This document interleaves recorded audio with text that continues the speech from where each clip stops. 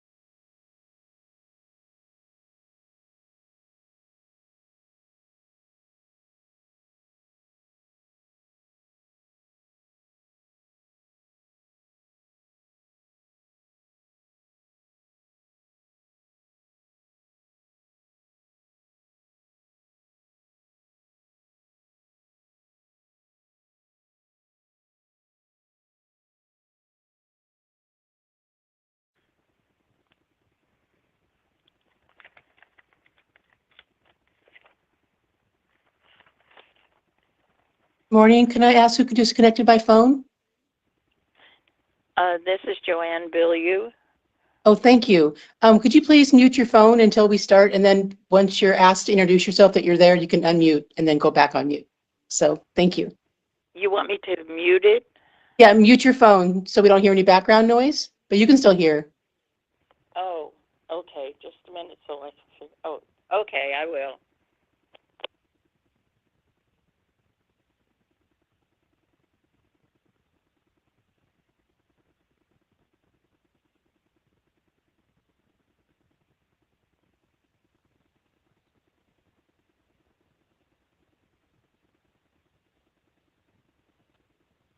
Good morning. Can I, the person who disconnected with the number 458, can you identify yourself, please?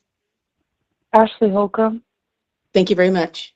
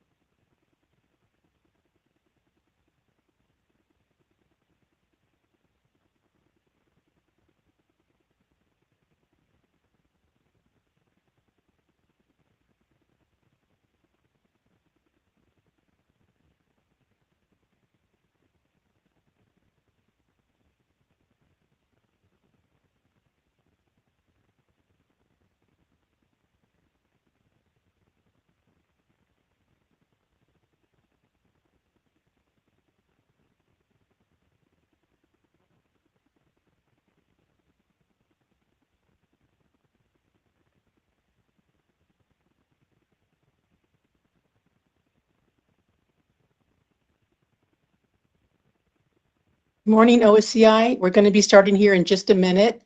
If someone could unmute the microphone, that would be great.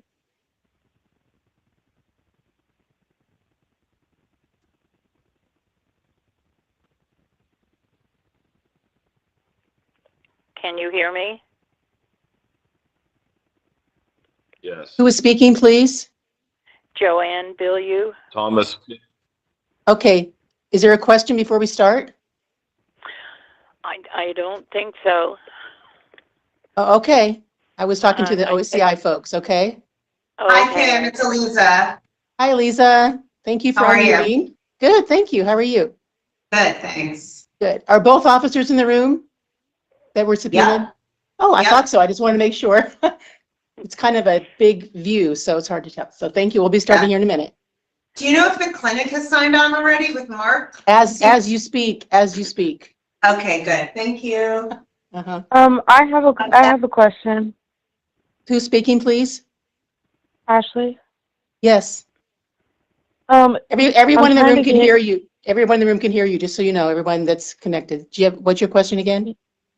I'm trying to zoom in, to log in on Zoom. Yeah, on Microsoft Teams, yes. If the meeting still starts and I haven't logged in yet, am I still able to after I get in there? Yeah. Yeah, if you do connect by video, just disconnect your phone because you're in on the phone right now. Okay. So yeah, no problem. I'll Okay, let you in. thank you. It'll notify me that you're trying to get in. Okay, thank you. Thank you. You can, both of you can mute your phones. That would be great. Okay. Do you want me to mute it too? Yes, yes, please.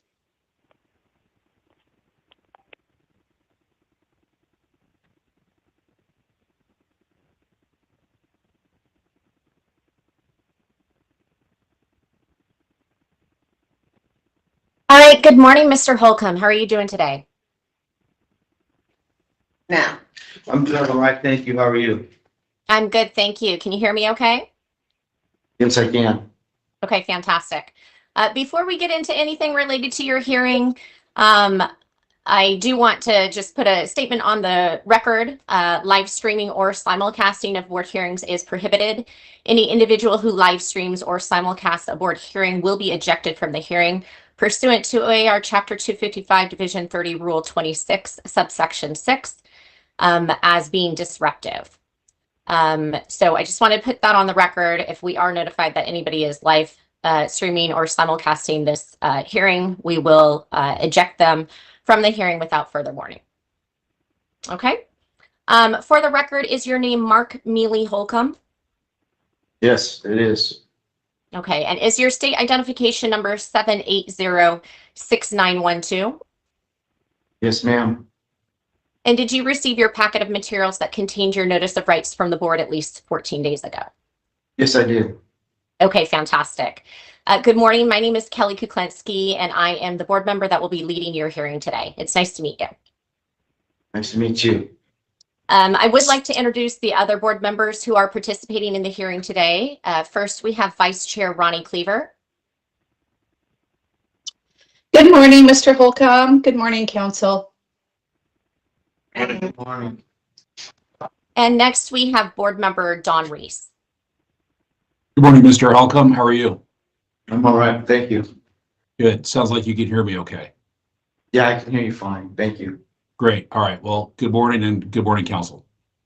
good morning. And you have a whole room there with you, and there is a whole room kind of that is listening as well. So we'll kind of go through who's all present today.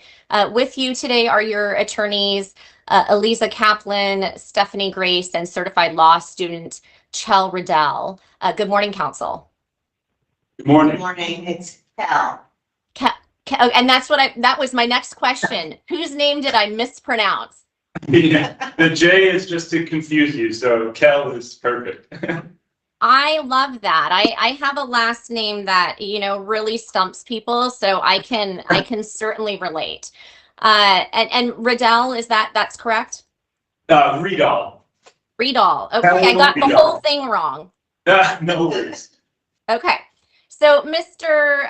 Riedel, are you going to be leading the hearing today primarily? I am. Okay, fantastic. Council, as you know, Mr. Holcomb obviously has several members of his family and friends that are on the call today to provide support of Mr. Holcomb. But as I understand, or otherwise just observing, Other than the subpoenaed witnesses, do you have any kind of understanding that any of Mr. Holcomb's supporters wishes to provide a statement to the board when the time's appropriate? No. No statements by family members, but there is a third witness that hopefully is on, On the that's call. not in this, not subpoenaed. I Yeah. do not have, I just have Corporal Toro and Sergeant Dwyer listed as witnesses. And the third witness should be Joanne Ballou. She was planning to call in. We had told her to call at 8:30 into the number provided with the ID code. Okay, and I do see that she is on the call. I didn't have her listed as a witness. I had her listed as someone that would be here that would be providing a support statement on behalf of Mr. Holcomb, but I didn't realize she was being called as a witness. But certainly that is not a problem, and we will make sure that you have an opportunity to question her. Thank you. Yes. We are also joined here today by, of course, those that were subpoenaed to testify on your behalf today. First, we have Corporal Desiree Toro with Oregon State Correctional Institution. Good morning, Ms. Toro. Good morning. And then next we have Sergeant Scott Dwyer with also with OSCI. Good morning, Sergeant Dwyer. Good morning. Okay, fantastic. In a minute, I will swear the two of you in along with Mr. Holcomb. We are also joined by the committing jurisdiction of Linn County Deputy District Attorney Annie Yarjaman. Good morning. And am I pronouncing your name correctly? It's Ani Yardumian, but that's okay. And good morning. Okay, I will do my very best, I promise. No worries. All right, thank you so much. And is it your intention to provide a statement at the end when the time is appropriate? A very brief one, yes. Okay, great. Thank you. Thank you for being here today.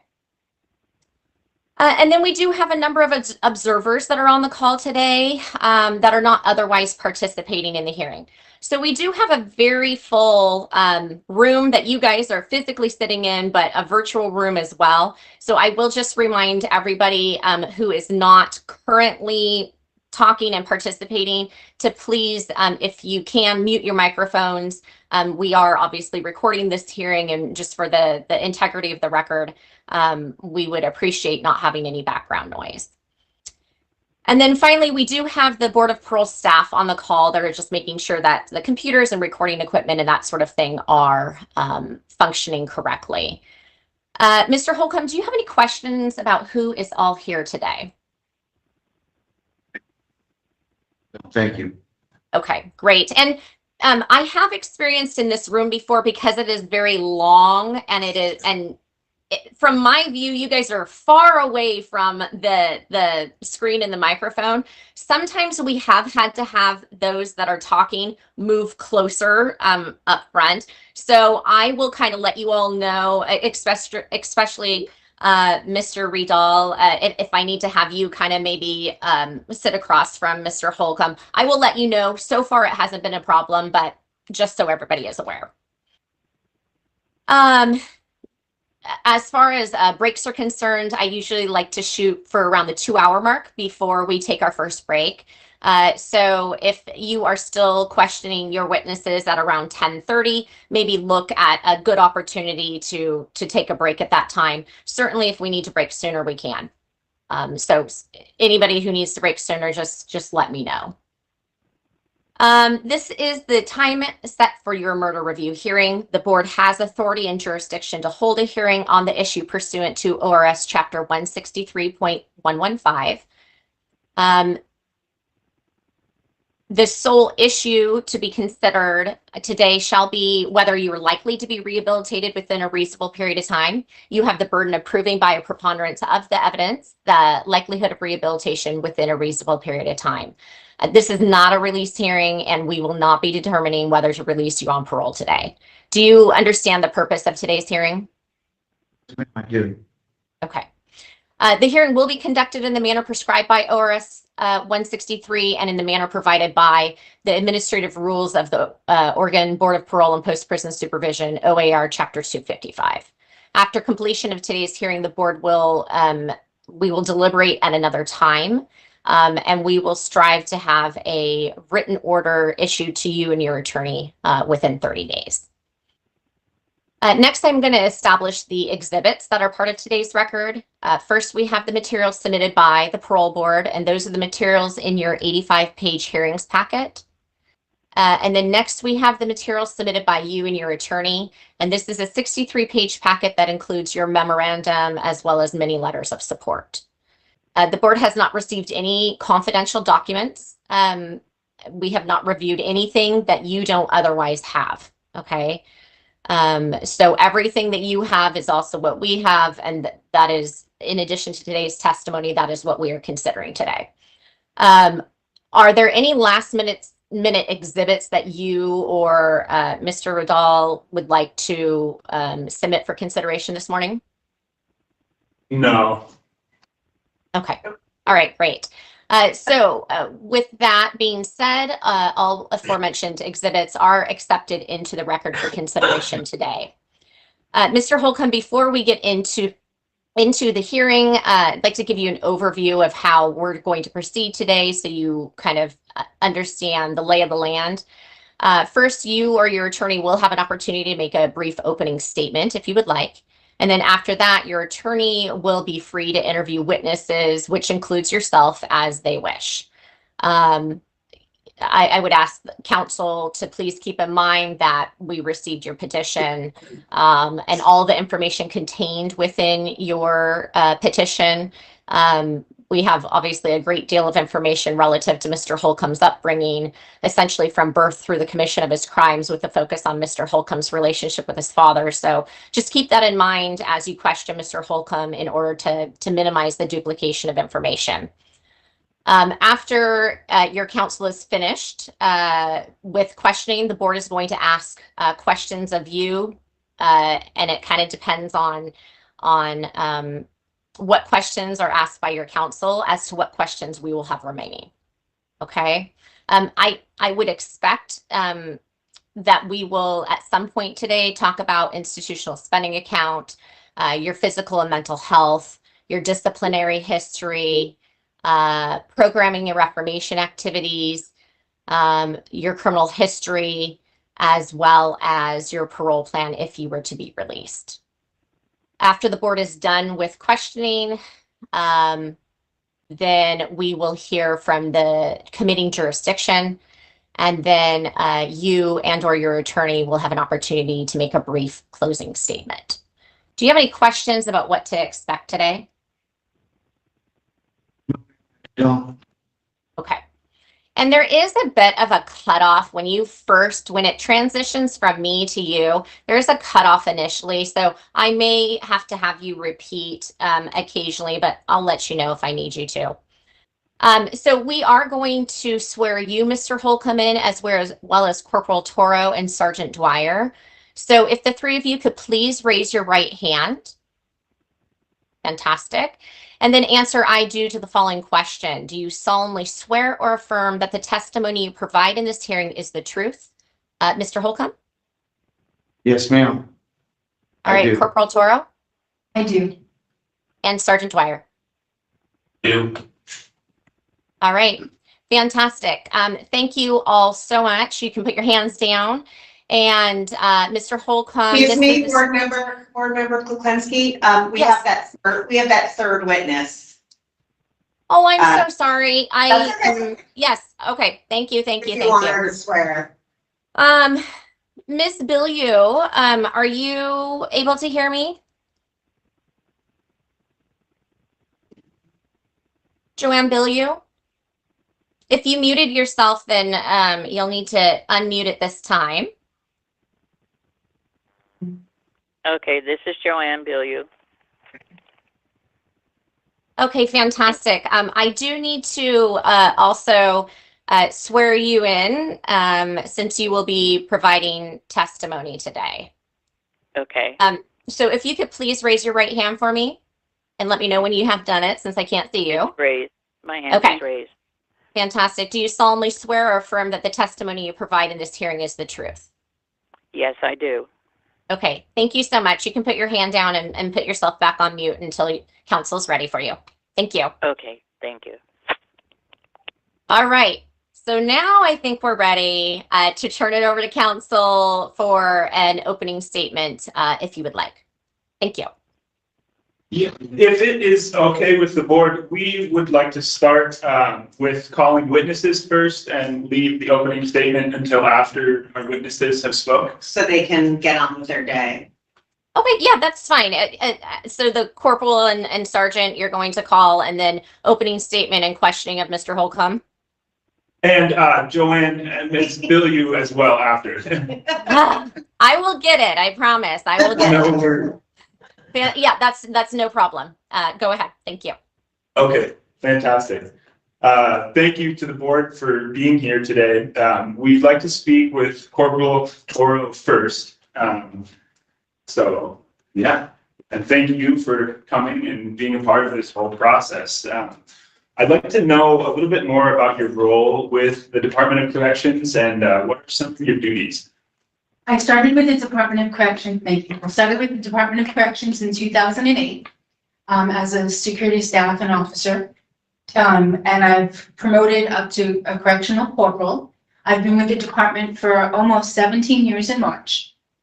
I've served on numerous teams, such as the TAG team, the Threat Assessment Group, the SAR team, the Sexual Assault Response team, and other avenues during my career. Currently, I'm not on any of those teams at the moment, but I do have the knowledge that I've gained along the way. And I do use those tools as part of my daily management with about 800 inmates that I cross paths with daily at this institution. I started at OSP in 2008, and we have, I can't even remember because I'm a little nervous, how many inmates we have currently there. But I've always been in a position to be in high traffic areas. Mostly in this case with knowing Mr. Holcomb, it's in the visiting room. He was an orderly there, a worker there, a photographer there. And fast forward in my career down the line, our paths crossed again. Yeah, great, thank you. And you were speaking a little bit with us previously about how many times you have spoken about another ASC in their hearing. Can you tell us what that's looked like and what Mr. Holcomb's role is in that? Absolutely. In the 17 years that I've been in this position, I've had countless inmates come forward and ask me to speak on their behalf. I've only felt comfortable doing that 3 times of the thousands of people I've managed. The first 2 I wrote letters for when we were able to do that. This is the first time I'm ever speaking openly as subpoenaed to represent or to give information for Mr. Holcomb. And I'm doing that because I really believe in the work and what I've witnessed that he's accomplished over the years. I've really seen a change, which I'm sure we'll talk more about, that was very, very confirming that our programs and hard work do change people. Great. And you were speaking a little bit about this earlier, but when did you first meet Mr. Holcomb and how long have you known him now? I met him in 2008. So at the very beginning of my career when I was brand new. And I work with him to this day. We kind of have a mentorship thing going on where I meet with him at least weekly, we touch base. So it started off when I was very new and it evolved into 17 years later where I'm considered a seasoned staff member, a senior staff member. Great. And in what capacity have you worked directly with Mr. Holcomb most recently? In both visiting rooms at both institutions, I worked with him daily. So that would be 8 hours a day, 5 days a week. I haven't been there in the last 6 months. I'm in a position where I work graveyard. I did that for personal family reasons, but I see him when he goes to the dining room to eat breakfast every morning. So that's a great opportunity for us to touch base. If he wants to talk about something or if he needs extra time, if he wants to run something by me, if he has a big decision to make, we can still speak almost daily. Great. And how would you say that Mr. Holcomb is different than when you first met him in 2008? That's a big question. So when I first met him in 2008, please remember, I was a very brand new staff member. I didn't have training. What I came to the table with was street smarts. I actually come from New York. So my gut feeling really, helped with my professional survival, so to say. The first impression I got of him was that he hadn't gotten all of the risk traits out of his life yet. And what I mean by that is he was a risk taker. He presented a very professional, open, friendly, diverted mannerism.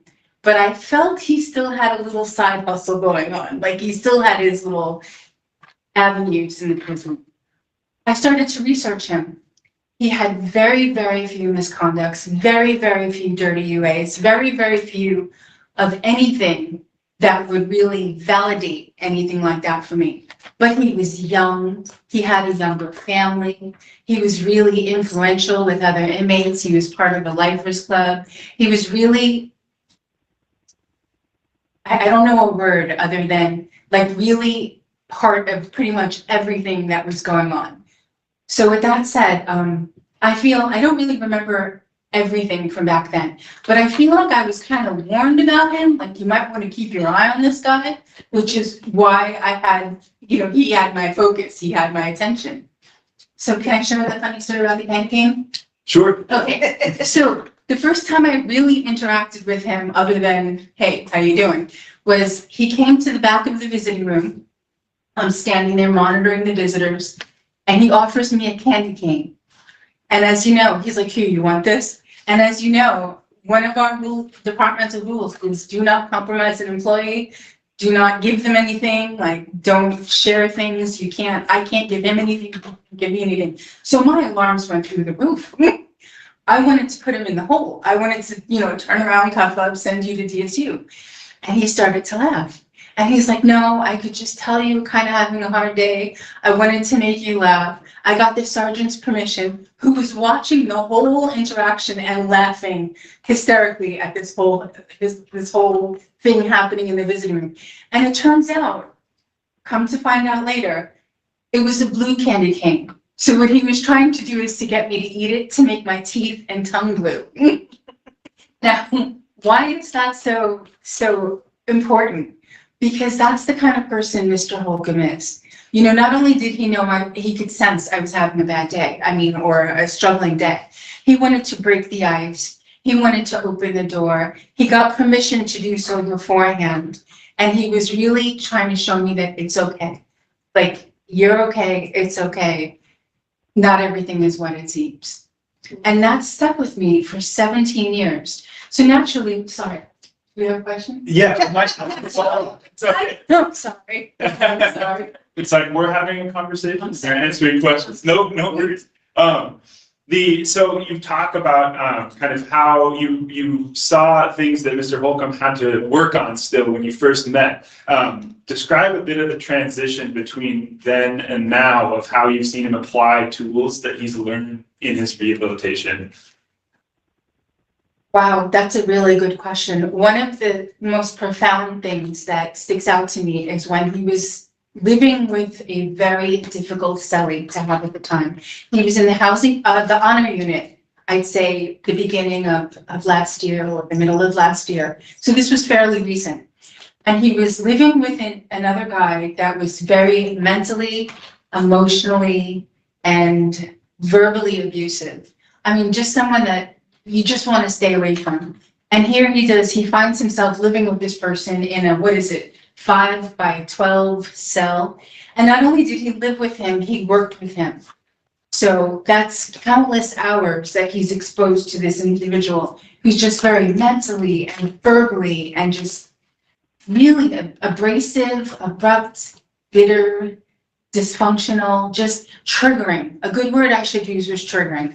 And Mr. Holcomb realized that this person was triggering him. So he reached out and asked for help. He asked for a move. We had very limited bed space in that honor unit. He asked it's a whole process to move. Moves aren't easily to come by. You have to have open space. It's a thing. So what I saw him doing is daily, he'd come in, I'd say, how's your morning going? He would tell me, well, this is what he did today. And it was like a thing. And then I would see him using his skills, his coping mechanisms, whether it's counting, whether it's weighing out options of how he would handle this, whether he was exhausting his patience with waiting for the moves to happen, communicating with other inmates, trying to find another avenue to live in, communicating with staff. One of the things he kept referencing was his Bogey book, which was a program he was in. It teaches you tools. And I was so impressed by how he was attached to this book and really referencing it that it made me go out and buy it myself. Because I was like, wow, if this can change a person that's going through so much with so little, it could help me in my life. And I wanted to know what they were learning because I could see that it was working. That's the most important thing from what I'm trying to say is it was actually working. So when I first met him, he was kind of, cheerful, clowny, trying to get the laugh out of everyone, trying to have friends and stuff. But when I met him the second time, he was focus driven. He was results driven. He was using tools to make better decisions. He cared more about the way he presented himself and his outcomes to his problems than he did into being like a clown. Can I follow up with one question on that? I think you might have mentioned it at the start, but those challenges with the cellmate, what year was that? When did that happen? 2024. 2024? Yes, I sometimes forget what year we're in. 2024, either the beginning or the middle of 2024. Perfect. And so talking about how he's employed those tools with other AICs and interactions there, how have you seen Mr. Holcomb interact with DOC staff specifically? One of the things that impresses me the most about Mr. Holcomb is, as you can imagine, the population, a large part of the population considers us the enemy. They forget they're the reason why they're here, that their actions led them to being here. And a lot of them consider us the enemy. What I see with Mr. Holcomb is he interacts with staff. He has conversations with staff. He's trusted by staff. When I got the summons, the subpoena, I was terrified. So I've never done this before. So I saw references from other staff members. And every time I brought up Mr. Holcomb's name, nobody had anything bad to say about him. They only had good things to say about him. Yeah, I know that guy. He's always respectful. I've never had an incident with him. Yeah, he's the orderly in the visiting room. Yeah, I see him painting and helping the children paint. That kind of thing. Like it was always like, yeah, I know that guy on a good, positive note. Not one complaint. And I asked quite a few people, as I stated, I don't have experience doing this at all. So you're aware that Mr. Holcomb received a DR now almost 2.5 years ago, but how have you seen him evolve since that incident? Well, I have very limited knowledge as to what the basis for that DR was about. We've discussed it, to be honest. We've had conversations about it. I wasn't too concerned with it, given the gravity of the other things that I've experienced in a dangerous prison. What I mean by that is, given what he could have done, I'm not trying to minimize it, but given what he could have done, being in that emotional state, trying to protect his family, to protect his daughter, and just losing it and becoming emotional in a moment, it could have been so much worse. But even then, he showed signs that, yes, he was losing it, for lack of better words. He was impulsive, but it was driven by a family need to protect, or a family need to react to something so heinous happening to one of his daughters. Now, how it's different from today is he still has stressors. He still has triggers. He still has to deal with the day-to-day of being confined in a prison and life happening to him. But what I see now is he takes the time to step back and think about the things he's going to do. He takes the time to relay it to people he respects and his circle of support, and touch base and say, what would you do? And then he takes all of this information. He references his books extensively. He references notes that he's made along the way. And then he makes a decision based on that knowledge rather than chance or risk taking. He makes educated and positive decisions. He works towards the desired outcome. Like he figures out what his outcome should be before he makes the decision. Great, thank you. And that, so the example that you brought up of Mr. Holcomb's interactions with the challenging cellmate after this incident, that was in 2023. Was that an example of the time you saw him applying tools since the DR in 2022? I see him apply tools all the time. Can I mention the weapon that he applied? Yeah, that would be Okay, so what I'd like to share with you now is about 2 weeks ago or 3 weeks ago, I was not there, but again, I heard about it from both staff and Mr. Holcomb, that he lives in the mental health unit now, and he has 2 jobs actually. He works in the visiting room, and he's a BHS orderly. So he gives support and guidance to the most sensitive population we have in this institution, the mentally ill or the mentally struggling, for lack of better words. And we have everything on the spectrum, from those that can really function to those that really struggle functioning in the institution. And he's an orderly 5 days a week and on call 7. And he does this on his own accord to give back to his prison community. So with that said, he got word that there could be a possible weapon in the unit on this particular inmate. He intervened and tried to coax the guy to turn it over to staff. He did laps with him around the unit. He counseled him. He not befriended him, but extended support to this inmate. And the inmate still refused. He even came up with a plan like, hey, why don't you just throw it in the trash can and we'll call it good from there. And the guy still refused. So what Mr. Holcomb did was, I'm so proud of him, he went to staff and he told staff, hey, I talked to the guy, there's a possible weapon, it's in this cell, you know, it may be on him, proceed with caution, something has to be done. And he did the thing that so many other AICs or inmates would frown upon because you don't talk to the cops. But Mr. Holcomb understands, he has an understanding of the bigger picture. He has empathy and he has, you know, an understanding that people can get hurt from actions. It takes a split second for life to end. He understands this and he understands the value of life. And I'll explain that in a minute if I'm allowed.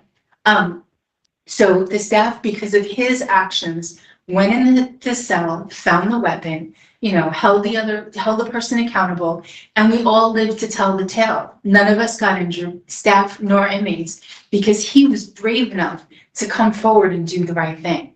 And that's really just the type of person that he is now. Like, no, that's perfect.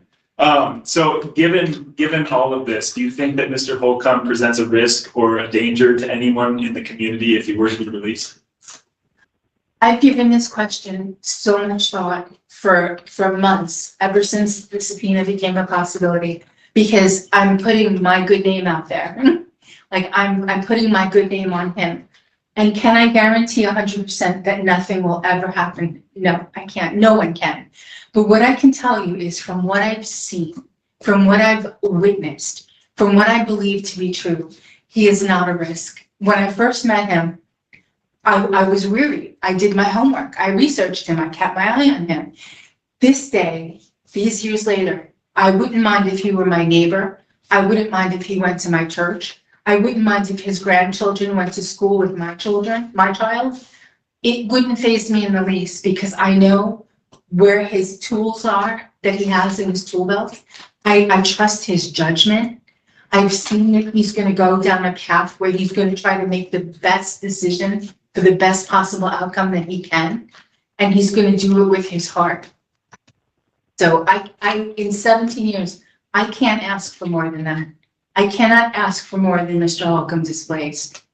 Fantastic. So based on these 17 years of experience at the Department of Corrections and all of your interactions with Mr. Holcomb, would you say that he's rehabilitated? I want to answer this question with not just a yes or a no. The answer obviously is a yes from hearing me, but I base this off of what he displayed, his actions. It's not a feeling this time like it was in the beginning. It's not a suspicion. It's his repetitive nature to try to do the right thing, to make the right decisions, to work towards his overall frontline goal and long-term goal. He's goal-oriented now instead of risk-taking the way he was. He's much more mature now. When I first met him, he had toddler daughters. Now he's a grandpa. He's not the same person that he was when I first met him. And it took me a while to understand that. I mean, I didn't just open the door when he, when our paths crossed again. I was like, oh, okay, you again. But I was really struck by how much he's matured and how serious he takes his classes and how seriously he takes his good name now. I can honestly say he has a good name now. Whereas before he was just inmate number, whatever inmate number he is, I don't have it memorized. Fantastic. Thank you. That's all the questions I have. I'd like to pass any questions to the board. You have any? Yes, thank you. First of all, Corporal Toro and Sergeant Dwyer, really, I want to thank you both for being here. Thank you for your service. I'm personally familiar with working in the public safety sector and understand kind of the daily difficulties that you face and how often your role is unnoticed and unappreciated. So I just want to say that I appreciate you both for being here and for the jobs that you do. Corporal Toro, I'm assuming based on your testimony that you're familiar with the nature of the offense for which Mr. Holcomb is incarcerated. Yes, ma'am. Okay. And, our job is to assess whether or not Mr. Holcomb is likely to be rehabilitated. And, we do spend some time, of course, looking at Mr. Holcomb's past, prior to coming to prison. But we spend a lot of time looking at what he's done since coming to prison. And I know, obviously there are a lot of really positive things that he has done and a lot of positive programming he's engaged in. And there are some DRs that, he has had and that you've touched on a little bit. And, in looking at the materials that are available to us, the DRs have been, fairly consistent since between 2009 and 2022. It's tapered off a bit in the last 10 years. But it strikes me that the number of violent DRs that he has received while in DOC custody, with the most recent being in 2022. And, I promise I'm getting to a question.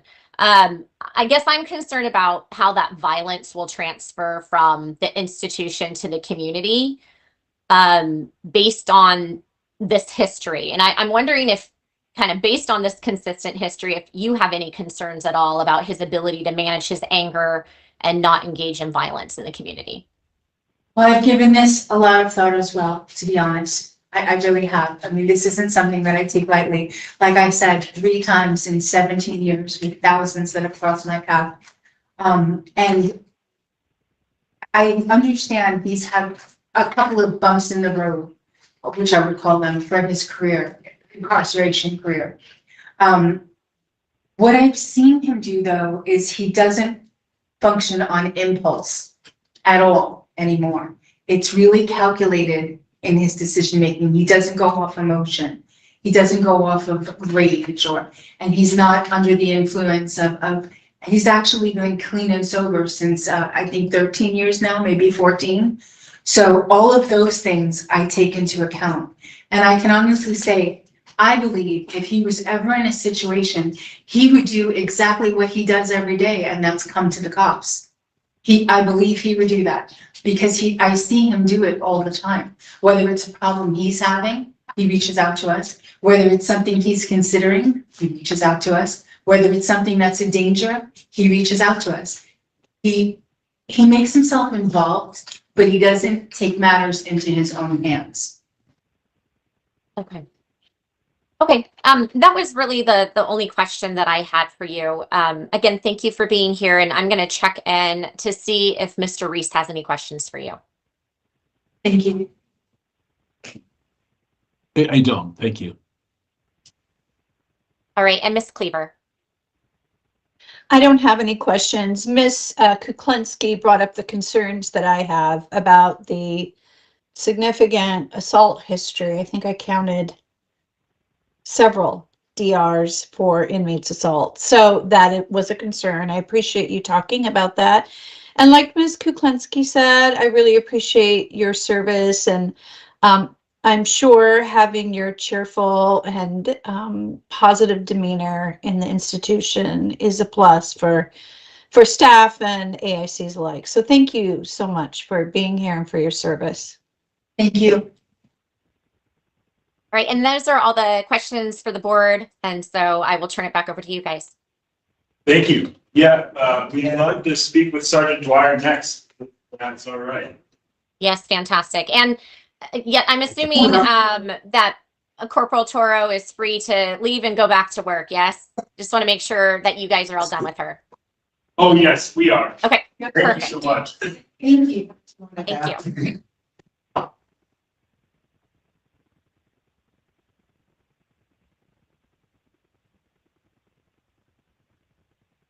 Great. Well, thank you as well for being here, for taking the time to speak about Mr. Holcomb's rehabilitation. Similar question about your role with the Department of Corrections and what are some of your duties? So I've been with the Department of Corrections since 2001. I'm currently a sergeant. Been a sergeant probably for 11 years, 12 years now. I currently supervise our visitor room at OSCI. Prior to that, I've worked a lot of my career in special housing.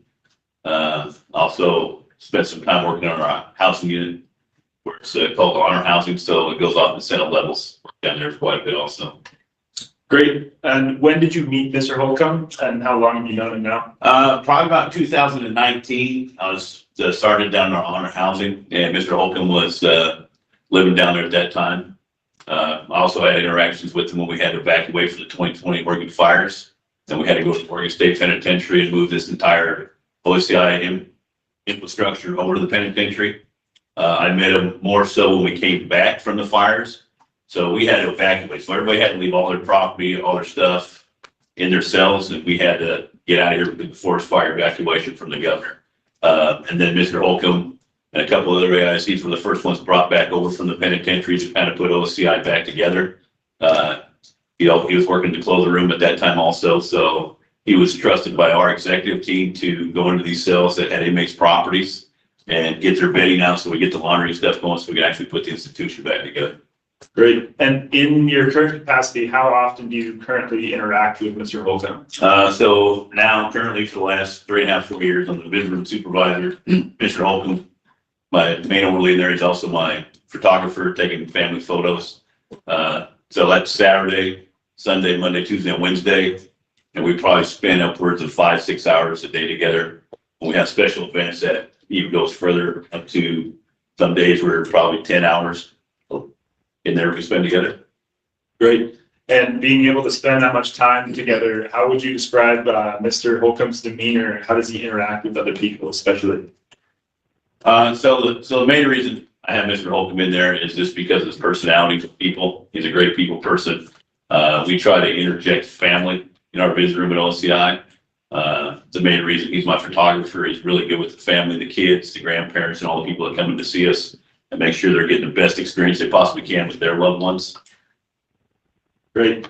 And you kind of talked a little bit earlier with us about how he's good at recognizing first timers, if you will, and has an ear and an eye for those types of people. Can you describe some of how he makes someone feel welcome if they might be uncomfortable in a scenario? Yeah, you bet. So many days in the visitor room, we do get families coming into the prison environment for the very first time. So they're unaware how prisons operate, just kind of what they see on TV or read in magazines and stuff. So a lot of them are kind of nervous or fearful. So we get them in there and really be able to talk to them. And Mr. Holcomb's really good at making them feel comfortable in there. If they have small kids coming in, he's really good at getting them coloring stuff going or getting them some games going so they kind of feel at ease in there.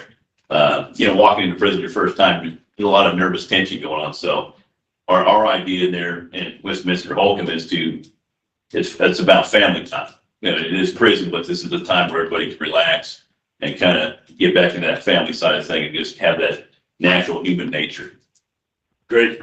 I want to transition slightly to ask you kind of similar question or a couple of questions about the DR that Mr. Holcomb received now almost 2.5 years ago. How have you seen him evolve as a person since that incident? So since the last misconduct in 2022, Mr. Holcomb was transferred to the Two Rivers Correctional Institution out in Umatilla. He's out there for over a year. I was a big proponent of calling his counselor at the institution, counselor at Two Rivers, and talking with his counselor to see how Mr. Holcomb was doing out there in Umatilla. Through me and his counselor, we got him back to the valley. You know, he does have family support in the valley versus out in the, Umatilla, which is pretty much Eastern Oregon. And I wanted him back in the visit room because what I noticed in that year, he was gone in the visit room.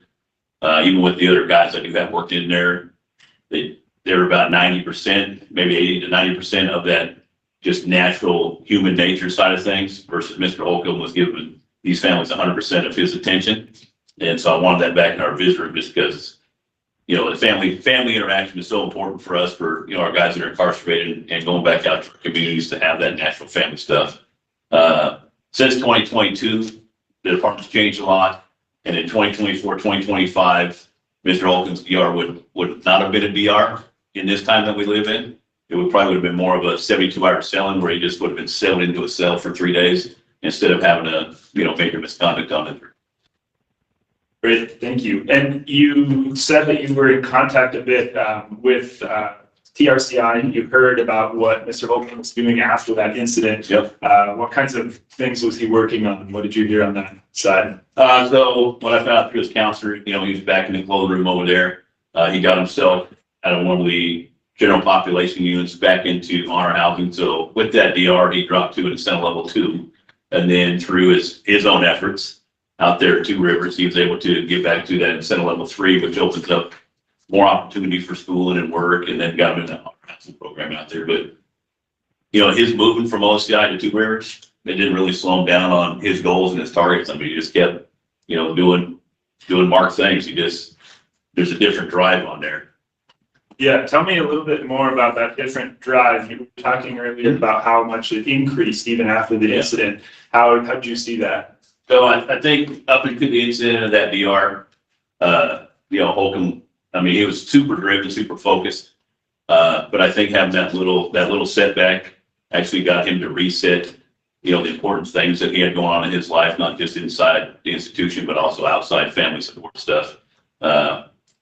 But when he came back from Two Rivers, it was like flip, the switch flipped, and he was just hyper focused on what he could control and not letting the outside stuff get to him. So what I mean by that is I spent a lot of time with Mr. Holcomb, the other guys that work for me in the business room. We talk about bubbles and not allowing other people inside your bubbles to control you. So, and that could be mental, emotional, anything like that to prevent you from getting where you want to go. And I think the difference between pre-2022 DR and post-2022 DR is Mr. Holcomb's bubble is pretty impressive. I mean, we're in a prison environment. There's a lot of stuff that goes inside these facilities that's negative, and a lot of people try to take advantage of other AICs. But as long as you have that bubble, you can do that while you're incarcerated or even out in the community when you're out there. It's important. Yeah, and so tell me a little bit about the incident where you witnessed a different AIC in 2024, July of 2024, spit at Mr. Holcomb's feet and how he responded to that. Yeah, so we were out in our recreation yard. During the summertime, we had even at 9 yards. So we were outside and I was kind of in the south area of our yard, kind of where the track and the weight equipment is. And there's a couple of AICs out there that I know them both. And then one of them kind of spit, at Marc or in Marc's direction out there. I think if that would have been, like Ms. Toro talked about, if we were back 15, 20 years ago, it might have been a different outcome. But to see Mr. Holcomb handle that, kind of use his go-getter tools and the rest of his tools he learned from his programming, kind of, take that in with a deep breath, kind of let it out and not allow those two dudes to penetrate his bubble was super impressive, especially in that environment in a prison culture where you could be looked down upon by other PICs. And you talk about being looked down upon by other AICs. What would be, if you could speculate, a typical reaction to someone spitting at your feet in the yard? So normally what would happen, you'd be looked at as vulnerable or weak inside the prison, and you'd be taken advantage of. So, and that could be anything from commissary items to personal items to, unfortunately, sex crimes, rape, stuff like that inside. So with the PREA stuff, being in a male institution, unfortunately, sometimes your bravado, whether it's real or not real, has to be there just so for safety reasons. So if you don't say something to defend yourself when somebody's kind of attacking you, it doesn't have to be physical, like this with spit. The same thing. It really goes against your demeanor as a male. But with Marc's tools, that didn't matter because he doesn't allow other people inside his bubble. And that day proved to me from the pre-2022 DR to today, his bubble is a lot more stern than it was prior to that. Great. You've been able to witness a lot of Marc's family's role in his motivations. How have you seen his family specifically motivate his rehabilitation? I think right now, priority number one is the family, which is great. I think a lot of time in people's incarcerations, sometimes where there's drugs or money or something like that, end up being, 1, 2, and 3. Family kind of gets pushed down to 4 and 5 when it's convenient. I think the switch I saw in Marc even pre the DR 2022, his daughters are just his focal point. I think what we've learned since that DR coming back from Two Rivers, Mr. Holcomb will get into that himself, but allowing his girls to, be adults, and he's there for them. He can't drive them. He can't force them to do what they need to do in the community for them and their own children. But, he's there as a support system, which is fabulous. And that's doing that from inside a place like this. So. Yeah. And with all the work that you've seen Mr. Holcomb do, what now makes him stand out to you compared with other ASCs?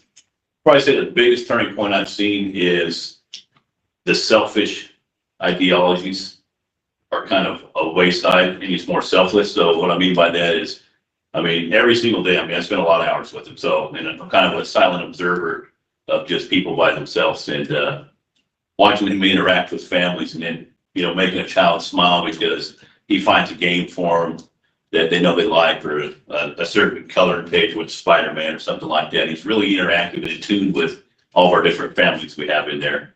And it is kind of priceless because he doesn't get any extra monetary gains for that. So he doesn't get any extra housing or extra money or anything like that. That's just him doing it. It's just natural. So to get to a point in your life where watching somebody else smile and feeling somebody else's happiness is all you need. That's all of our goals, Definitely. So what makes you believe that Mr. Holcomb will follow the law on release? I think the number one thing is the mindset. When you make criminality your number one enemy, I think you have your best chance of success. A lot of people want to go through, change. I'm never going to come back to a place like this. I've been doing this a long time, 24 years now. I've heard every story, been a part of a lot of people's stories. I've been there, trying to help people with family deaths, when their baby girls get married and they can't be there for their baby girl's wedding. I've been through a lot of stuff with the guys. But I think when you make criminality the enemy, I think you succeed. Myself, I got to live that every day. Just coming to here today, I had one person almost sideswipe me, another one ran a stop sign, and I just got to let it out too. I got to control my own bubble. So I think being, around Mr. Holcomb in my visitor room and me sharing my stories of how I get through my everydays, he can relate to that now. He understands that with his training, his tools, he's done the work himself. It's great. And do you think at this moment that Mr. Holcomb presents a risk or danger to anyone in the community if he were to be released? I don't. And why is that? Being selfless. Selfish people are the ones that take. They take. They're trying to fill the void. They're trying to find a happiness by taking something. It could be money. It could be stealing cars. It could be a number of things, right? Whether it's an addiction problem, a gambling problem, it doesn't matter. You're trying to fill a void. But watch Mr. Holcomb actually take time out of his day to help other AICs. That's what it's about. And that's easy in the community. It's really hard in an environment like this where it is dangerous and you are frowned upon and looked down on. So in the community, it's easy money out there. Great. And more broadly, what makes you think that Mr. Holcomb will be successful on the outside?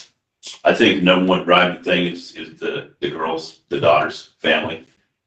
He's got the family out there, the family support. He's put all his chips in to better himself, but not for himself. It's for his family. It's for other people around him. Yeah. And you talked a little bit with us earlier about how you saw Mr. Holcomb, in your words, pursuing programming tooth and nail. Yep. Do you think that tenacity might contribute to building the structure in which he can be successful on the outside? Yeah, so I mean, I've watched him over time now have almost every single door shut in his face for whatever reasons. But he just keeps going until another door opens and another door opens. So to be able to do that in this environment, in a prison environment, it's easy to do in the community because you're not going to win every one. You just keep going to the next door, and sooner or later that door is going to open. You're going to find the right person. You know, whether it's a job, it's finding housing, it's getting the kids into school, getting the kids into sports programs. I mean, for a lot of people, it's kind of impressive because even some of us don't have that kind of tenacity just to keep going. You know, we kind of get down too when the doors close in our faces. Great. So relatedly, and based on all your experiences with Mr. Holcomb and your own experiences, would you say that he is rehabilitated? Yes, I would. Great. Anything else you'd like to add about Mr. Holcomb? No, he's kind of for a lot of guys, whether they're AICs or staff members, role models and people we look up to come in all shapes and forms. And he's the one doing the work. Sometimes I might open the door for him to get him in somewhere, but, usually it's not. Usually it's him doing all the work to get those next doors open. And, I might push him in a direction or two, but he's got to do the work. Like I told him when we first met, I'm more willing to help you, but I'm not going to do the work for you. He showed up. So. Thank you. That's all I have. I'd like to pass it to the board for any questions. Thank you. Thank you, Sergeant Dwyer. I really just have kind of the same question that I had for Corporal Toro, which is, if you have any concern about his violence, I guess, in the transition from the institution to the community, do you have concerns that violence will transfer in dealing with community members? I believe no. And just like I kind of, spoke about, it's about controlling your bubble, not letting other people control your bubble. I have family members too. I have a lot of cousins, aunts, uncles. It doesn't matter. We all have families. Some family members get along, some don't. But again, it's about controlling your bubble. And watching Marc be able to control his bubble today, in the AIC population we have today, and using his tools for his GOE tools, the AA tools he's received, I really don't have any concerns about any violence.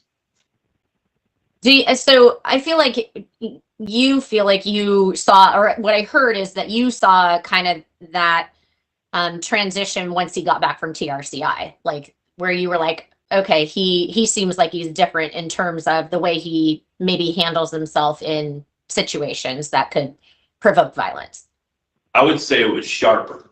Okay, so even before he went out to TRCI, so even prior to the DR in 2022, it was there. Mm-hmm. It wasn't at the level 100%. He hit the reset button, he put the time in, he went to programming, he got some more tools, and we could all use some more tools. But when that event happened on our recreation yard, it was spot on. You couldn't have done it any better, out of a textbook or a manual.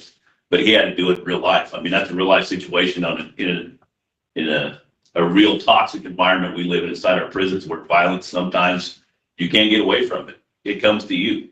But he used his tools, walked away from that situation. And I was there, watched the whole thing. It was kind of impressive because, out of the 350 guys where we had on the yard tonight, I don't know if any one of them other guys would have been able to do that. Okay. Thank you. I appreciate that. Yep. I'll check in with Mr. Reese to see if he has questions. Thank you. Yeah, just to follow up, you're aware of Mr. Holcomb's disciplinary record or Yes. not? Yes. You are. Oh, okay. And so if this was 2022 or 2023, yeah, and that same question was put to you about concerns about Mr. Holcomb's assaultive conduct in the community, would your answer be the same? My answer would be exactly the same. I just am more in tune to the event that happened in 2022. So in 2022, his cellie called his daughter a snitch and he was involved in assaultive conduct, but that wouldn't change your opinion? There are levels of assaultive, even in our environment in here. The problem with our environment in here, there's only one rule violation for something very minimal, which today would be a 3-day cell, into, a circumstance of assault at a higher level that actually might carry more time. It's the same rule violation for the Department of Corrections. There's no different scale levels. What about in 2018, when he attacked and assaulted another inmate who called him an informant? Would that change your opinion if we were in that time frame? No, I have the exact same articulation for it, even on the 2018 one. So that was 6 years ago. So your opinion would have been that 6 years ago he had been rehabilitated and would be safe to be in the community. Is that right? Not rehabilitated. You didn't ask if he was rehabilitated, but what I said is on the stance of the assault misconduct, it would have been the same, yes. Oh, okay. So his attorney asked you, is he rehabilitated? You said yes. Today, So at what point did he achieve rehabilitation in your mind then? So, through the years of his incarceration, he's been building up these tools the entire time. So, the last bunch of years, he's really put in a lot more work that he probably did his first couple of years. But it's the whole level of building tools. Some of us did that early on in our lives. Some of us took a little bit longer. But as Marc has built these tools and these building blocks, and sometimes you might take a step backwards, which is fine, because then you reset your focus. And you keep adding these tools on. And where Marc is today in 2025, even versus where he was in 2009, he's got a lot more tools now. Okay. Thank you very much. You're welcome. And Miss Cleaver. Thank you, Sergeant Dwyer, for being here. So I'm not trying to beat a dead horse here, but I'm just thinking about this, and I understand that I guess having not been incarcerated, obviously, I don't have the same understanding, haven't worked in a prison.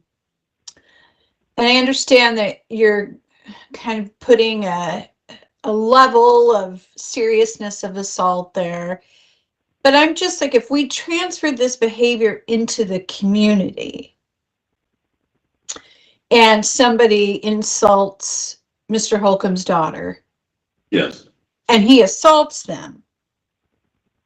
But that's a problem. In the community, outside of the prison walls, if somebody calls your daughter a name or says something derogatory and then you go up and backhand them or assault them, that's a serious problem for that to happen out in the community. What do you think about that? I know we're talking about what happened in prison, but how do we know that same behavior isn't going to happen in the community? And it has a very different impact if it's outside of the prison walls. I'm just curious what you think about that. It's also a very serious, thing to happen inside the prison walls also.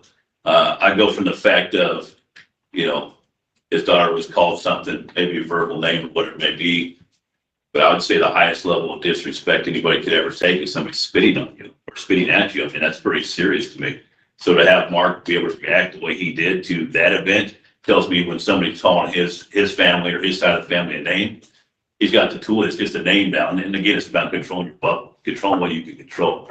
But I don't think there's any higher level of somebody actually personally trying to spit him. I'd take offense to that too myself. Now, I'm not going to handle it in a violent way because I practice my bubble myself. But again, that is pretty disrespectful. It doesn't matter if it's inside the prison walls or at the grocery store. Okay. I'm just saying, I think that's worse than, somebody calling somebody a name. And I understand there was an assault, on misconduct report to the Oregon Department of Corrections on that. But for a human being to be spit on is it's pretty bad. Well, I understand that. I guess my question is more, if somebody insulted his daughter in the community and he moves outside his bubble and backhands that person, he's gonna get arrested. There's gonna be police. He's gonna get revoked on parole. So Yeah. I And we're don't talking- know. I mean, yeah, we're talking, 2022, we understand that. I'm just talking about today in 2025 and the amount of work he's done since that event. And again, I mean, this was just this summer when another human being tried to spit on him and his reaction was completely different this time. Okay. And that, I mean, to me, that's pretty disgusting to have another human being spit on you or spit at you to try to spit on you. Mm-hmm. Sure. Okay. Well, I really appreciate you being here today, and I really appreciate you sitting with us and answering questions. Yeah, thank you. Appreciate it. All right, and I'll turn it back to you all for your next witness. And I'm assuming if you are done with Sergeant Dwyer that he is anxious to get back to the floor. Or maybe not anxious. I don't know. Who knows? This might be a nice break. It's okay. Thanks, guys. Appreciate Thank it. you. Thank you. Thanks a lot for being Yeah, well, the rest of it over. Oh, yes. Yeah. I'm going to the middle plan. I got good business. Yeah, good business. All right. Yeah. Yeah. You upset? Yeah, I just want to clean. Yeah, perfect. So we would like to call our final witness, Joanne Blue. If the phone is working, if she's able to hear me.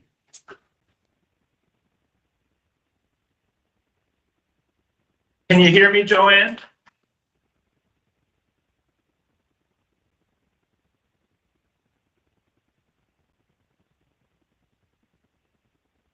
And Miss Blue, if you put yourself on mute, you will have to unmute yourself so we can hear you. Okay, can you hear me now? Very good. Yeah. Yes. Thank Yeah, you. I was Great. on mute. Okay. Can you hear me all right? Yes, I can. I can hear you fine. Great. Well, thank you so much for joining this call and for being here and being willing to speak. So I am wondering, you're retired now from our prior conversations, but what was your prior career? My career for 47 years was municipal judge for the city of Scioto, Oregon.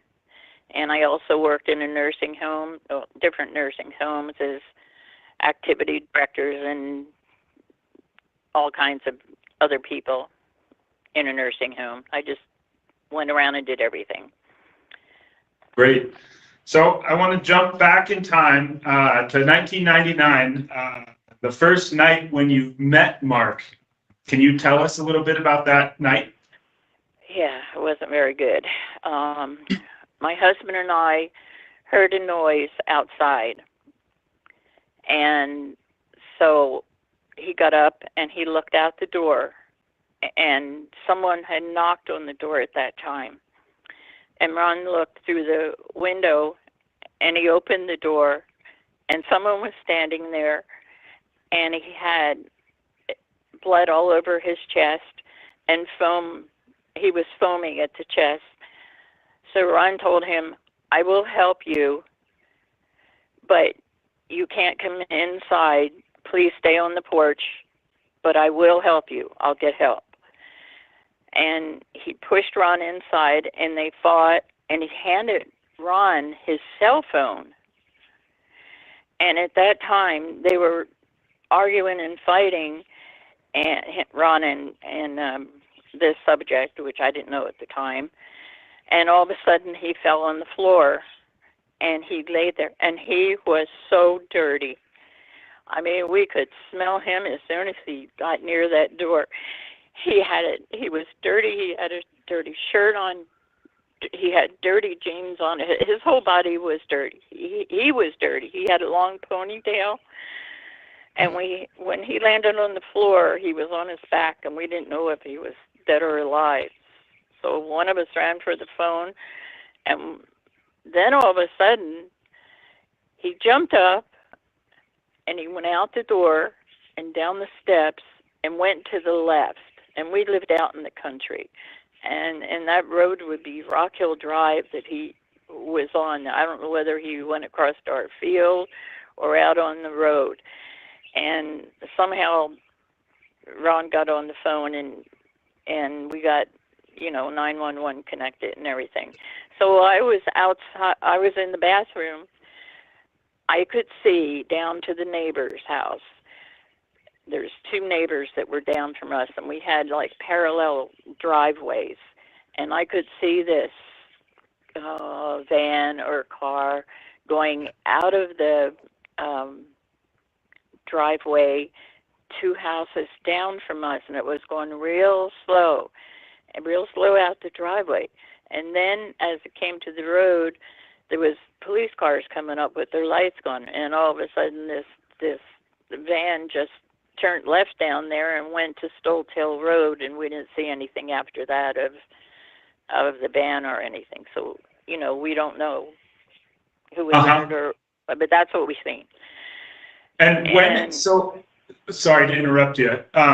So at this point, you didn't know exactly what had been going on with Mark or what the surrounding circumstances were, but how did the incident in your house make you feel? Oh, we were devastated, to see this skinny little dirty guy laying on the floor. We've never experienced anything like that before. But it made us feel terrible. We were scared. We were scared. We didn't know what was happening because we didn't know whether he was a good guy or a bad guy or whatever. Just because we lived on a corner and people always came for help at our house. And but so I'm sorry, I'm going to jump in for one moment. After the court proceedings that followed that, and after 1999, 2000, when was the next time that you met Mark or that you saw Mark next? The next time I saw Mark was over at Two Rivers prison over there. Our son, unfortunately, was in there. And our son had called us one night and said, "Mom, we're having a picnic here. We have this big picnic." He says, "I got to meet this Mark Holcomb, and he told me that he wasn't having his family come to this picnic because of what he did to us in our home, and he would not put us through that. He was so concerned about it." And then I said, "Hey, he has every right to come to our home or come to the picnic as you do." I says, "It won't bother us if he does come." So he went back to, I guess, our son went back to the officers or staff and said, our parents said, it would not bother us. So we got to the picnic, and our son brought him over to the table with Mark.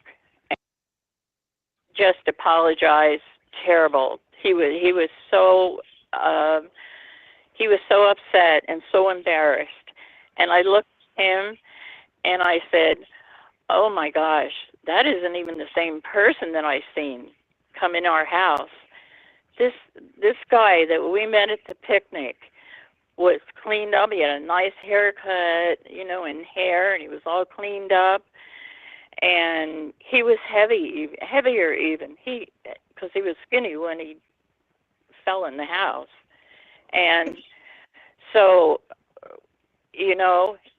then as we got to visit over there, he would always say hello to us and how are you and stuff like that. And then my son moved to OSCI, and Mark also moved to OSCI. And he was working in the visiting room where Mark still works. And I thought to myself, this isn't the same guy. And why is he even here? It just isn't the same guy. So I thought, well, I'm just going to evaluate him and how much I can do, because it just wasn't the same person to me. But let's see here. Yeah, Okay. that's great. I analyzed everything he did, actually. Like, he does a prison service knowing never to be, a prisoner knowing a service, a time that he'll never be released from prison again, to be out in the public. I don't know. It just hit me wrong. He's a self-motivated person, and he has the desire and determination to achieve his dreams of getting back into society. I mean, I just made this short, but this is what he has shown to me, you know, all through the I guess around 10 years that we've gone to listen, you know, going up to visit our son and see him. And Mark listens to criticism, but he has learned how to deal with failure also. And I've seen that just in things that have happened by visiting him. He's taken several classes and holds good jobs. And he has a second job now, which is working in the mental place with mental people up at the prison. And he just wants to be a good person from now. And he has been ever since we've known him. Definitely. You know. Joanne, can I ask you one more question? Or I have a couple more questions, but I'll interrupt you just slightly about how often do you get to see Mark now? How often do you interact with him? Oh, every month we go up there, sometimes a couple times a month. And for the last several years, we've been able to, you know, be, well, how you doing, you know, how's things going, and talk about his job. And Yep. And to me, it seems like no more punishment is going to help him by being there, because his mental outlook on life is being a good Christian and good law-abiding citizen. You know, he would be a great asset to society by what I see as a judge, and he's not someone that's going to go out and get in trouble again. I can't imagine that of him from what I've seen. So in your perspective as a retired judge, what makes you believe Mark will follow the law on release? Because he has worked so hard at doing things right now and pleasing people. And if he has a problem, he will go to someone. And he has just learned these things by being in prison. His rehabilitation, you know, seems to get better and better because he wants to better himself. He talks about his family, his mom once in a while. I think she worked up at the nursing home where I did, and I have spoke to her once in the courtroom, but nothing, you know, about anything special, just to sit there and say hello and all. But I just don't think that he would go wrong because of what he has achieved and being rehabilitated. So, Great. it's a society. Yeah, that's fantastic. Thank you for answering and giving us all this information. Is there anything else that you would like to add about Mark? Ask about, no. Is there anything else any other questions you would have that I could give you? I know I only knew him from inside the prison, you know, but I know he's turned out to be a good person. And would be, Yeah, no pressure. And then if you can stay unmuted and on the phone, I'm going to turn it over to the board to ask any questions that they might have, Joanne, but thank you so much. Okay, unmute it. Okay. Thank you. All right. Thank you. Ms. Bilyeu, this is Kelly Kuklinski. I just had a couple follow-up questions. Okay. I understand, like, this crime occurred in the small community of Sweet Home, right? That occurred in Sweet Home, and apparently got down towards Lebanon Okay. Okay. because he was And in our house in Lebanon. oh, we got lived. it. Yeah, Okay. on the corner of Rock Hill and Southwest 5th.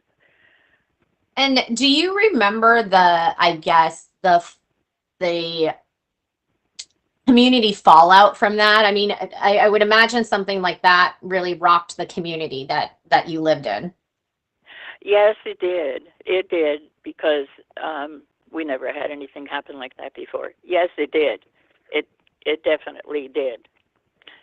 Are you in touch with the Sweet Home community still? No, not really. I used Okay. to work up there until 2005 and or 2015, I'm sorry. Yeah, 2005 when we moved here. And I had retired from the nursing home. But you know, he's changed. He's changed in looks, he's changed in his demeanor, he's changed in everything I've seen. I would not recognize him if I had seen him again as he was when he came into our home. Do you have any kind of sense of how his release would impact that small community if he did go back to that community? You know, I really don't think so because other people have come back into the community also. And, you know, everybody does something wrong. But I think he would be involved with his family more. I think he has a job already if he gets to come home. And I don't think it would hurt for him to be out in the community at all. I think I would definitely trust him. I would trust him with my family. I would trust him with, being out in the community, doing it, going to a social with them or whatever. Okay. All right. Thank you. I appreciate you being here today. And I don't know how long ago you retired, but irregardless, congratulations on that. And thank you. Okay. And I'm going to check in with Mr. Reese to see if he has any questions for you. Okay. I don't have any further questions. Thank you. And Miss Cleaver. I don't have any questions, but thank you for being here. We appreciate your participation. Well, thank you for your good work at the prison to get somebody this far along, to be such a good person. So. And Miss Billiou, you are more than welcome to stay on the call if you do want to continue to listen for the remainder of the hearing. We would just ask that you mute so that we don't hear any background noise. But we also understand that people have lives, and if you need to leave, you also are free to disconnect. Okay. Okay. All right. Thank you so much. Then I should go on mute then if I wanted to listen. Yes, please. Thank you. Okay. All right. Thanks. Bye-bye. All right, Council, I will turn it back to you for, I think, maybe opening statement now. Yes. Marc has an opening statement that we would love to give. Okay, to anyone harmed and to the respective members of the parole board and to the Linn County District Attorney's Office. In the opening statement in my trial in 2001, the District Attorney's Office said I was a reign of terror. They were exactly right. I terrorized everyone I touched with my life. There was nothing less than death at my fingertips. A weapon I carried before the Pruitt's residence, into the residence, and after I left the residence into the next town on Rock Hill Road was to instill fear and cause loss and to impose terror. District Attorney's Office explained when they gave an account of my character, they explained I gave a mother a nightmare that no one wants to experience, to watch her son pass away right in front of her, and to watch her other son also be injured by the same hand. To go on and terrorize the innocents of other families and their children on Rock Hill Road and the surrounding communities that I also affected when I ran to escape their justice. And that terror did not end there. It also continued into the county jail where I sold it to deputy sheriff.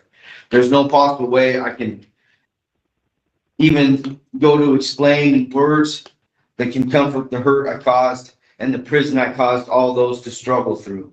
It took me years to fully understand the weight of what all this means.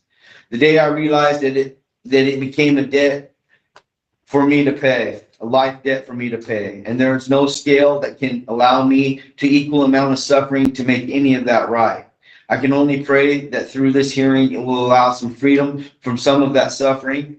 I've dedicated my life to making changes to never hurt anyone again and do the opposite, to embrace and empower every life I touch with mine now, to create a power of freedom in people, to never have those struggles I have caused in all the life I've touched with mine in the past. I'm sincerely sorry for all that I've caused, and I thank you for allowing me the opportunity to give as much peace back that I can through the effort of my life today. Thank you. Thank you, Mr. Holcomb. Council, go ahead and ask your questions of Mr. Holcomb. Great, thank you so much. So we realize the board has received and read our materials, including the petitioner's memorandum. I know you have read it thoroughly. So we will be focusing our questions with Mr. Holcomb on some key points through his journey, the crime, and his time in custody and his rehabilitation. So I want to return to something we were discussing previously with the witnesses about kind of response to triggers to start with. So how would you handle it today if someone insulted your daughter? If somebody insulted my daughter today, what I would do is I try to support her as much as I possibly could to help her get through the struggles that she's going through, which reflects some of the struggles that I went through in my life as well, and try to be the most safest person that she could possibly rely on. And that is to allow her to communicate. My communication with her would be the top priority in trying to resolve the issue. And internally, like what would go on, if that was a situation that made you stressed, that you felt the need to react to? How do you manage your reactions to that now? When we talk about triggers, it definitely would result in me being afraid and being sad and frustrated with the situation. But how I would deal with that would be there's some thought stopping techniques that I would use, and one of those is like a visualizing a light switch inside my brain that would turn the negative thoughts off and allow me to move more forward into positive thoughts. And then I'd probably immediately go into relaxation and do a little bit of belly breathing, will allow me a little more time to think about the situation. And then there's also, if depending how serious the situation may be for me, I would have to I'd probably pray, because there's no possible way I could do any of this without Jesus Christ, and meditate on some of the positive things that I've did in my life that's going to help her get through that. And communicating is the number one huge thing for me, is communicating with people and sharing my feelings and allowing her to share her feelings as well. Tell me a little bit about the incident in 2024 that Sergeant Dwyer was describing, where another AIC spat at your feet. What went on in your head when that happened? Well, what happened when he'd been walking the track and he was calculating what he was doing, because I'd been watching too, because he perceived to be a threat to me on the yard. And he walked up onto me and said a couple things and then spit on the ground. In that moment, it didn't really trigger for me as much as it did the person standing next to me, but it gave me a sense of shame and it made me sad to think that I was getting put in a situation that may result in something that I don't want it to result in. And it just made me feel like I was being humiliated, but I was able to work through that and took some breaths and talked to the dude next to me and calmed him down, and then immediately went over and talked to Sergeant Dwyer. Yeah, how did that feel, like mitigating your behavior to such a, aggressive gesture of spitting? Well, it affected me because, the whole yard's out there watching, and I'm sure that he eventually went and talked to people about that. It gave me you know, it didn't make me feel comfortable, but it did empower me to be able to notice that I moved through that. And, we can take that into some other stuff that I've gone through is when we take 10 steps forward, sometimes we take a couple steps back. And when we realize that, we've made so much progress in our life through those steps that we've taken that, you don't want to lose another step. So you just keep moving forward into the next opportunity that you can to be the best person that you possibly can be. Yeah, great. So we'll return to this topic a bit when we talk about your rehabilitation more. And I've heard the board's feedback as far as not going over things that the memo rehashes in terms of your background and your relationship with your father. But there's just a few things that I want to hit on and make sure that we talk about that might give light to those aspects of the memo. So the memo discusses your relationship with your father and how his abuse had a significant impact on you growing up. How did that abuse shape how you thought about yourself? It shaped me into like just being really insecure with myself and not feeling like that I'm measuring up to what he wanted me to do or the world around me, because growing up, he was the world that I knew, the world that I was in touch with the most.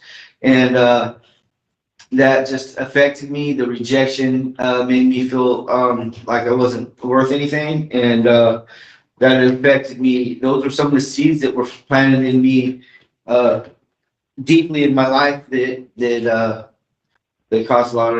caused me to react in ways throughout my life. Yeah, and did that relationship with your father, how did it affect your relationship with other people?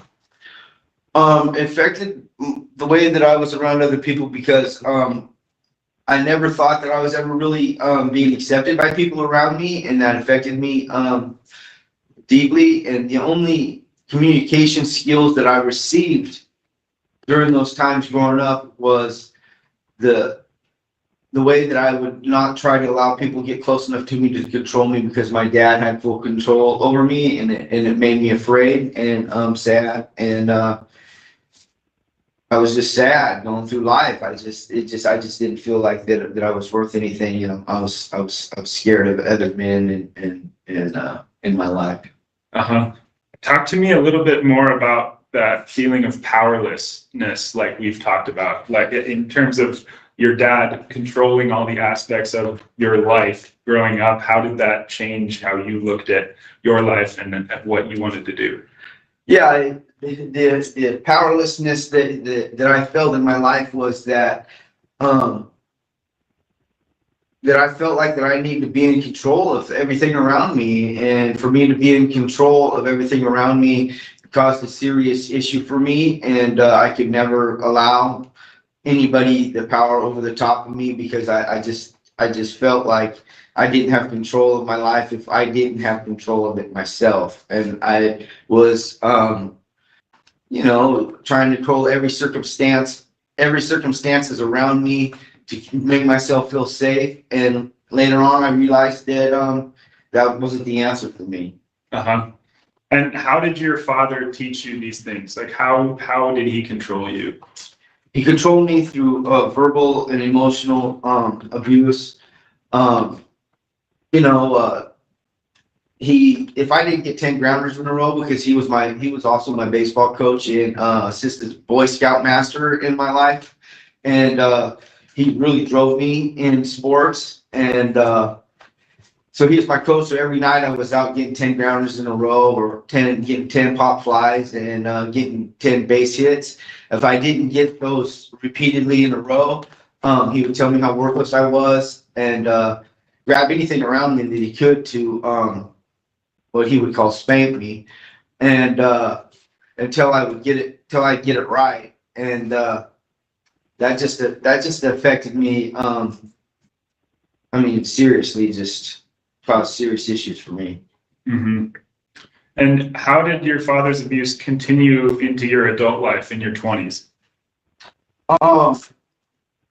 After I had already been incarcerated and came out of prison, he always gave me an opportunity to have a job, because he he owned a land surveying business and a land developing business, and he always offered me a place to live and have my own car. And so when you're coming out of prison, that's automatically something that you reach to is the best opportunity that you can get, regardless of maybe the type of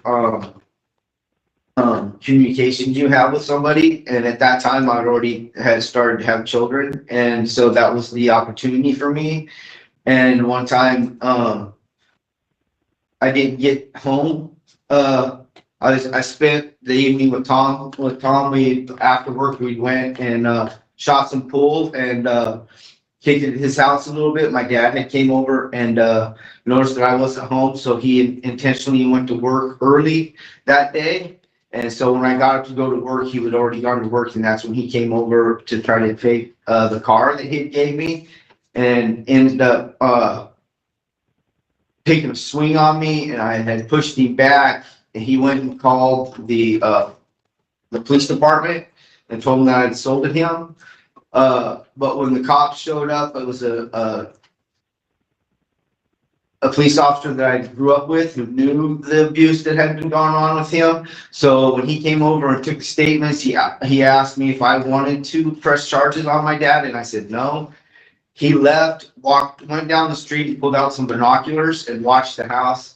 My dad had came over with a firearm, and by then my mom had heard that on the scanner, and she had showed up, and he pulled the rifle out, and he told me that he should have killed me a long time ago, and that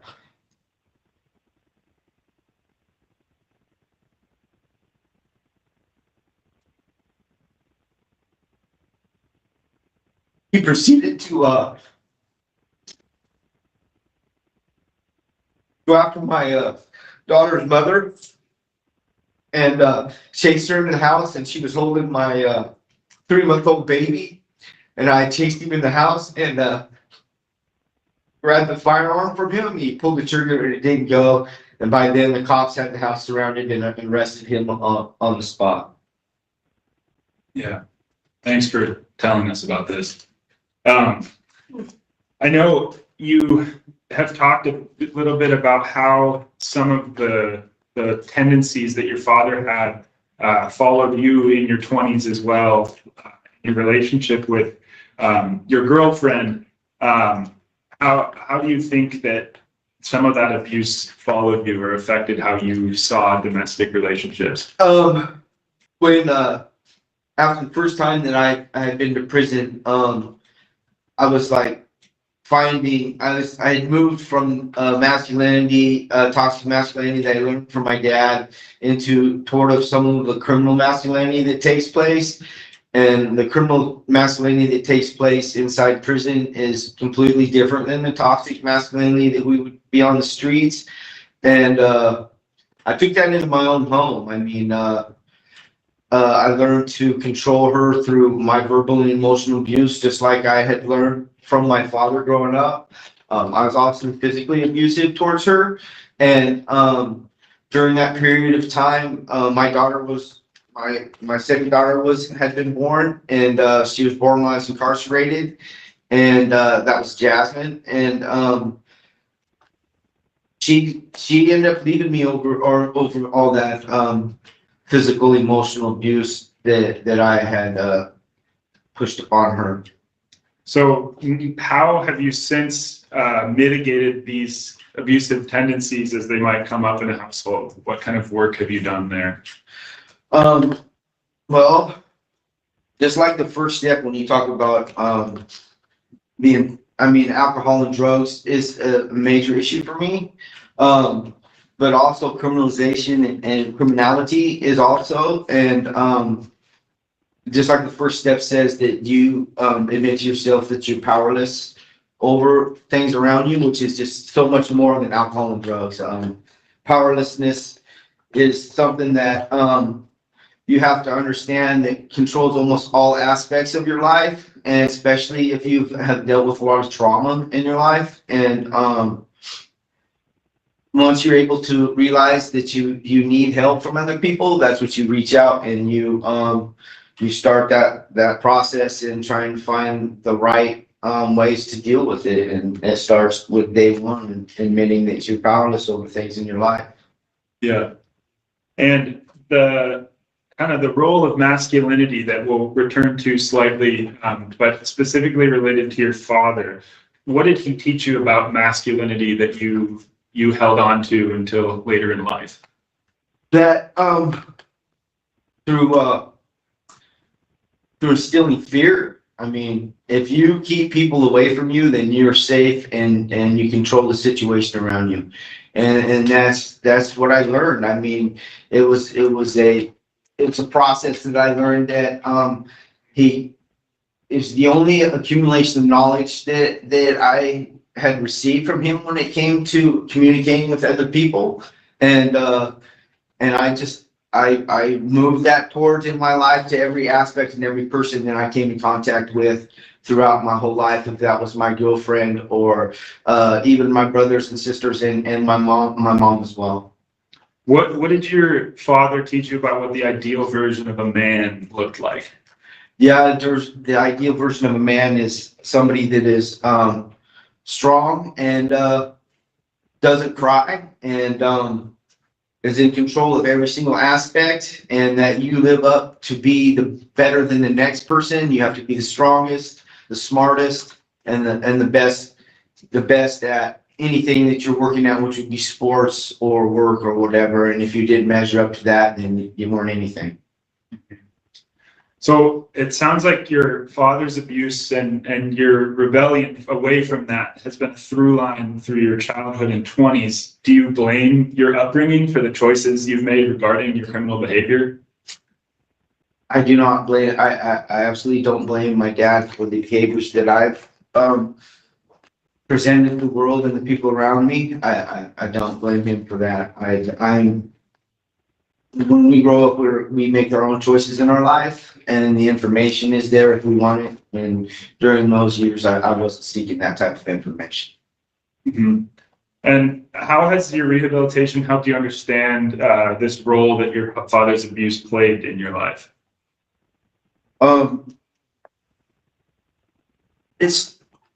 mean, you get tired of living the way that you're living. You get tired of being the type of person that you are when you find yourself alone and isolated away from everybody. And it's a lonely journey that you go through, and only you can change that in yourself. Nobody else can change that. And for you to be able to start working on recovery in your life, if it's alcohol and drugs, or if it's even trauma or anything else that you face, you have to take advantage of everything that comes to you, if that's through books or programs or whatever. That's what I'm trying to do in my life. Uh-huh. And what if there's like a couple specific examples from your coursework, ways that you realized say your father's abuse formed a part of your core belief system that you've referenced? What were those pieces of your core belief system? Okay, some of those well, you have events that take place in your life, and every single day there's some type of event that takes place. And those core belief systems that you have built through a period of your life, which start when you're young in your life, and then you move them into your life to fit the thought patterns, because your thought patterns is what control your life. And growing up in my life, I had a lot of distorted thinking, and that distorted thinking eventually worked into feelings that I wasn't able to really understand, because I didn't have a healthy process of understanding that. And that turned into my behaviors, and the behaviors turned into these horrible outcomes that we're in here talking about today.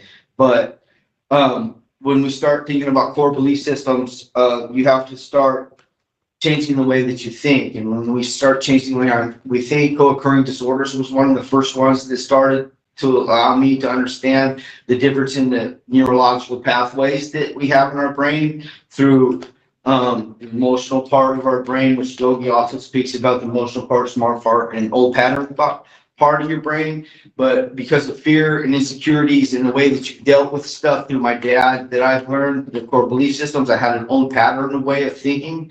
And immediately when those triggers hit, you jump into that pathway that you have built in your brain, that it controls everything that you have. And through co-occurring disorders and Gogi, I learned that for you to rebuild these pathways, you have to completely repeat over and over better thoughts, more positive thoughts, positive words that you give yourself and positive actions is also a part of tools of choice in the go-geek part, and through hard work and resilience, you have to build resilience in your life to be able to do that. And once I started understanding through co-occurring disorders about the things the brain has control of, that things started getting better for me. Yeah. All right. So we'll return to some of these topics in a little bit, but let's move forward and talk about how rebelling from your father's abuse impacted your use of alcohol and drugs as a child and early teen. Why did you first start using drugs and alcohol? I started using drugs and alcohol because I started trying to find some type of acceptance from people around me, and some of the people around me weren't exactly the perfect kids. You know, we were attracted to the same type of thing. These kids that I were running around accepted me for the things that wasn't perfect, that I wasn't being accepted by from my dad, and that made me feel comfortable there. Unfortunately, there was a lot of marijuana use and drinking and sniffing gas and substance abuse that started there, but I felt good around them kids and safe, and that was the catalyst of the direction that I was beginning with my life. So do you think you were trying to escape a bit of what your father expected of you? I was definitely escaping, looking out and trying to find a new group of friends was a form of escaping.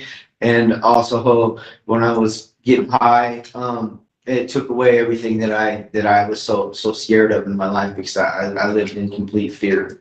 When did you first start using drugs and alcohol? I started using drugs and alcohol around the 5th and 6th grade. I started sticking gas then. I was smoking pot.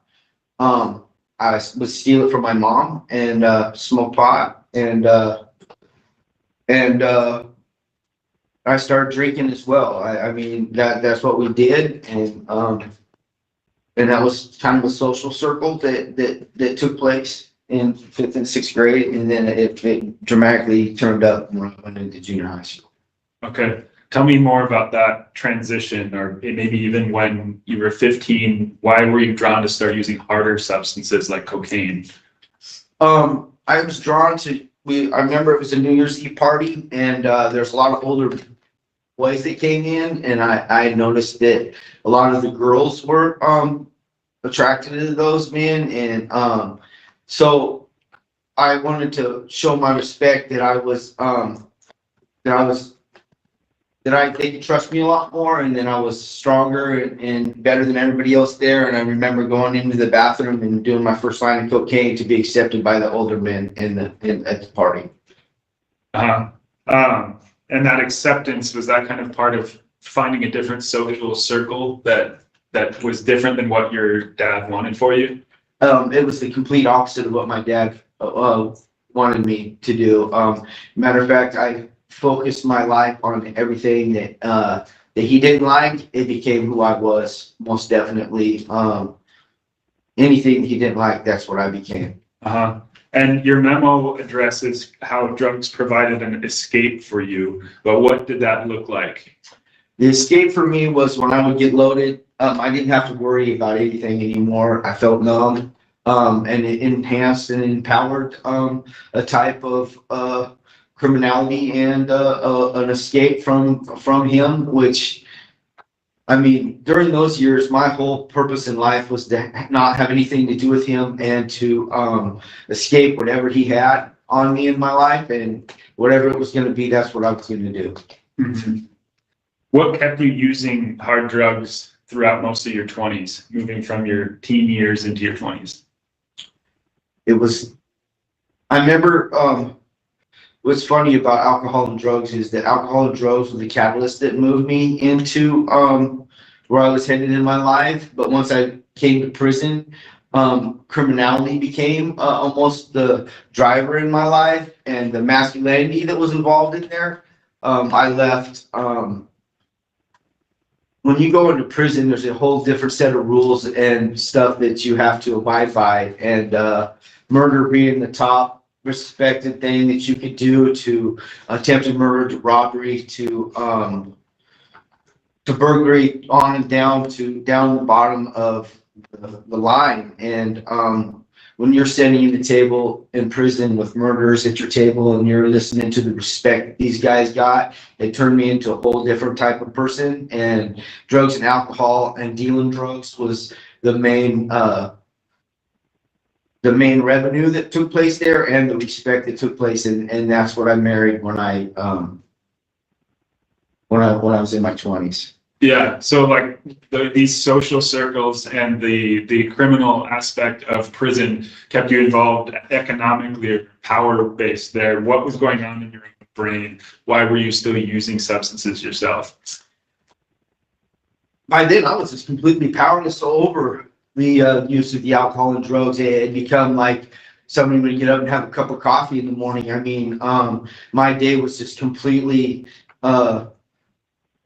entrenched with alcohol and drug use, and alcohol and drug use and criminality go hand in hand, and that became my life, and that became who I am, and I touched everybody in my life with that. And do you think you've learned a lot since then about being able to reflect on what was going on in your brain then? So it's hard to say, exactly where your brain was at, but what have you learned about dopamine or deriving dopamine in your coursework later in life that might have illuminated where your addiction was in your 20s? Okay, so when we talk about dopamine and serotonin, and we talk about where when you're younger, you have these receptors in your brain that are flooded with dopamine and serotonin that create pleasure senses in your brain. And what may have been a pleasure sense for you would have been like a hug from your mother, or a kiss from your mother, or maybe playing with your brother and sister when you're younger, gets replaced by floods of dopamine that are introduced by alcohol and drug use. And the rush is so powerful that it completely robs those memories from you, and it builds new memories in your brain that drive you towards maybe a needle, looking for a needle to shoot up with, to a spoon, to committing crimes to get your money, to selling dope. These become the things that fill your memory, that flood you with pleasure. And you completely forget about everything that you had in your life that once was good or even bad. Mm-hmm. And so with all of that happening in your mid-20s, when we move to this period in your later 20s, can you explain to the board kind of mentally, emotionally, and with drug use, where you were at right before your crime of conviction? Where was I at right before this crime of conviction was in probably the most horrible spot that I've ever been in my life.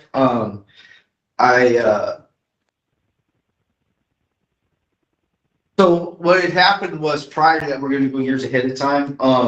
I had never been there for my first two daughters to be born. They were born while I was incarcerated. My first daughter was born when I was in the juvenile system, and my second daughter was born when I was in the state penitentiary. And so it was.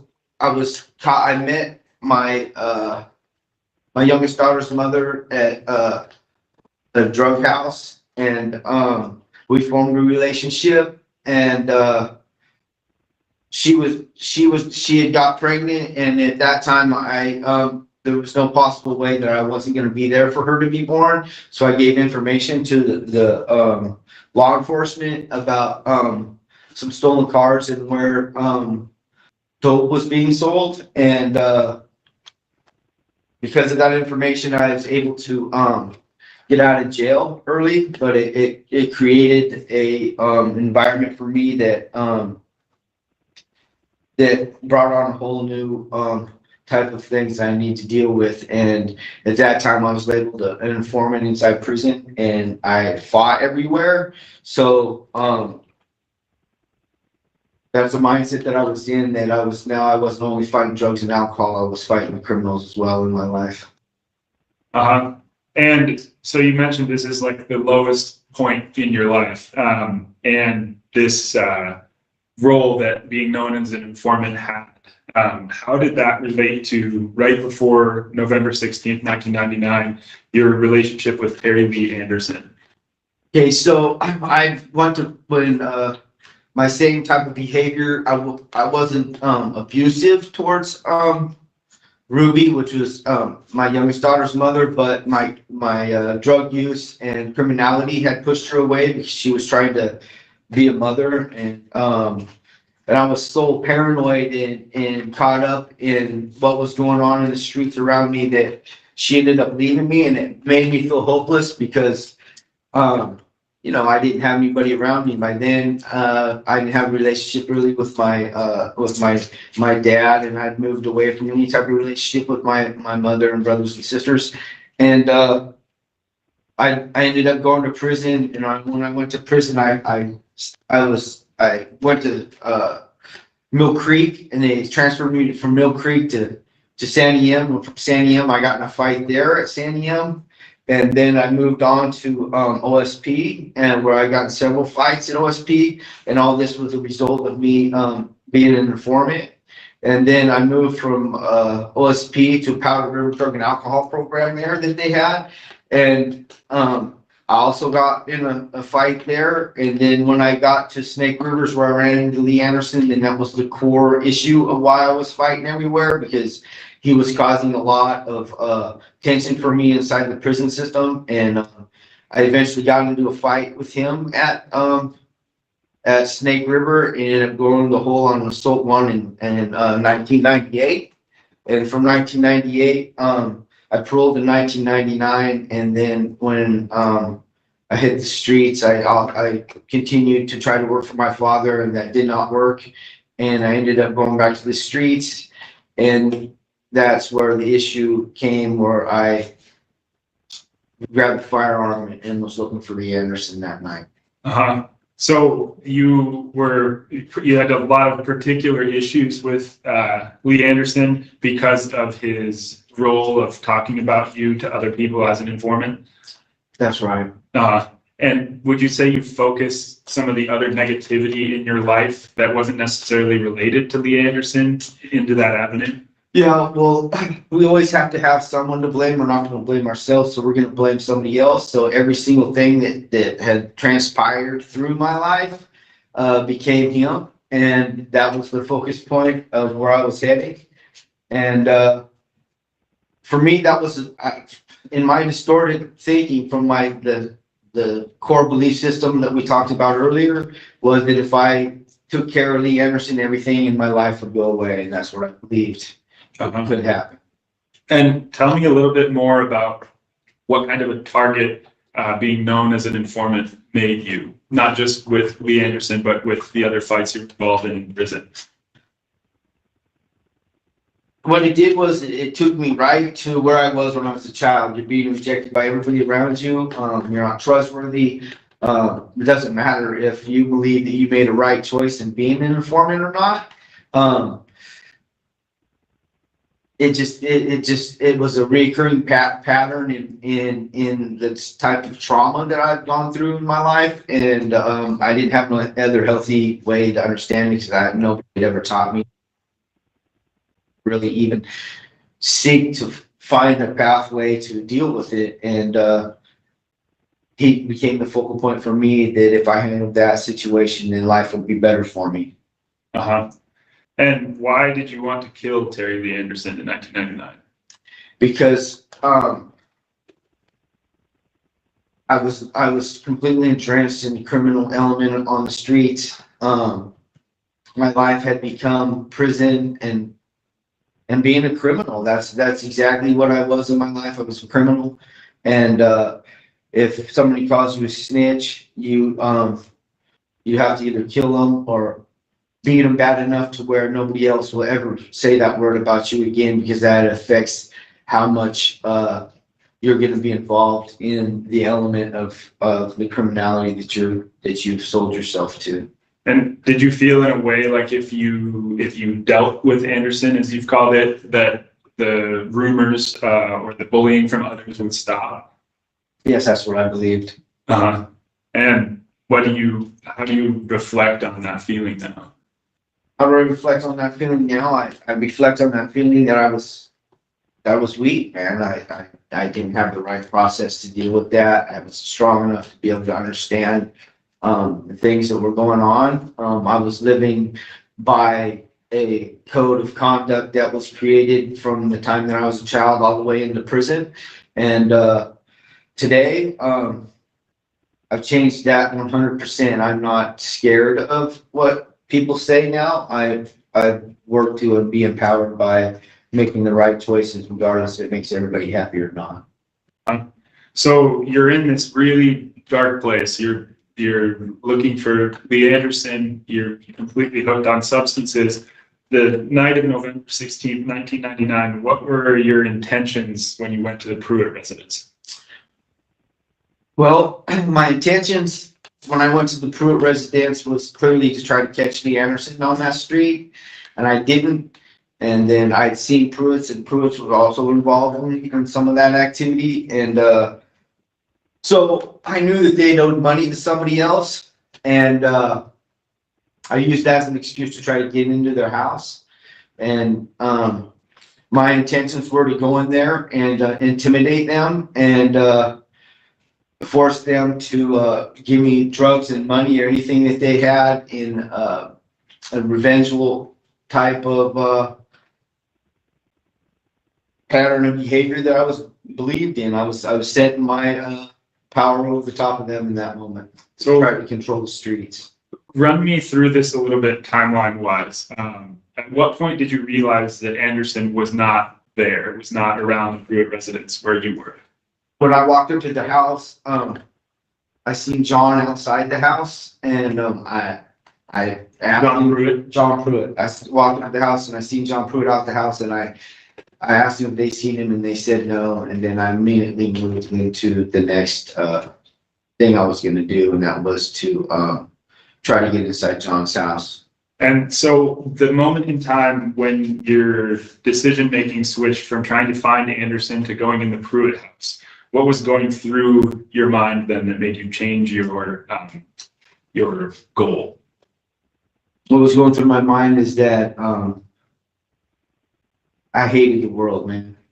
I hated the world, and I hated everything around me, and anybody that I was going to touch in that moment was going to be harmed, and was going to be bullied, and was going to be intimidated. And then, period, that's everything that was going on in my life at the time.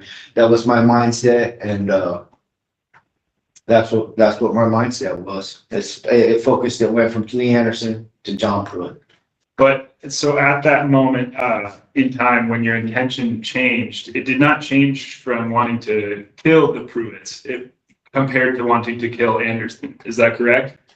You wanted to primarily intimidate the Pruitts? I primarily want to intimidate the Pruitts, but the moment that I grabbed that firearm represents it represents death. I mean, that firearm represents that when I'm holding that firearm, you're going to give me what I want, or I'm going to take your life, period. There's no other way to explain what that firearm meant, and that's exactly what it meant. And when I went into that house, I can rationalize all day that that I wasn't going to hurt them, but that firearm represented that, and that's the representation that I gave inside that living room. And how come you had a firearm with you when you went to the Pruitt residence? I carried a firearm with me because I was letting the whole world know, anybody in the criminal element, that I would kill you if you tried to control me or press me down below you. And was a part of that you were looking for Anderson as well? Exactly why I was looking for Anderson. Just to quiet and silence the rumors about me on the streets. So this point in time where you decided to go into the Pruitt residence, what at that point in time was your ideal outcome for how that situation would end? When you're going into a situation like that, you have all these different types of distorted thinking you got going on. I'm going there, I'm going to tell these people what's going to happen. They're going to give me what I want. Is what you think is going to happen, and that's what you believe is going to happen. And that's not what happened at all. I went inside their house as a threat. clearly addressed their mother right at the gate as I went in, that their sons were drug dealers, and that was setting the tone of the threat that I was assessing to everybody in that room, their mothers, to the other witnesses that was in the house. And that was the tone that was getting threat right there in that living room. And I don't want to belabor the crime details more than we need to, but there's a few things I'd like to clarify here.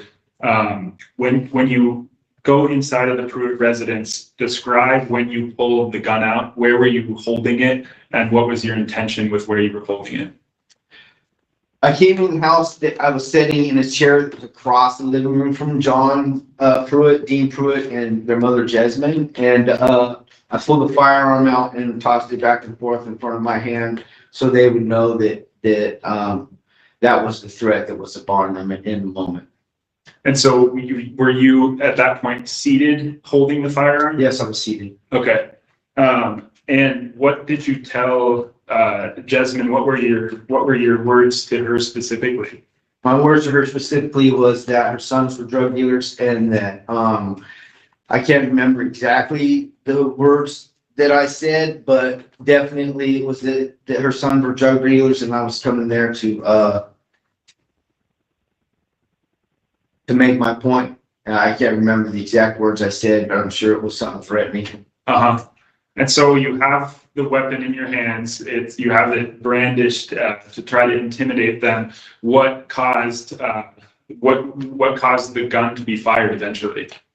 So fairly, Dean had got up and came across the living room, talking to me to get a control of that firearm. And what he did was he grabbed the firearm, and we went down to the floor. And while we wrestled on the floor, I pulled the trigger and shot him. And he was shot, and that's exactly what happened. Mm-hmm. And so how do you feel about, like, in terms of your responsibility, your direct responsibility for Dean's death in that moment? What did that look like when you were both on the ground? I mean, I'm 100% responsible for that death. I went into that house with that firearm, and he came across to protect his mom, his brothers, and himself. And when he grabbed that firearm, I pulled the trigger, and I mean, it's my fault, period. That's it. And it was a horrible act, and I wish that I could take that back, but I can't. What happened next with John?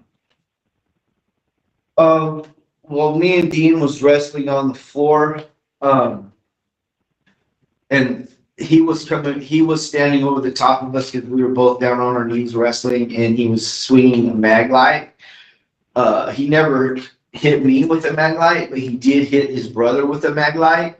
And then after Dean was shot, he took a few steps back, and he started to move towards me. That's when I fired another shot into the couch, which was fairly close to their mother.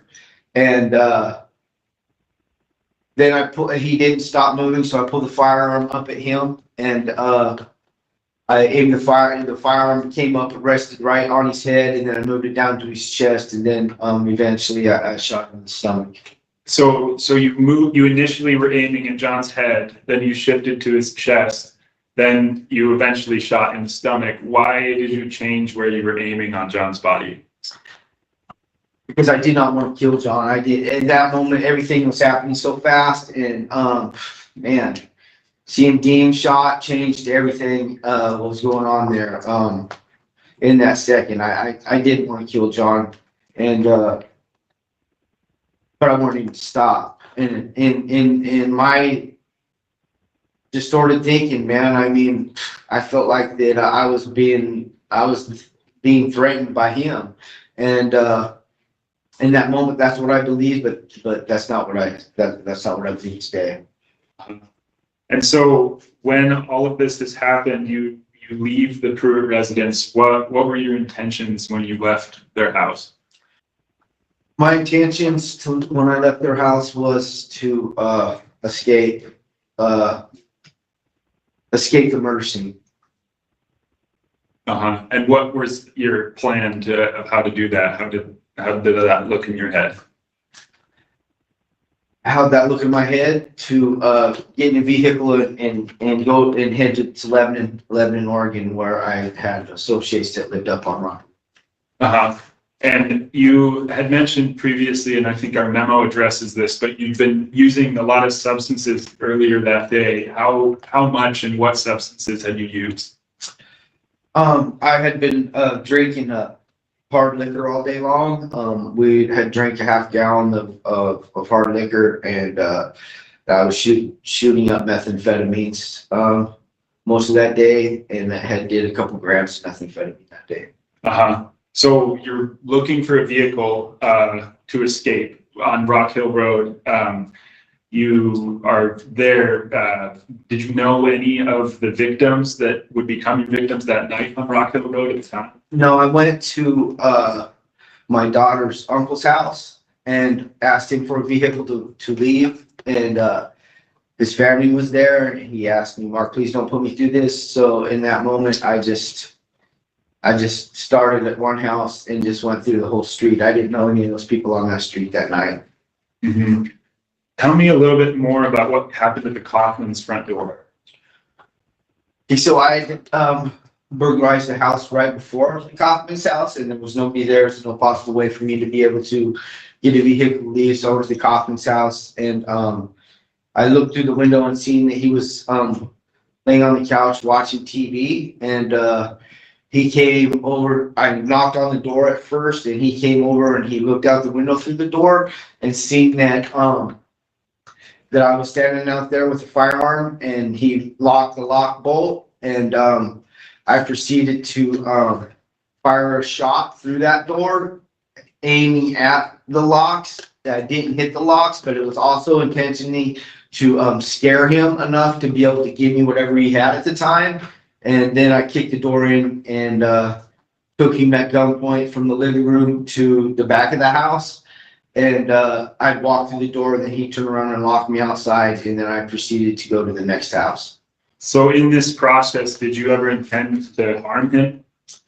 I never intended to harm him, but again, I'm going to say that I had a firearm and I was in full control over it, and that it represented exactly what it means, and I should know better than anybody else. In a letter that I received from Dan Taylor, I did a hunter safety course with Dan Taylor, so I knew exactly what the firearm meant. And when I went into that house, the same threat that was going on at the Pruitt's house was going on at Kaufman's as well. And what do you think the impact on him was in that incident? The impact on him was probably something that he lives with every single day when somebody knocks on his door. The impact on him is something that he's probably had to deal with his whole life, like I've had to deal with from the time that I was a child, dealing with my dad, to the fear and insecurities that he has in his own house with his own children now today, I'm sure. And who else was impacted by your crimes that night, and how? Everybody on that street was impacted by my crimes that night. I proceeded to go to the next house. I didn't know that there was another boy in the house at the time, because I only knew that the older brother of the Kaufmans was in there. There was another brother that was in the house that was in the bedroom that I didn't know, and he had hopped out the window and ran to the neighbor's house to where two other boys were, who also I didn't know that was there. I went to that house and kicked that door and walked into that house as well. You talked a bit about how you had drank a half gallon of whiskey and shot about 2 grams of meth that day. How do you think drugs and alcohol impacted your decision making that evening? I mean, if I'm using alcohol or drugs to numb my own pain and everything else that's going on in my life, definitely it's numbing how I'm going to affect everybody else. I'm not going to have any feeling or anything for anybody else if I don't have it for myself, and that affected the complete decision making that I had in my life, because I wasn't thinking about anybody else but me. You think it might have affected the empathy you could have felt towards? It absolutely affected the empathy, because if it's taking away my own sadness, then it's definitely don't have any sadness or empathy for anybody else. How, do you blame the alcohol and drugs for your decisions that night? I mean, the alcohol and drugs only enhanced this type of lifestyle that I was living and the type of core belief systems that I had. That might have been like a race car driver would put some high velocity fuel inside of a race car to get the extra kick into it. That's exactly what the alcohol and drugs had did to my life, period. And I can't really blame alcohol and drugs for that. I can blame the decisions and the choices that I made and the criminality that I was living, that I had drenched in my life. And so kind of taking account for that, say, driving the race car yourself, reflecting today, how do you feel about what you did that night?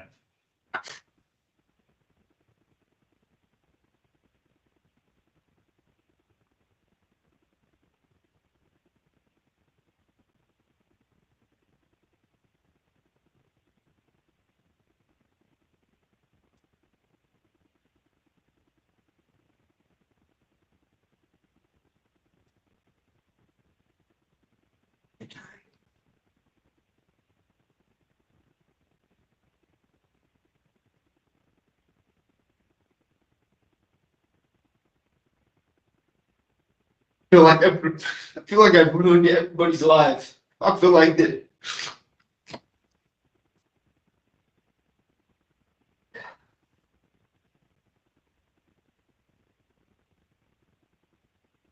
I can't even explain how I feel. I mean, I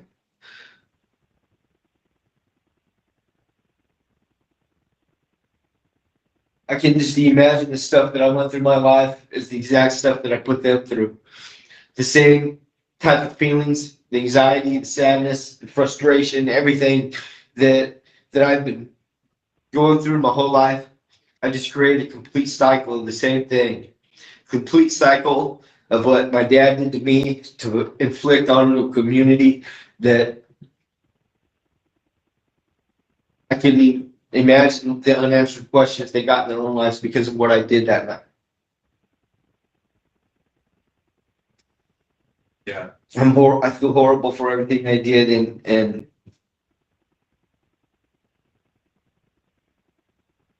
sorry for it.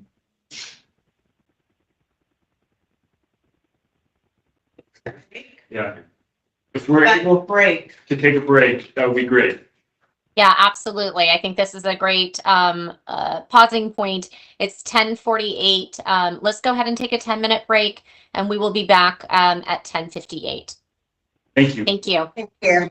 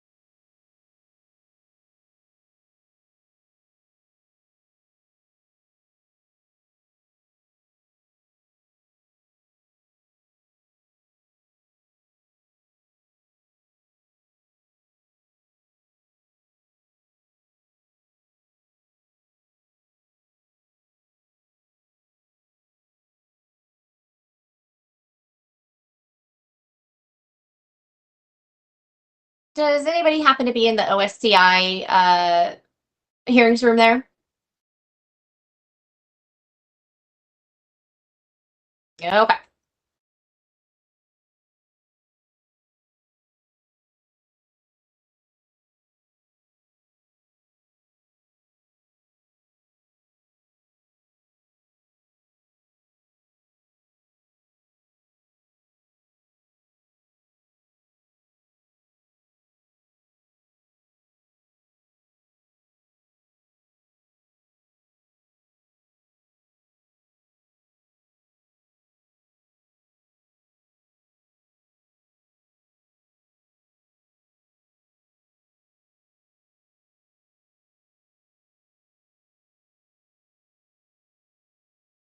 If we're a little slow, we have a, what's this called?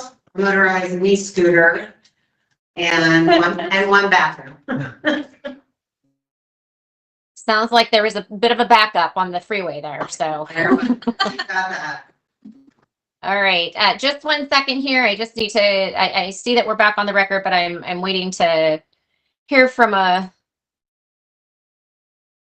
it looks like we are all back on screen and ready to go. So counsel, I will turn it back to you to continue with your witness. Okay, thank you. And one quick clarifier too, I'm sure you all are familiar with the room and the layout here, but if Mr. Holcomb is not looking as much towards you all, it's no intent. Just the nature of turning to here and going across the table, so. Yeah. No problem. We understand that the layout is funky, and Mr. Holcomb, you aren't expected to look at you can't be looking at everyone at every time. So we understand that. Thank you. Great. Thanks so much. Okay, we'll jump back in. Thanks a lot for working with us through all that and reliving it again. I know it's hard. I want to move forward and talk about your rehabilitation now. So the totally new chapter of life. And what do you consider to have been the major catalyst for your rehabilitation? The major catalyst for my rehabilitation came in probably starting of me really digging into trying to figure out what was going on was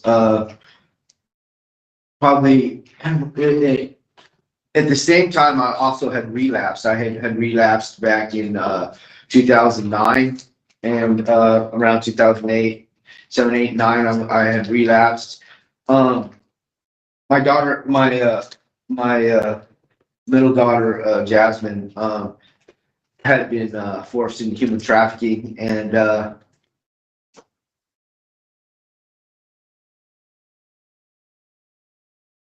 that had a major impact on my role as a dad and a role as who I was supposed to be, period, in my life.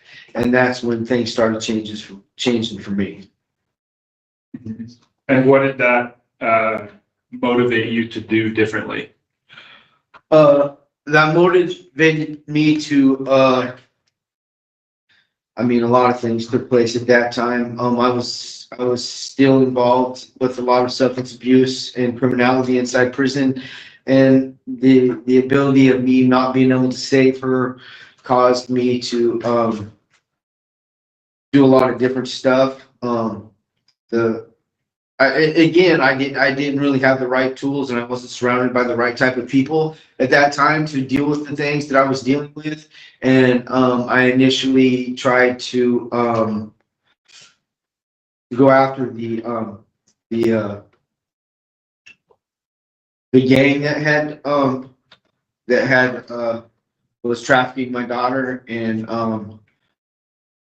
I started giving information to the law enforcement on drug trafficking and human trafficking activity that was taking place from inside the prison, which probably wasn't the safest for me, and it also showed a pattern of me trying to control a situation that that was beyond me controlling it, and but that also was a move for me to begin to burn the bridges around me that I had felt that had created a lifestyle that was hurting everybody around me. Mhm.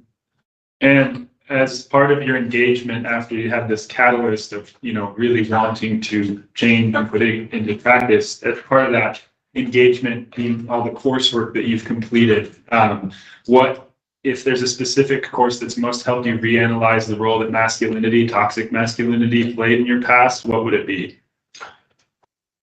So the major thing that I didn't even understand what the word masculinity meant, to be honest with you.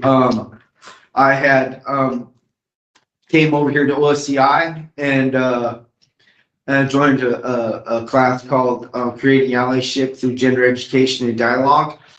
And in that class, I started to learn what masculinity was, and I began to be able to identify with, you start off identifying the things that happen to you through the stories and the coursework and stuff that you do is you identify with the person telling the story and what happened to them. And then you begin to also identify some of the behaviors that you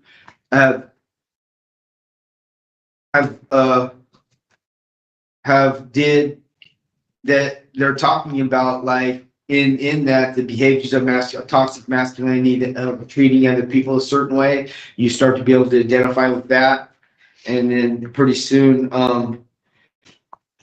I was able to understand what masculinity in my life was, and the masculinity that I was portraying in my life as well. And what does a healthy version of masculinity look like to you today? Healthy version of masculinity is able to be vulnerable around people and be direct and create boundaries and be the most safe place that you possibly can be, that also creates healthy boundaries, not only for other people, but for yourself as well. And what part of that does empathy play for you? Empathy plays a major role when you are becoming vulnerable. You are putting yourself in a situation that clearly is painful and fearful for you.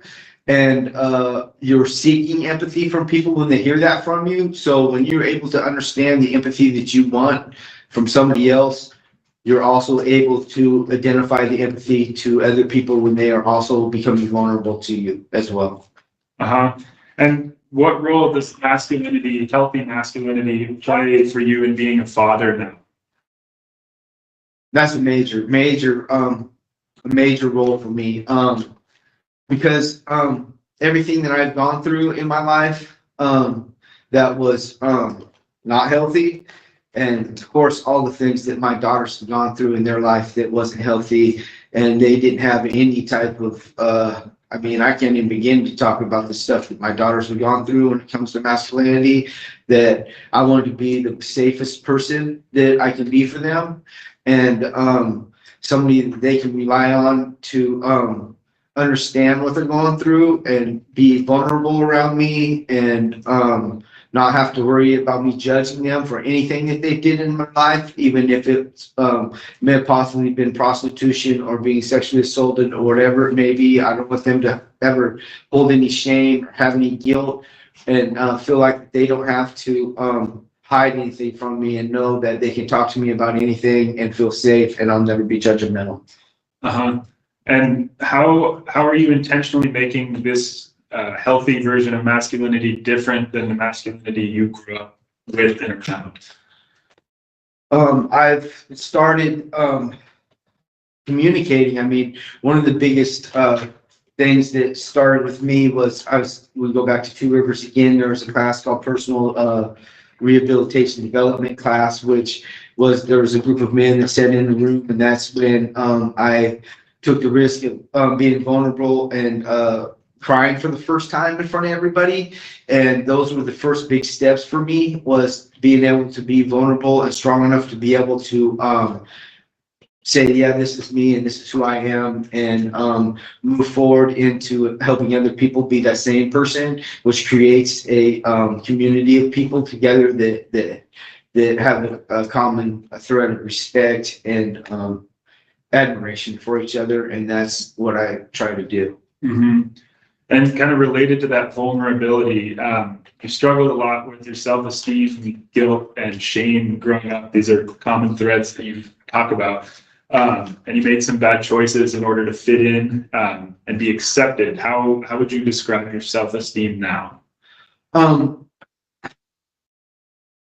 My self-esteem now is like, I believe in myself today, and I believe in myself today because I'm able to build resilience in the things in my life that have held me captive, and through working all these courses and communicating in groups and talking about things in our life have created a sense of self-confidence that I'm proud of to have today, and all the knowledge that I accumulated and the application of that knowledge that I have took in, and the way that I communicate with my daughters and my family and my friends today is better than it's ever been. Mm-hmm. So kind of related to that application of knowledge that you've accumulated, are there certain things you've done in prison that you're most proud of? There's a lot of things in prison that I'm most proud of. When I worked in prison, one of the biggest things for me is the families will come in, and there's other men that clearly are struggling with the same thing that I'm struggling with, because this is prison. And they are trying to build relationships with their families like I've tried to build with my daughters. And we have like a program in there that I'll give the kids a canvas, and they're able to take paint, and they'll put their little hand in the canvas like this, and their dad will put their hand next to it, and then they write what they want to write on there. And what that allows them to do is that going back to the neurological pathways that we have in our brains that have been reinforced by what goes on outside of that visiting room, which is the everyday struggles in prison, which has to do with the masculinity and proving your self-worth to people that are unhealthy. That in that visiting room, you're able to create a neurological pathway of changing your own thought patterns into making the value of your life in your family instead of inside the prison, and seeing the results of that when you'll see a little girl first come in and see their dad, and she's a little bit kind of leery of him, but through a period of months of them building that relationship through those paintings or the drawings that they put on the wall, it allows them to become comfortable, and it gives them a different sense of value in their life that is way more important than anything that can go on the prison yard. Nice. That's great. You've talked a lot about Gogi and the tools that you've learned from Gogi, applying them to different aspects of your life or different kind of problem areas you've identified. What does that look like for you? What are some of those tools? So one of my favorite tools, and most powerful tool, is boss of my brain, right? Because with the boss of your brain, all the other tools will fall into order. Boss of your brain, you're learning to recognize the emotional drive that you have in your life and the old patterns of thinking that you've created that has took us down all these unhealthy and toxic directions in our life. And you learn to use the smart part of your brain, which allows you better opportunities to become a better person and build new avenues in your life. And then which goes into belly breathing, which gives you the oxygen into your brain that allows you to make better decisions, but also slows you down to be able to make those choices. And then the light switch off, obviously, you flip that light switch off and the negative thoughts, and it allows you to focus on some of the more positive things that happen in your life, which then begins with your positive thoughts. It moves into positive words that you hear yourself, words which actually moves you into positive actions in your life. And then it just repeatedly goes on and on until finally you reach the ultimate freedom in your life, which becomes the service that you do to everybody else around you because of the things that you've done on yourself. Yeah, that's awesome. Did you feel like you were applying those tools during that spitting incident in 2024 or during when you were dealing with the really challenging cellmate in 2023? And what did that look like? Definitely. So after you repeatedly use these tools over and over in your life, it becomes a habit, right? The habits that you form in your life, which may have been directly related to sticking your chest out and getting someone's face, turns into taking a step back and rationalizing the situation in the best possible way that you can, because the consequences that you face in those moments dictate the consequences that are going to happen to you and what you might lose. And that's exactly what I thought. I mean, in the last DR that I faced, I worked so hard in my life to be the best possible person that I could be, that when that situation did happen, I was completely disappointed in myself and heartbroken. And because of that, I moved forward as hard as I could. I took that step back and took a look at what I need to do in my life. And that's what I did. I addressed the issues the best that I could and as hard as I can. And what were some of the ways that happened after the DR? But I know you took more anger management courses. What did some of those look like? Well, when I went to Two Rivers, I was put immediately on one of the gang units, and what goes on in those units they're crazy. But I was able to navigate through that unit for 9 months, and the only way that I could possibly do that was to be aware of my thoughts and the things I allowed myself to be involved in, and that's what I had to do. And then when I got into honor housing, that's when I realized there's something on the personal tablet called Adobo, and on Adobo there's multiple courses that deal with all types of from domestic violence to anger management to Gogi to everything that you can imagine that you could use to try to be helpful to make a different life choices.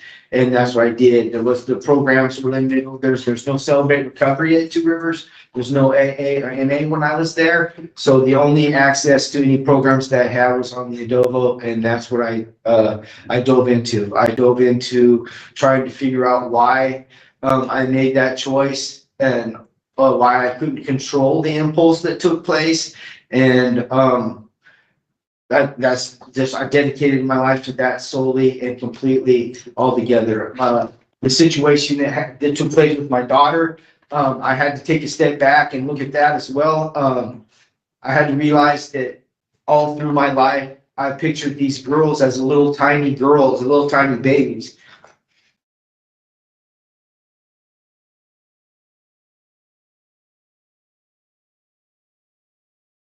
That was the last person I had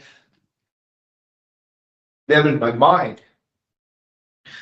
So when they're in pain and they're suffering, I felt like that as a father, I had to do whatever I had to do to comfort them, and being limited to the resources that I had in prison and the ability to physically help them was a major trigger for me, man. And I had to learn how to control that. And one of the things that may sound selfish, but I had to step back for a minute and realize that they're grown women and they are also mothers of their own children, and that they have to figure that stuff out on themselves. And if I'm not healthy enough to help them, it's not being healthy for them. So I had to step back for a minute and allow the world to work the way it was going to work. And while that was happening, I dug in as hard as I could. I'm trying to make sure that situation would never occur again in my life. Mm-hmm.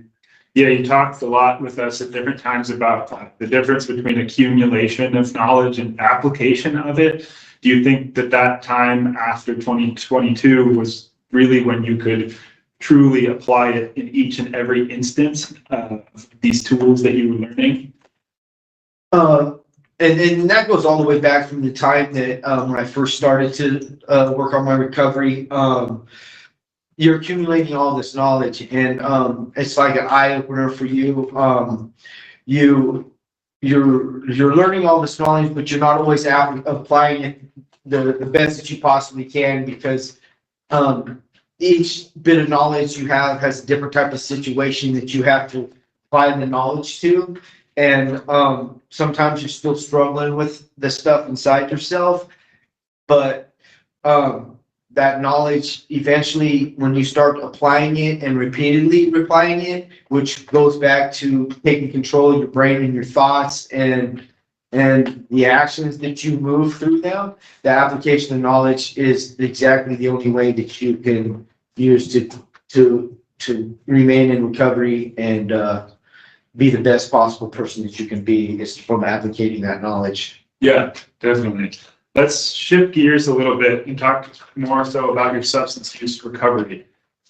You've been sober now for 13 years. Why did you choose to stop using drugs and alcohol in 2010 and 2011? In 2010 and 2011, I realized that there's no possible way that I can ever possibly be the father that I need to be for my kids, and that substance abuse had been something that had ruined my life, and then ruined every single person's life that I touched with my life. And there was something that I had to deal with. So that's the first thing that I addressed in my recovery process of everything, was my drug and alcohol issues. And one day it's just like I woke up and that was it. The light switched, and I dedicated my life to being clean and sober. From 2000, and I think when I first came to prison in 2001 to 2007, I believe that I had that licked, and because I hadn't used, and but I hadn't faced any type of real triggers. And one of the triggers was I had been overturned on a pellet issue, and I went down to the Linn County District Attorney's Office, and I had clear conduct at that point. I had never had a DR.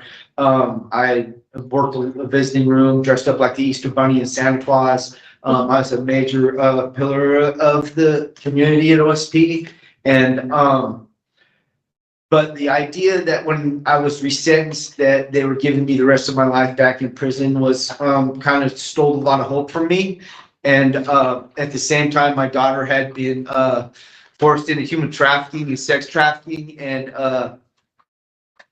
that was just a whole different type of level of stuff that was going on in my life that I had never experienced besides the only abuse that I dealt with in my life. And at that moment that I realized that it wasn't about me anymore. It was about what I could possibly do to save my own children, and to save my own children, I had to save myself. And that was the first step that I had to take to make that work.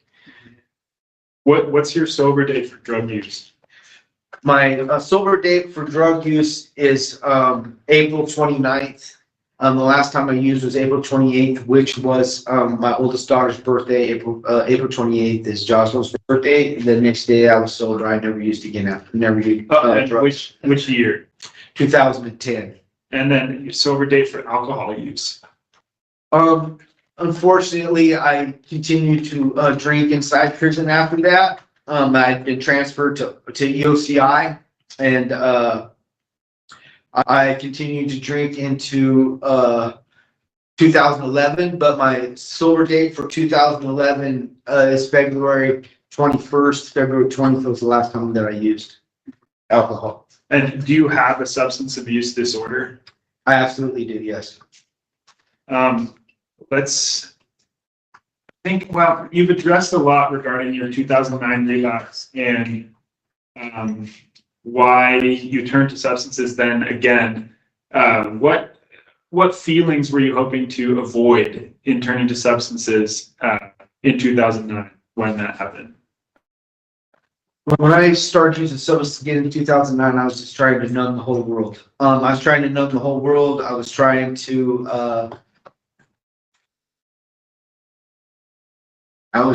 just forget about my sentence, and man, it was just, that was probably one of the most hardest times of my life, that I realized at that point that I was going to spend the rest of my life in prison, and there's absolutely nothing that I could do to save my children from the world. And that was almost like I was just killing myself in that moment. And that's what led to the hardcore drug use. But when I found out what happened to my daughter, it gave me a new hope in my life, and that's that's what I focused my life on, was becoming the best man that I can for them. Mm-hmm. And how are you confident now that you won't use substances again? Because life challenges like these will inevitably arise in the future. What will you do to not turn to drugs and substances again?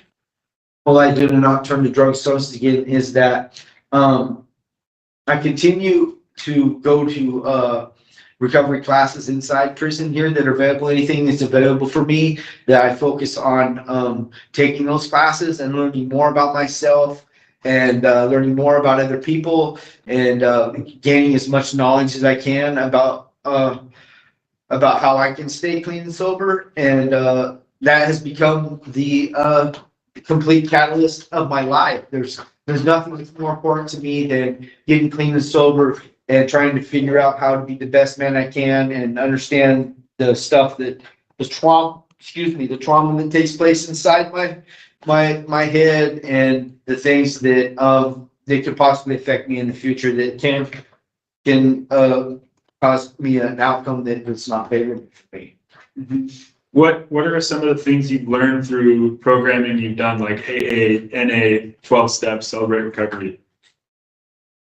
What I've learned in those classes is that we're not alone in those classes. We learn that through our whole life we believe that we're alone, and that we take these things on ourselves, and nobody else deals with that because we find ourselves unique. Everybody believes that they're unique and their troubles are more than everybody else, but we come to find out that we're all the same and we all struggle with the same issues. They all got different names. And when you're in those groups, you're able to listen to other people's stories, and they listen to your stories, and it becomes the empowerment that you have with each other to keep moving along and wait until the next meeting. And I'm sure in a lot of those programming opportunities, they brought up things like triggers. What kind of triggers have you identified that are related to your substance use? What's related to my substance abuse is feeling afraid, feeling sad, feeling frustrated, feeling like I'm being neglected. Anger is a major issue for me. Feeling criticized and inadequate, and depression is a major issue, and insecurity has been a major issue for me in my life as well. Yeah. And so those feelings, those kind of internal triggers, being a part of what might cause you to use substances, what external triggers, what external or situational triggers have you identified? The external triggers that I identified is clearly driving by one of the houses that I've committed the crimes in, or maybe the neighborhood that I drove through is an external trigger, because it just brings back old feelings that sometimes become uncontrollable, and driving by old dealers' houses or old antisocial peers, even seeing my daughter struggle is a major external trigger for me. Yeah, and so going back to your internal triggers, the feelings that might cause you to use again, well, how do you respond to those now? Well, I respond to those things now by immediately when I start to, the warning sign will come along, like I'll become frustrated if something happens. It's frustrated that I know that I'm going to have to take a step back and visualize something different, visualize maybe the consequences that are going to take place. And I do that by visualizing that light switch inside my brain, that I have to turn that off, and I have to take a minute to take some deep breaths and relax a little bit. And that's exactly what I do to telling myself through meditation and prayer that and remind myself of all the extra steps that I've took in my life that's got me where I am, and what would happen if I didn't control that situation inside myself. And then, of course, communication. Communication is one of the major issues with me. That's how I've created the freedom in my life, is being able to talk about my feelings and allow other people to be a part of that communication. Mm-hmm. You've talked a bit about like strategies that you've developed to derive dopamine from sources that aren't substances. What are some of those for you?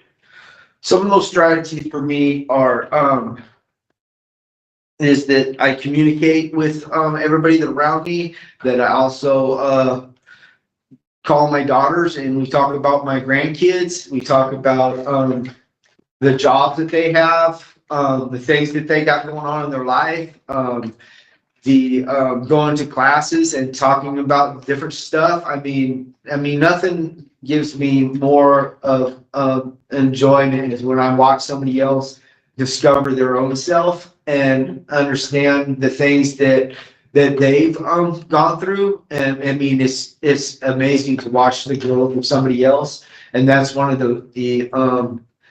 the strategies that I use in my life is to watch other people grow and to grow. Working in the visiting room and working around people has been a major strategy for me that allows me to remind myself where I am every single day in here, and that's what I do. Yeah. And related to that, to being around other people as a way for you to derive dopamine, how would you continue to engage in communities to support your sobriety if granted release? I would definitely go to Celebrate Recovery twice a week. I know the guy that runs the Celebrate Recovery. I would definitely have time to. I need time to catch up with my my daughters and my kids and create the most positive and healthy environment that I possibly can. I know that my oldest daughter is also engaged in local school district, and I would do anything more than love to go in and tell my story and help these kids identify some of the issues that they've had in their life that was exactly what happened to me, and be the most positive community member that I could and be there for anybody when they needed somebody to be there for them, and that's exactly what I need to do. Yeah. You've always liked kids. That makes sense. Since your petition has been submitted, Freedom Recovery has asked you to become a certified alcohol and drug mentor as well. What perspective do you think you can offer in that mentoring role? In that mentoring role, I mean, for anybody that struggles with substance and alcohol abuse, it's easier for somebody to relate to somebody that's been through what they've been through, because they want somebody to understand what they've gone through.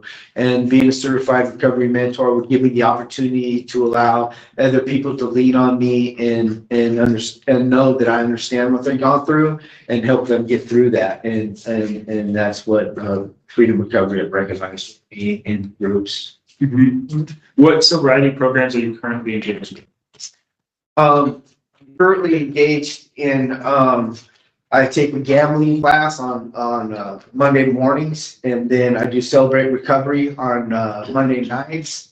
I also take Malachi Dance on Tuesday mornings, and on Thursday mornings. Right now on Thursday, I'm doing a Thursday mornings I do a GP Gogi facilitating class, which I was also doing addictive and criminal thinking class that I do a mentor with. We had to move that to Wednesday. So Wednesday, I'll be doing a mentor,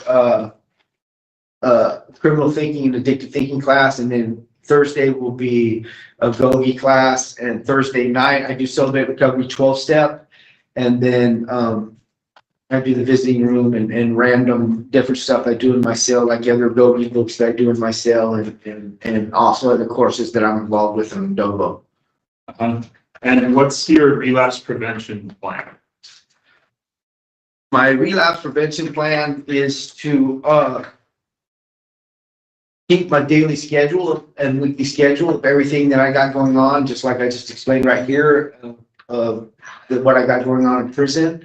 If I was going on the street, I'd have my days completely locked down on recovery, family, church, and attending the things in my life. So there's no space in there for me to be able to get off schedule.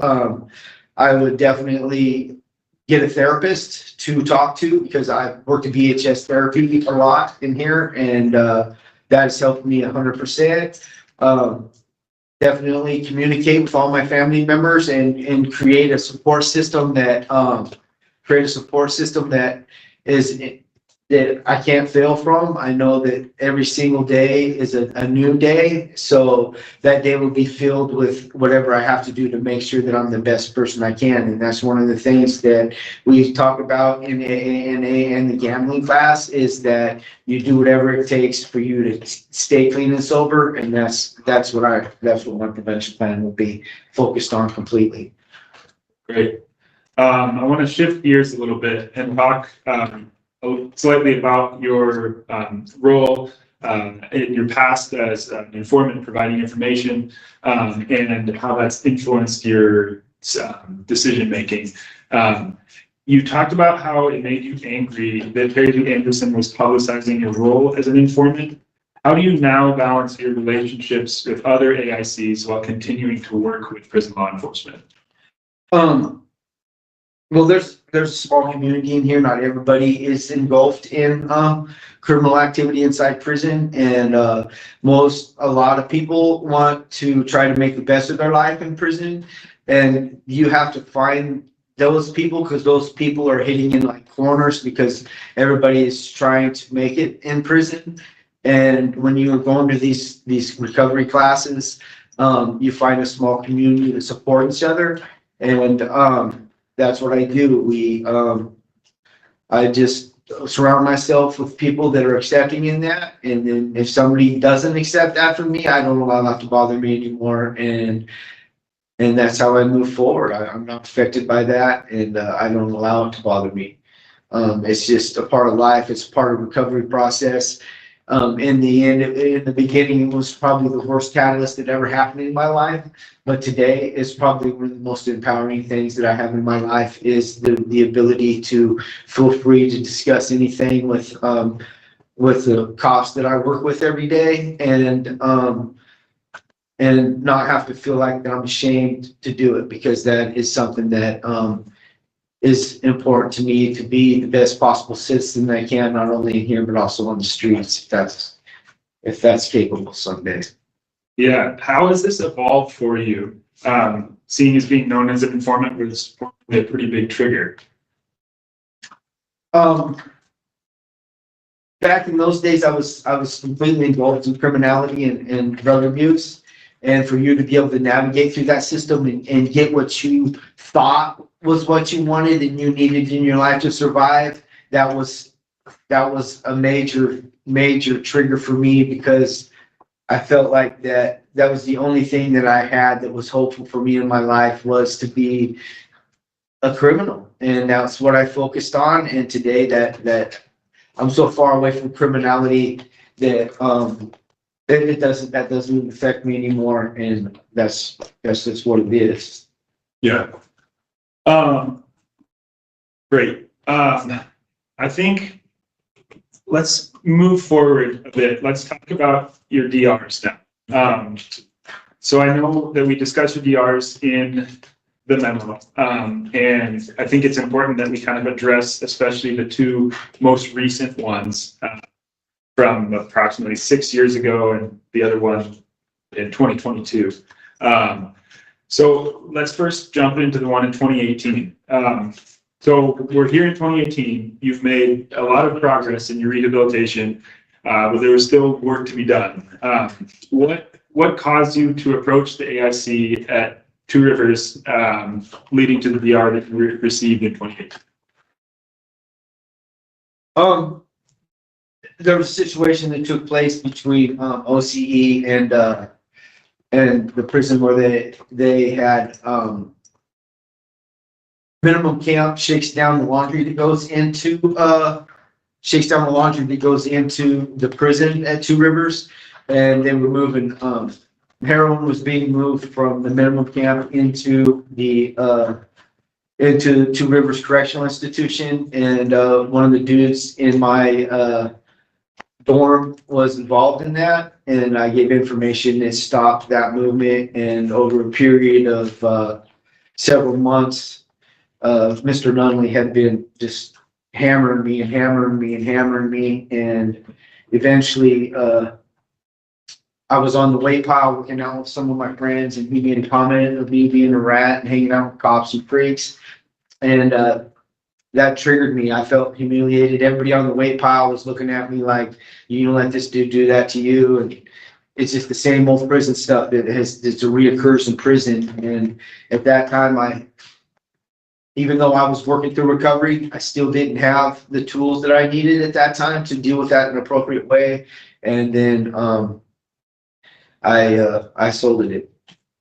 That's what took place. I sold it. Mm-hmm. And how is that trigger of feeling powerlessness related to other patterns in your past? Yeah, the powerlessness of me not being able to stop him from treating me the way that he treated me is the same powerlessness that I felt when I was young as my dad. But I have to understand that I can't control the circumstances that are outside me, no matter what they are. The only circumstances that I can control are me. It's the way that I think, the way that I decide to react to a situation, and that's what I've focused on mainly in my life, is the reactions that I have, and that's what I focus on. Is just dealing with my circumstances that I can deal with and not worry about the outside circumstances. And one of those is, when you first get into recovery, there's a surrender prayer that says, accept the things that you can't change, and change the things that you can. And that's what you have to do. And you talked with us a lot about what you did immediately afterwards, realizing what you'd done to address the situation. What did that look like? Okay, so after that situation, I went to the hole for 60 days, and while I was in the hole, just listening to the conversation inside the hole gave me a perspective of how far I went to now where I'm back to, and it just gave me just complete insight. I mean, just complete self-reflection of how much that how many steps back I took from how far I was going forward. Fortunately, at the time, my oldest daughter was going to Oregon State University, and my buddy Tom Kitson had sent me all the same books that my daughter was taking at Oregon State University, which was she was getting a bachelor's degree in human development and family sciences. And I focused on a book that's called Emerging Adulthood, Not Quite Adult, and a book by Sampson and Lobb called Delinquent Boys to Age 70. And in there it talks about persistence in crime. And that's one of the things that I focused on when I was in the hole. I read those books, and it gave me a better understanding of the adulthood in life. And because, when you're in prison, the trauma that takes place with you in life, seems like that your life stops in that moment. And then you carry the only thing that you've ever known in your life into your adulthood. And those books that she was taking was the same books that I focused on. And it sent me in another direction of trying to understand myself better. And that's what I did. I focused on those books and applied the knowledge that I got out of those books to my everyday life. Yeah. Can you tell me some more about the amends that you made with the other AIC after the incident? After the incident, I got out of the hole. We were put on the same unit together, and immediately we both apologized to each other, and we shot basketball together, worked out together, and we became friends after that. We both decided that those were, because he also went to the hole too for disrespect, and those were the directions that we were going, because we were both on honor housing, and that took us back a significant amount of steps in our life where we had to start completely over to get back to where we was. How do you think you would react today to the same incident? I wouldn't even pay any attention, because it's going on here every single day. I don't pay that attention anymore. It's something that's not, there's no value in that for me. And all that is it's a setback for me. And I just don't pay attention to it. I mean, if the trigger comes up, I deal with the trigger in the most appropriate way. And then I communicate with it as much as possible, and I communicate with people around me. I work in the mental health unit, so there's other mental health orderlies that work in there with me, that we've worked with other inmates that have been diagnosed with mental disorders. And I can identify with that. I know that those inmates also have a stigma inside prison, and their stigma is that they're retards and freaks, which also brings on to me that once that I was a snitch or a rat and how I had felt. So I can identify with those people in the mental health unit to help them move forward, which helps me move forward, and also allows me to communicate with the other mental health orderlies that I work with in there. Yeah, that's fantastic. So reflecting now, how do you feel about the incident in 2018 as a whole? I feel like that was a major disappointment in my life and a speed bump, and that I wish it never would have happened. Without, taking away from the bad reaction that I had, it's moved me forward into more of my recovery and understanding myself and trying to look at ways that I can try that not to ever happen again. Mm-hmm. Great. Okay, I want to move forward slightly. We're now in 2025, go back to 2022, the last ER that you received. What caused the incident with your cellmate resulting in that write-up? My youngest daughter was struggling with a lot of family issues at home. She was struggling with quite a little bit of domestic abuse, not only from, because my cellmate at that time has a daughter with my daughter, so we share a same grandchild, and they were boyfriend and girlfriend at one point, and there was a huge custody battle going on at that time, and she had filed domestic charges and was filing for custody, and she had been abused at somewhere in there, and he had gone to the yard and was discussing with the other people on the yard that she was a snitch and setting her son up and this and that. And that reaction in there wasn't something that was affecting me, but it brought on trauma to me that my distorted thinking at that time was that I was trying to protect my daughter from whatever was going on in that moment. But as I look back on that right now, I wish that I could have made a different choice. I did make that choice at the time, and it sent me back a long ways. I mean, it set me back. I was completely disappointed in myself. I mean, sick to the disappointment when I'm sitting in the hole, just completely sick, thinking about how much progress that I had made in my life. And now I can't even get to a telephone to help my daughter when she needed me to talk to. And not only did that, it took me even across the state to the different side of the state. It even took me farther away from her. And that was something that I didn't want to happen. And that's something that I don't ever want to happen again. And I've worked hard since then to try to make sure that I never face that again, and that will never happen, because the security of my daughters are more important to me. And if that situation happens, then I'm going to deal with that in the best possible way I can and walk away from that situation inside a cell with somebody where it's going on is, I know now that I have the tools to be able to just kind of let that go and ask the person not to discuss what's going on. And that's how I would deal with that today. Mm-hmm. Tell me more about some of that hard work that you did right after that happened. Right after that happened, like I said, I went to Two Rivers and I dug into the adobo.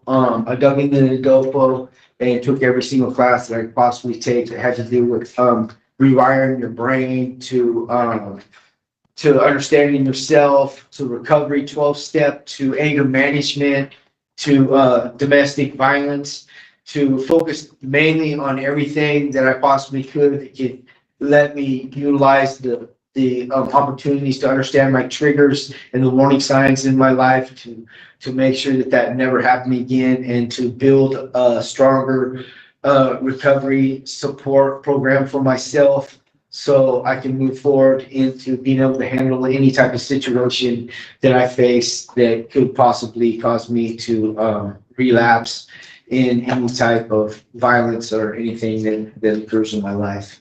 And in that work, did you identify a specific internal trigger that made you react that way in the moment? Yeah, it was fear. Fear has been a major issue for me my whole life, and fear and frustration. Fear of being frustrated, not being able to be there for my daughter the way that I needed to be, and the fear that she was going through what I've gone through. And fear is a major issue for me, and I've worked on not to be as fearful anymore. If I have to take a step back and look at the situation, evaluate the situation, and make sure that I understand that everything that I've been through up to this point in my life doesn't even compare to anything that I can go through right now in my life and moving forward in the future. If I can get through what I've gone through in my life to where I am today, everything forward for me, it's going to be a lot easier for me to deal with because of what I faced in my past. So that fear being a trigger, like fear of not having power in a scenario or having that taken away from you, do you think that that was related to other patterns from your past? Yeah, the powerlessness is the biggest issue that I can face. I mean, it says it right there in the first step, committing you're powerless over your addictions, and it's more than your addictions, it's over your traumas and everything that you face in your life. You have to learn how to navigate that powerlessness and utilize everything that you can in your life, such as the programs and understanding yourself the most. And that's one of the biggest things for me, was try to understand myself the best possible way I can. And that's what has become a part of my life. Every single day of my life, I live the step 10, which is to address the moral inventory of my life, and to make sure that I voice that out loud, if it's to somebody or to God or to whoever it is, which is the 5th step. And the 8th step is to make sure that you make those amends and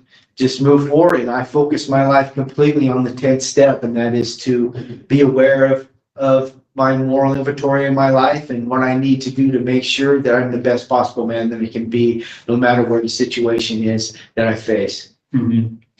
And so now that we're here in 2025, how different is your thought pattern in terms of reacting to something that makes you angry than it was in 2022? I've slowed my whole life down. Back then, it's weird. There's a process in your life when you're working through recovery and you're programming that, you get this idea, and then all of a sudden, man, it's changed your whole life. This light switch has gone on, and you've met this spot in your life where you think you have it under control, or you know the answer to everything. But yet every single day you're coming across another situation in your life to where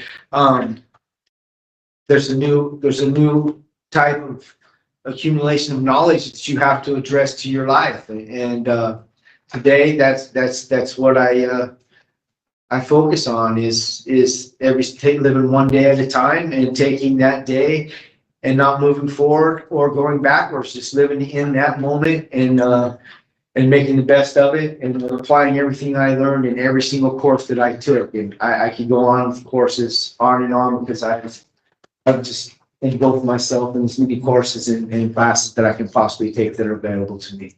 Yeah, you've done a lot. How have you learned specifically to balance defending your daughters while mitigating your behavior towards others who might insult or threaten them?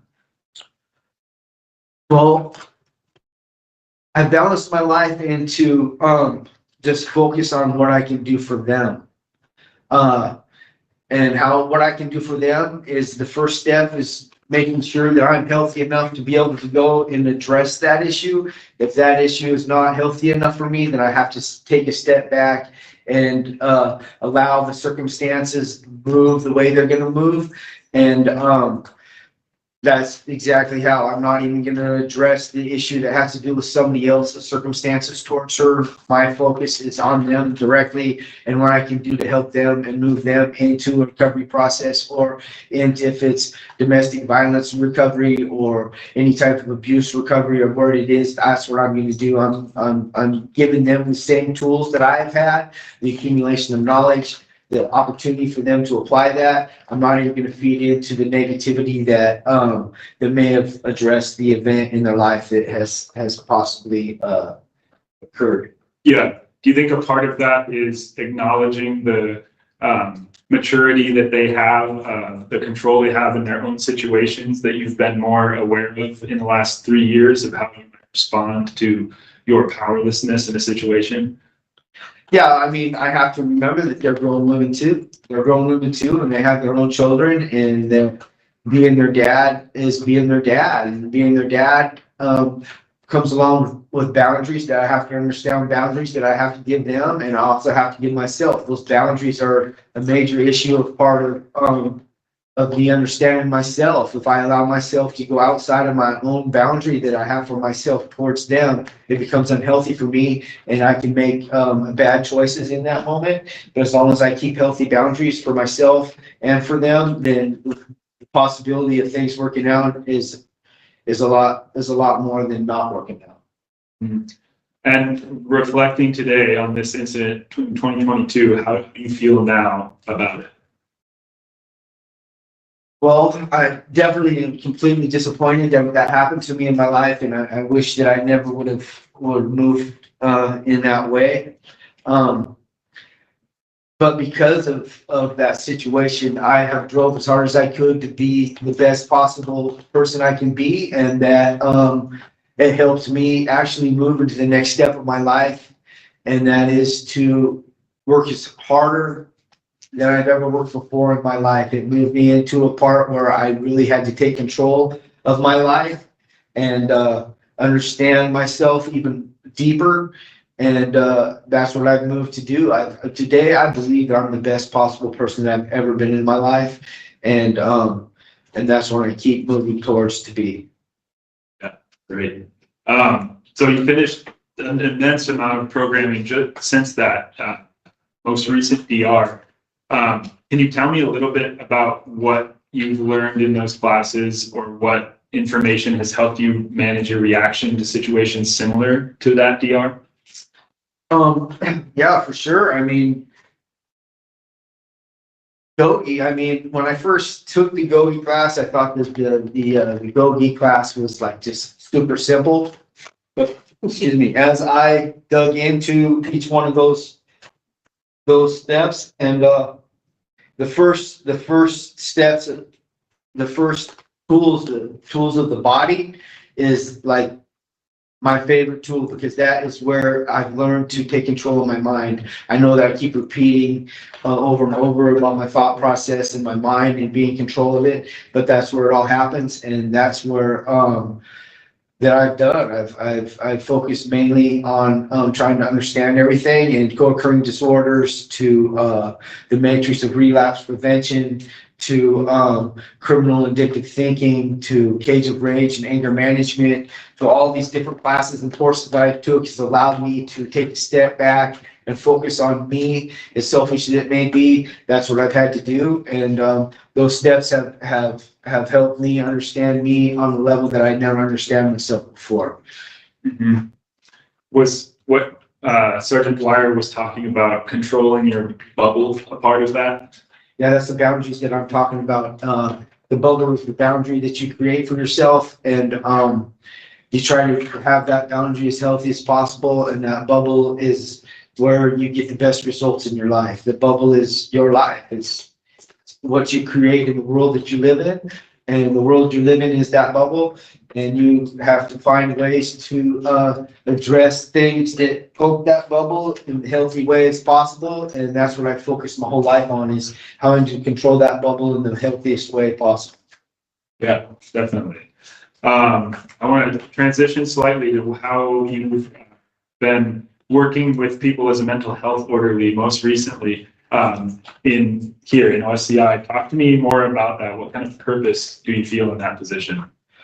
In that position, I feel like that, we do a lot of art therapy and there too. And, in that position, like I said before, I love the opportunity to watch people, find themselves and realize, that they have value in themselves. And, the mental health orderly, there's a lot of, each one of those people have dealt with a lot of stuff that has affected them deeply, and working in there allows me to help them move forward into better parts of their life and understand themselves.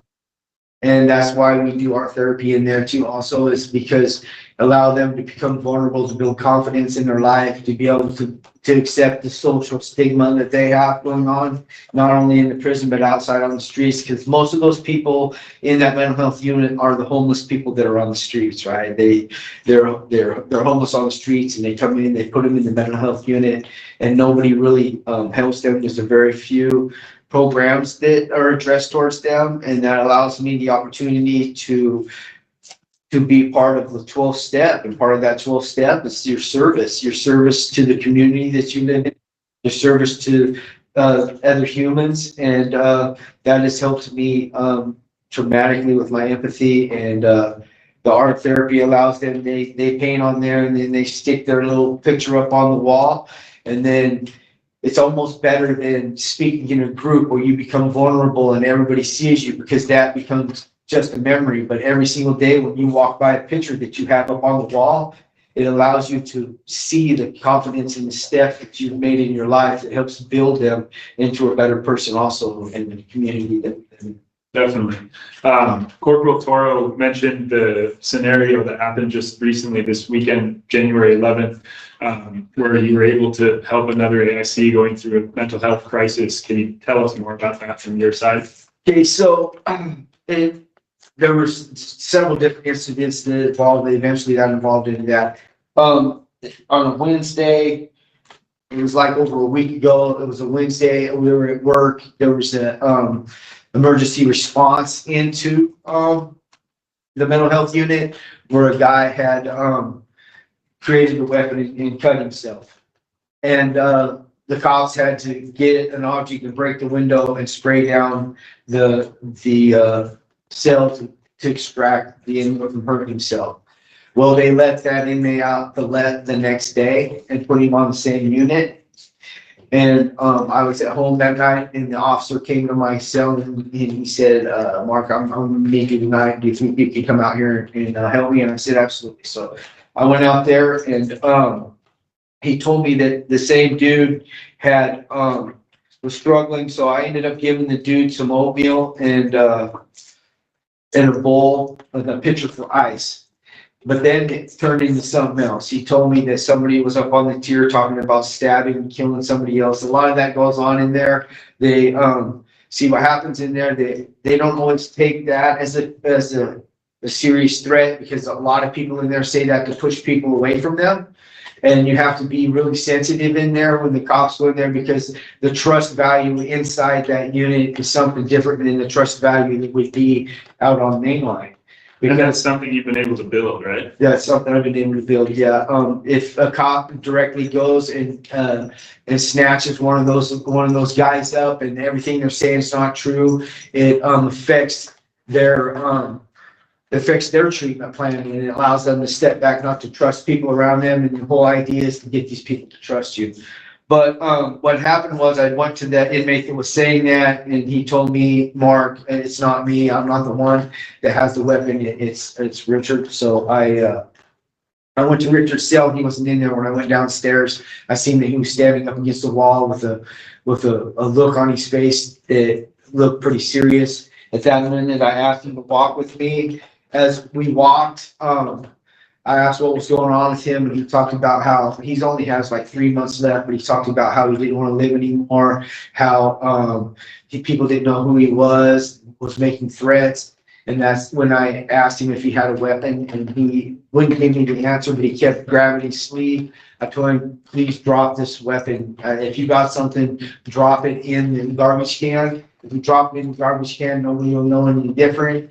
And, I asked him how it would feel, because I noticed that he's on the phone every night with his mother, right? So I said that how would it feel if your mother never heard your voice anymore?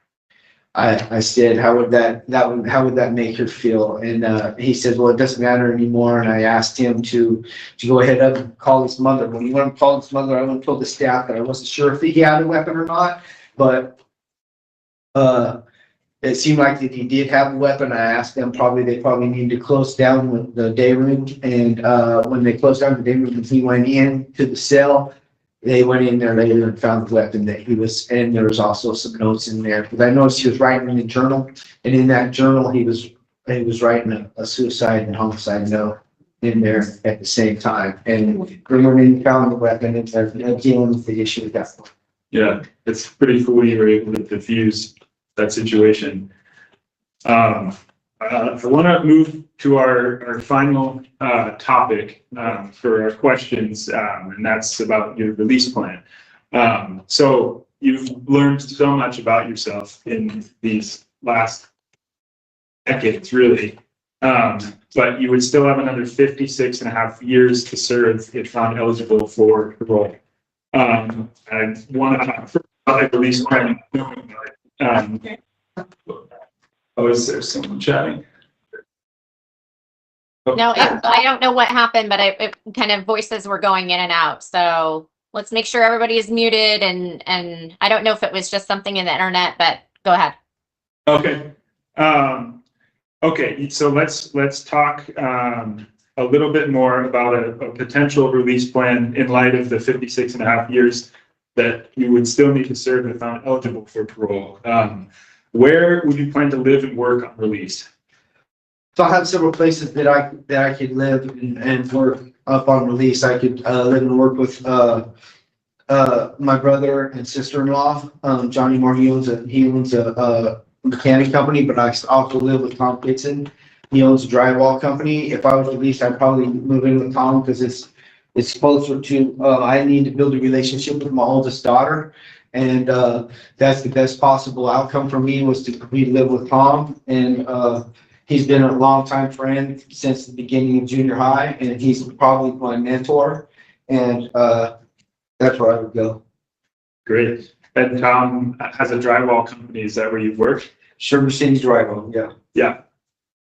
And how would you support the Sweet Home community more broadly on release? Broadly on release, I would have to get myself involved in some of the recovery activities we got around there. Celebrate recovery is probably my strongest point, and attending church and church events would be the best way that I could possibly support the community. And to support the community would also be creating the best family environment for myself, because I know that whatever I'm doing at home is also going to affect what's going on at school with my grandchildren and the people that they work with every single day. And it starts in your own home, and then you can move forward from there. Yeah, definitely. How would you support your own family specifically on release? I would support my whole family by being the best possible dad and person that I possibly can be, and just focusing my life on them completely. I mean, first off, I have to make sure that I'm healthy and that I move forward and make sure everything is going clean for me and everything is great. And then from there, I'd go and support them in anything that they need me to support them in, and be that person that they need me to be that I haven't been over the past. And that's what's most important to me. What's most important to me is to be the person that I haven't been and the person that I'm going to be for them. Mm-hmm. That's great. Thanks for working with us through all of this. I have one last question. I'm hoping we can maybe sum up a lot of the things that we've been able to discuss. What does rehabilitation mean to you? So when we talk about rehabilitation, the first thing that comes to mind is there's no possible way I could do it without Jesus Christ, right? Knowing that that I can't do this alone, and that a higher power is the most important thing to me. And when we talk about higher power, I think of two verses when I think of recovery. The first one is Romans 8:28. All things go for good for those who love God and are called according to his purpose. And the second one is Isaiah 6:8, which says, I heard the Lord say, who will go for us? Who will go for me? And that is and I said, I am here, Lord, send me. And that is what recovery means. Recovery means is being the best possible person that you can possibly be and work to the recovery of who you once was. And when you become the best person that you can possibly be, then you can help somebody else be the best possible person that they can be and working through their struggle. And together you can create a community that is based completely on the recovery of whatever the community goes through. That's what recovery means for me. Okay, thank you. Thank you very much. I'd like to turn it over to the board for further questions. All right. Thank you very much for your questioning of Mr. Holcomb. So I think, you know, your counsel definitely concentrated on some of the questions that I had, some of my biggest concerns, certainly. And I think that you are aware of what some of those concerns are, you know, primarily focused on your DRs and the assaultive behavior, right? Like that is, for me, that is something that I, you know, that is a concern for me. So I may have some additional questions about that. And as I have additional questions, it's not to take away from any of the work that you've done or any work that you've done since your last DR. But it's just so that I can kind of try to understand where you're at as we're making, you know, this decision. Okay. So I don't have questions related to, you know, your spending account, what you're doing as far as employment in the institution. Regarding I don't really have questions about your physical health, but in your materials, there was some indication as it relates to your mental health and attending sessions with BHS. And I'm wondering what, it sounded like that started about 4 years ago. How did you was your relationship established with them because of your work within, you know, the AICs that live within the BHU unit, or how is that relationship established? That relationship was established because I requested to talk with the mental health because some of the things I was struggling with inside prison, which was anxiety and sleeplessness and some stuff that was addressed in the issues that I was facing within myself. So I addressed them and reached out to them, and that's how that relationship became available for me. Okay. And so that started about 4 years ago, and you continue that relationship today. Is that correct? That is correct. Okay. And can you tell me just kind of what that looks like? Like how often do you see them? Do you see someone one-on-one? Are you doing group sort of stuff, or what are you doing with them? Okay, so it started out being one-on-ones. I was seeing her twice a month. Her name is Tracy Meyer. I was seeing her twice a month. We were dealing with anxiety issues. I didn't really have a diagnosis, so she was working on a diagnosis with me. And to understand the diagnosis, I had to have several meetings with her. It started out twice a month, and that worked for about a year. And then we went into once a month for a while, and then we moved forward into once every few months. And she came through with the diagnosis that I had generalized anxiety and possibly PTSD from when I was younger, but we haven't moved into the PTSD yet, not really, because we just focus mainly on generalized anxiety. Okay.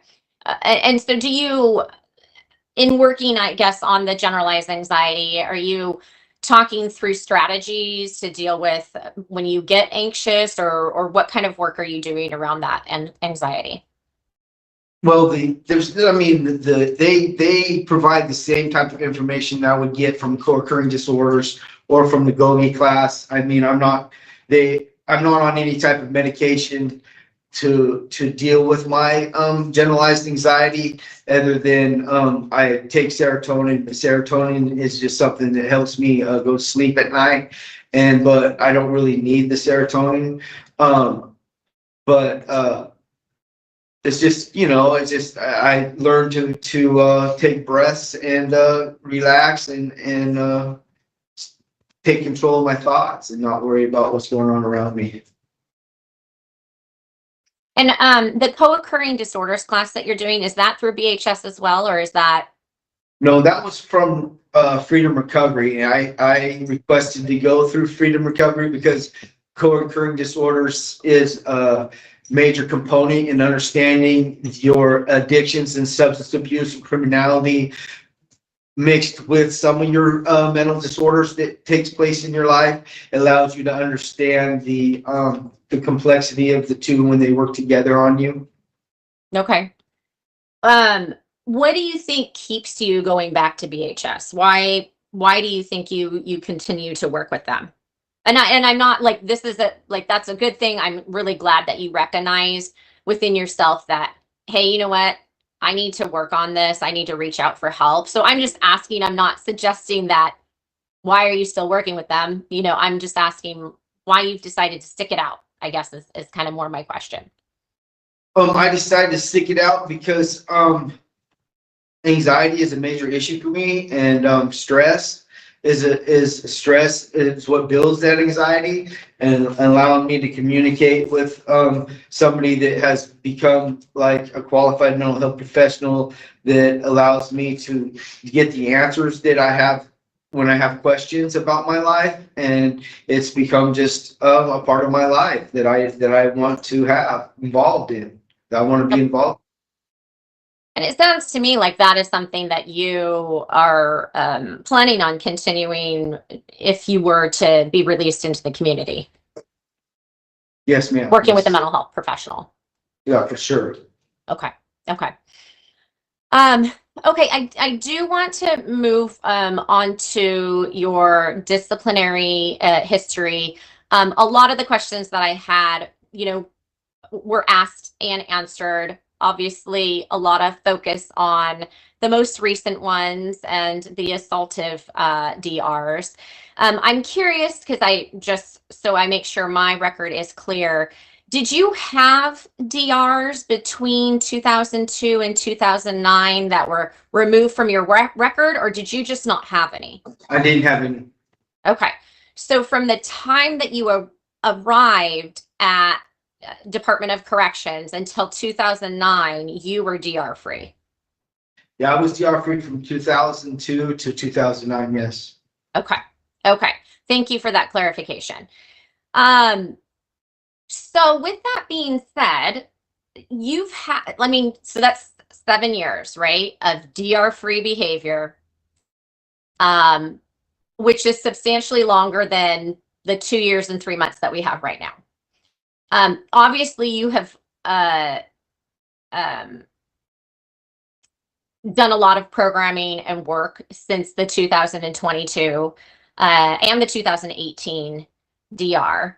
But, it does concern me, your ability to go significant periods of time without, and not just a DR, but a DR involving violence specifically, that you've been able to go significant periods of time without engaging in violence.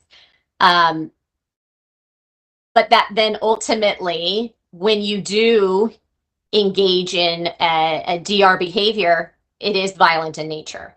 So that is, something that gives me pause. And I'm wondering, why you think it is different now. 2 years and 3 months since your last one. What is going to be different, where in 3 years or 4 years, we're not just going to kind of repeating this cycle? Completely understand your concern in the DRs that have to do with violence, and all I can say is that the situation arose, I handled it in a way that's from 2002 to 2009. I'm going to tell you that even though that I was DR free, I was still involved in some criminal activity, and that was acceptable inside the prison system. When I decided to make that change in my life and work with law enforcement, it caused a different type of pressure on me. And in that moment, there was a lot more processing that I had to do in my life to understand myself and to build confidence in the direction that I was going. And since 2002, I've just completely engulfed myself in trying to work on that situation. And that's what I did. I've took every single class that I could possibly take. I've worked towards slowing myself down to understand what's happening. I understand that all my crimes on the streets are violent, and that almost every DR that I have in prison has become violent. And that's something that I've focused on mainly right now in my recovery process, is to understand and take control of that situation and that problem that I have, and focusing on my triggers, focusing on the strategies that I'm moving towards in handling that situation is what I do every single day, and that's what I do. And I appreciate you bringing that up and allowing me to speak on that, because that is something that I am never going to allow happen again. I mean, that's hard for you to understand that, but for me, I'm a completely different person than I was there. I didn't have the knowledge that I have today in that area, and it's who I am today. Is the best possible person that I could be, even better than I was ever before when I wasn't getting those DRs. Well, and you heard, the conversation between Miss Cleaver and Sergeant Dwyer. I mean, understanding that if you were in the community and, any one of these situations happened, it's not a timeout at DSU. It's arrests and court and, charges and potential convictions and jail and, returning to prison. Like there's a lot at stake, right? Yes, there's a lot at stake. If I was released from prison, I'd have lifetime of parole, which means that you bring me back for the rest of my life. There's no ifs, ands, or buts about that.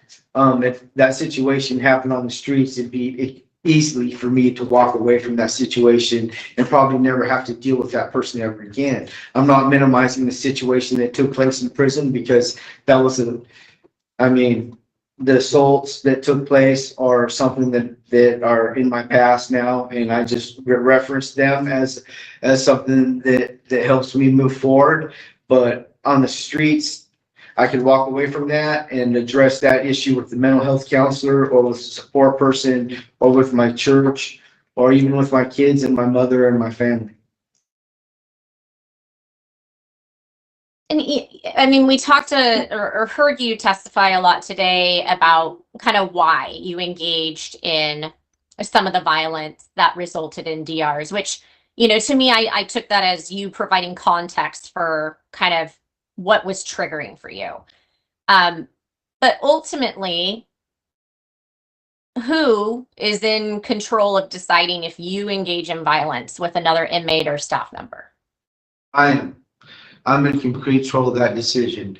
And that decision comes in that I have to realize that I can only control me, and I can't control the circumstances that surround me, or the circumstances that come towards me. The circumstances that come towards me, I can only control the reaction that I take and the thought process that I do during that situation.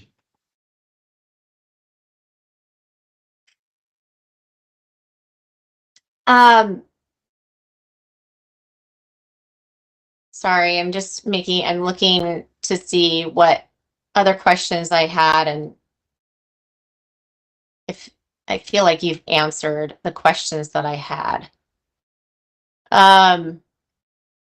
Okay, I'm gonna check in with my fellow board members, and I'm gonna ask Mr. Reese. I don't have questions about institutional spending account, institutional employment, any questions about physical health. So if you have any questions about any of those, as well as DR, I will ask you to ask those now. Thank you. I don't have any questions. Thank you. And Ms. Cleaver? The only questions, I guess I want to talk with you about the DR and not about the DRs themselves, but I hear this from other AACs that there's this perception that in the community it will be easier to avoid violence or easier to walk away, easier to not get into trouble. And I wonder if that's true. I mean, you have less eyes on you because you're out there by yourself. There's no guards around. There's no other AACs watching you. You have the added pressures of supporting yourself, figuring out how your day is going to go, trying to get to work. You don't want to be late. All the daily sort of things that happen that cause just minor frustrations as we go through our day. I mean, it's just the reality of living. I'm sure there are same things that happen in custody, but out here, there's also just constant sort of small little things that are frustrating, being late, whatever. Why do you think you could just walk away? Why do you think it would be easier to avoid violence on the outside versus inside? I guess I'm just questioning whether that's true or not. Why would that be easier for me? Because the situations, because all the work that I put into my life inside prison when people are watching you is something that's been a major thing for me. It's about personal integrity. It's about holding yourself accountable in situations and what you hold valuable in your life. What holds valuable for me in my life is my family and the effects that I have outside of prison. The effects that I have outside of prison are to make sure that I stay away from any type of situation that's going to cause me to come back to prison. And if that situation happens to me, then I directly going to go to someone to help support me in the situation and communicate that situation. And that's why I say it's easier. It's easier out there because you're not got all this pressure on top of you that you can't escape from. Out there, you can actually take a breath, a fresh breath, and revive yourself. And that's what's most important to me, is that fresh breath. And the oppression that goes on in prison is just something that it's you can't even explain it. I've worked hard to make sure that I don't put myself in those situations. And if those triggers come, I immediately go to a support person or a support community to be able to deal with that. One of the things that Sergeant Dwyer said was that now, what happened with, I guess it was Mr. Nunley? Was it Nunley? Or who was the individual who slapped or backhanded? The most recent one. Mr. Thompson. Mr. Thompson, sorry. That now that wouldn't even be considered a DR, which I kind of find shocking, but that's neither here nor there. And that it would be a sell-in. So knowing that their policies have changed, have you had sell-ins that are not reflected in your record that we should know about? No, I haven't had any sell-ins. Okay, I've had sell-ins probably prior to 2022. I think I had some sell-ins in 2018 because I didn't lock my lock, and I had at Two Rivers you have to lock your lock. So if something gets stolen out of your lock box, they're not responsible for that. You're responsible for that, and I had some sell-ins for that.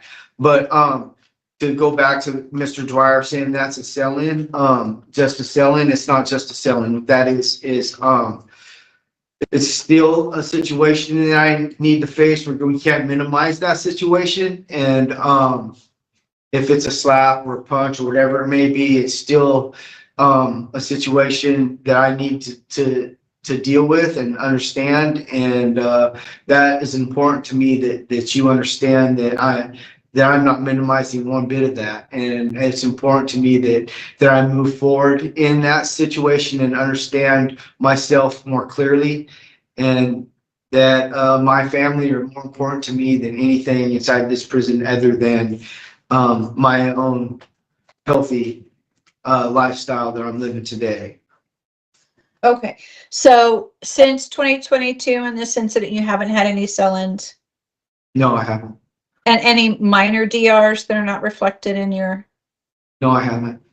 What about between, I think you said you had a couple for this lockbox, anything else between 2018 and 2022 that's not reflected in our records?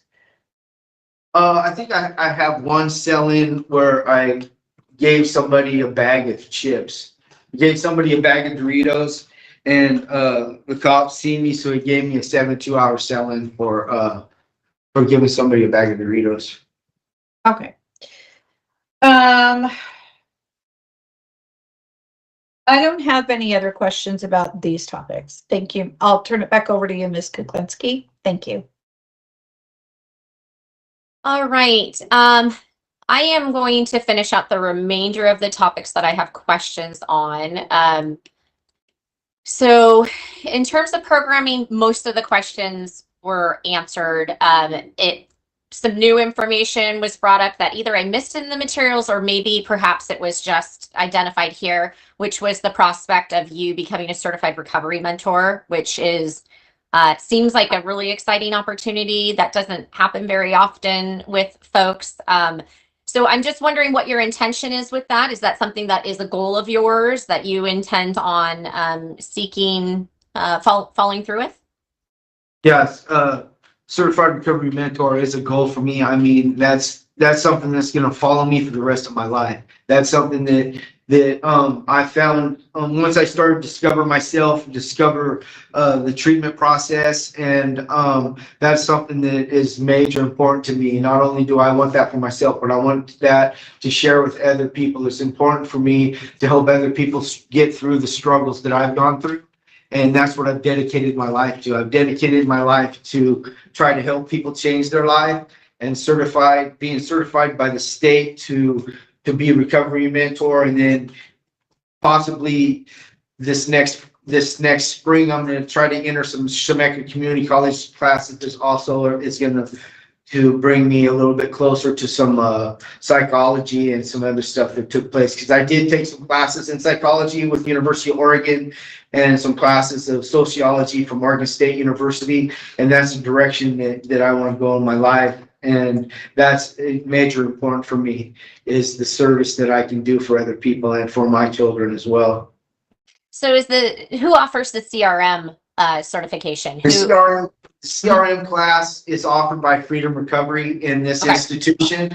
The issue with that right now is there's two other mentors in there that are also been convicted of murder, and for them to be able to, the state doesn't want to pay for that certification until they address the same issues that you're addressing right now with me. And that's looking extremely hopeful. I got a kite back from them saying that it was completed, so that's them telling me that I'm in. Okay. And then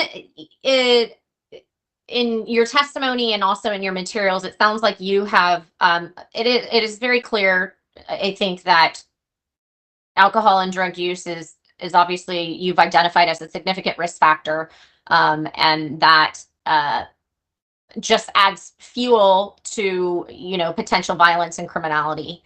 And you've done a really good job of conveying the importance of long-term sobriety in your life.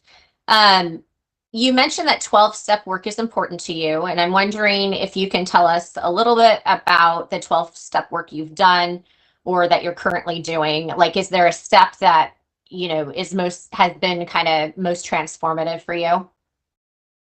Yeah, step 4 and step 10 is the most important steps to me. They talk about moral inventory yourself, and that's one of the that's where I got my freedom. It's when I started taking moral inventory of myself And step 5 too, I mean, I can't just speak on one step. I have to speak on several steps because they come together. But step 4 is when you learn to take a moral inventory of your life and really look at that and then speak on that out loud in front of somebody else. Allows you so much freedom, and it allows you to understand yourself.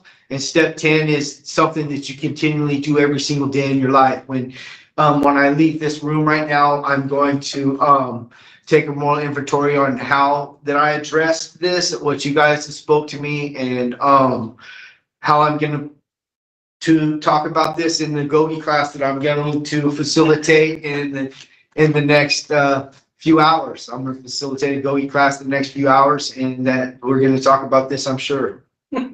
Okay, thank you. Okay, well, I'm glad. It sounds like it's in a few hours, so I can promise you you will be making that class. We will not be here for a few more hours. Okay. So I'm going to move into the criminal history and crime of conviction, which I really don't have questions regarding the crime of conviction because you guys really went through that.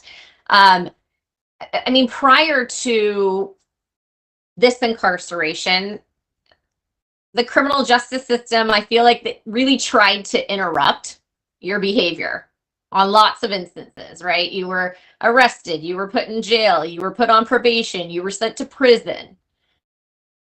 So lots of opportunities to interrupt and change. What, in your opinion, why weren't those interventions successful for you? Those interventions weren't successful because I wasn't seeking the tools at all in that part of my life. That part of my life was dealing with the trauma and the bad choices and the things that I surrounded myself with. I was completely engulfed in alcohol and drugs at that point in my life, and I was still angry, filled with hate, and that just reflected my reoccurring coming in and out of prison. And unfortunately, that directed me into exactly what I'm in prison for right now, is a progression of just like that one drink turns into a fifth, and a fifth turns into a half gallon, to a weekend, to the rest of your life every single day. And the criminality that was taking place in my life because of that wasn't even something that I was looking for, and I didn't have no healthy tools or programs in my life to focus on. And if I was being completely honest, I wasn't even looking for it back then. Okay. I saw that there was a PCS conviction in December of 2001, which I'm assuming happened while you were already incarcerated. No, that didn't happen while I was incarcerated. Let me explain that. Okay, please, So, thank you. when I was on the run for this thing I'm incarcerated for, so I had was on the run for this crime here. I was selling methamphetamines while I was on the run, and I ran into a police officer in Clackamas County at a gas station. And during that time, they searched the vehicle, and I fled the scene at that gas station. And that charge, they didn't pick that charge up until after I was already convicted. So that charge took place in 1999, was the original charge, but they didn't charge me until after I was already convicted of the murder. And then Clackamas County picked up that charge on the tail end of this conviction. Got it. So Okay. that crime occurred in 1999. Thank you for that clarification. I appreciate that.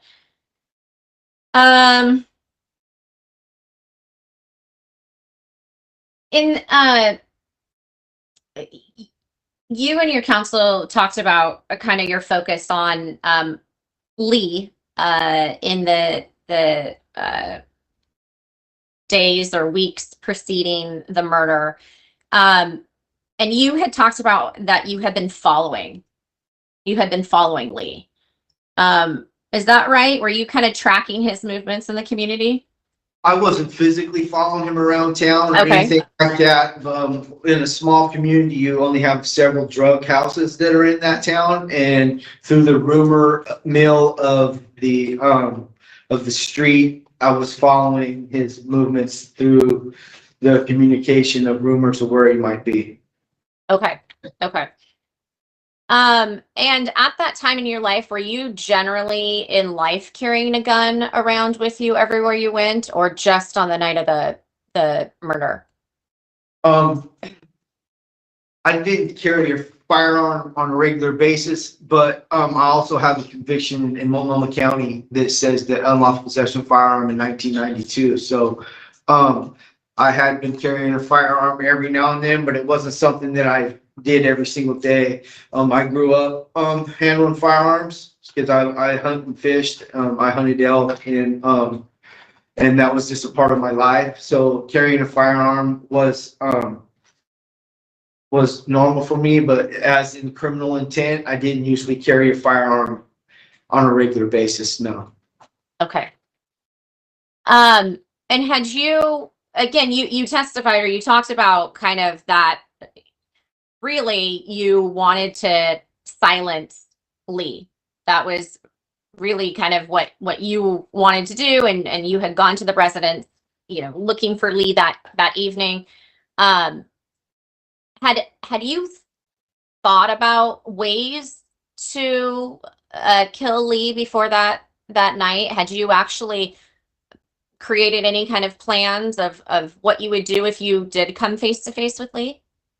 I came face to face with Lee and we got in an altercation at my youngest daughter's grandmother's house prior to that situation.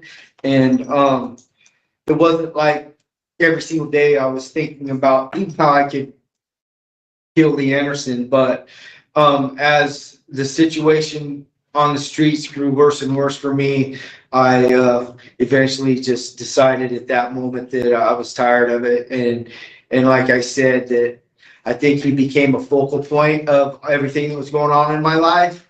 And that was the catalyst on how I was going to deal with every single type of suffering and misery and pain and stuff that I had going on in my life. And he became the source that I was going to take that out on. And again, I don't have necessarily questions about what happened on the actual day of the event, but there were, now looking back, obviously hindsight is always what it is, but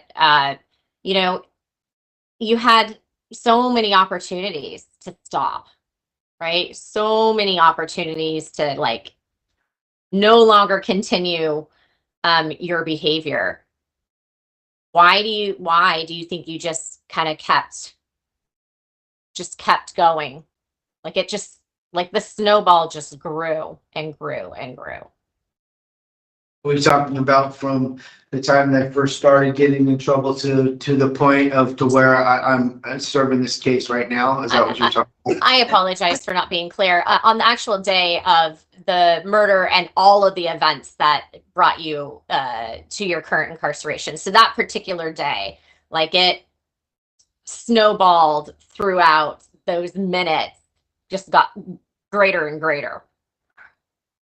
I can say it was the substance and alcohol abuse was a major enhancer in that decision that I was making. And I was carrying all kinds of I hated myself. I had a lot of shame going on, a lot of guilt. Every time I thought about my daughters and how I wasn't being the father that I should have been.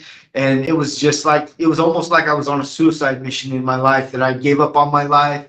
And in that moment, in that day, it was going to happen that day, because I was carrying that with me, and it just became, that was the catalyst that took control of my life that day. And I can't tell you that I even thought about even stopping what was going on in my mind. My mind was just filled with distorted thinking, and all I cared about was getting high and dealing with that situation. It was just eating me alive. So this moves on into release planning, but given kind of the impact that you had on, the city of Sweet Home, have you thought about what sort of impact you would have releasing back to that community? I thought about the rejection that I might feel from some of the community and some of the fear that would go on, because I mean, not everybody wants to see someone that's convicted of murder in their neighborhood, right? And Sure. The question, they don't know who I am now. They only know me for who I was back then. And I would have to work slowly into that community and just jump right into the community and say, here I am. Not everybody's going to accept me. Not everybody is going to forgive me. Not everybody is going to want what's best for me. But I would have to navigate through that and be the best person that I can, even if I'm rejected. Rejection has been a big issue for me too in life. But I have the friends, I have so many support people in that community. There were so many letters and stuff that we could have put in, but we didn't put it in because we didn't want to have to go through all that. But if you reflect on my support system inside the petition, there's a lot of names in there. Every one of those names have been somebody that I've known my whole life, and they all have their own businesses in there. Some of them are deal real estate. Some of them own drywall companies. Some of them own construction companies. Some of them, like some of the people that worked in real estate, their mother was a dispatch at the Sweet Home Police Department. And there's just, I have a lot of people in that community that that love me and support me there. Well, and given that you've identified rejection kind of as maybe one of those triggers for you, I mean, I guess putting aside the impact on the community, do you think for your own success that returning to Sweet Home is the best place for you if you were to be released? That's my home. That's where I'm from. Okay. I mean, You okay? Go ahead. yeah, I'm all right. Give me a sec here. Yeah, please. If I went to a community where I didn't know anybody, right? And let's say I moved to Portland, I'd have to build a completely different support system in my life. It would cause an extra struggle in my life for me to find ways for me to build new friends and a new community. Sweet Home is where I was born in Lebanon and raised in Sweet Home my whole life, and it was a small community. Even though I struggled through a lot of those people there, those people showed up for me right now, and I believe in them people 100%. And if that's the case, I don't think that I could ask anything better for a community or where to go that supports me. Do you have finances to help transition into the community? Well, I only have like $500 on my account right now. Okay. But I took on the Adobe, I took some personal finance classes, and I'm working on a financial accounting course on there as well. And I know that I immediately have jobs out on the streets, and those people would help me save money and allow me to live in their homes until I'm able to do whatever I need to do in life to be successful. I mean, that's success is right on the doorstep for me. We also have to deal with a lot of other issues we got going on that has to do with time, but right now it's one day at a time, and we'll deal with today. And I know as part of your release plan, there was a prospect of getting a job. You mentioned it already, doing drywall or at a mechanic shop. Do you have particular experience doing that type of work? Well, I've been a laborer my whole life. So I lived in Alaska for a while. I trapped up there. I also set chokers up there, and I also worked in the shop when I wasn't old enough to go in and set chokers, I worked in the mechanic shop because I couldn't, I wasn't old enough to run the rigging. So they had me working in the mechanic shop when I was there when I was 16, 17 years old. So I worked a lot inside the shop with my stepdad and the other people there. So I've worked a lot around the mechanic area and drywall. I've worked with Tom. I've known Tom my whole life. I remember when we remodeled his whole house. We used to remodel his garage about every 6 months in the different bedrooms. We make a bedroom here, a bedroom there. So I've been around that and I'm familiar with that type of work. Okay. And I'm sure, you know, obviously you are, you just mentioned you have hurdles, right? If this were to go in your favor, you still have hurdles. And so my question to you is if you were found likely and subsequently given a firm date on your murder case, as you, we've all identified you have a lot of time consecutive, which, you know, I know that's one of the hurdles that, you know, you would need to work on. But no matter how much time you would serve, what would you expect to happen if you were to relapse while you're serving that consecutive time, or get into any fights while serving that time, or otherwise commit DRs within the institution? What would I expect? Yeah. If you're serving your consecutive time, we've firmed you up, let's pretend. What would you expect to happen? That I'd lose everything that I worked for in my life. That I would lose self-integrity. I'd lose valuable respect from my family and my loved ones, and respect from the officers that have helped me get through everything that I've gone through in my life. I'd expect to lose everything that I ever worked for, and I'm not willing to do that. And from a literal sense, what would you expect kind of from the board? I expect from the board to probably violate me and take my date away from me is what I expect them to do. I mean, that's right there on the table. Lose everything. All right. Thank you, Mr. Holcomb. That is my entirety of questioning that I have for you. So I am going to check in with Mr. Reese and any remaining questions that you might have. I don't have any questions. Thank you. All right. And Ms. Cleaver. Well, you covered most of the questions. I just wanted to clarify something. I thought I heard you say you go to a gambling? Yeah, I go to gambling class, yes. Okay, so do you have a gambling addiction?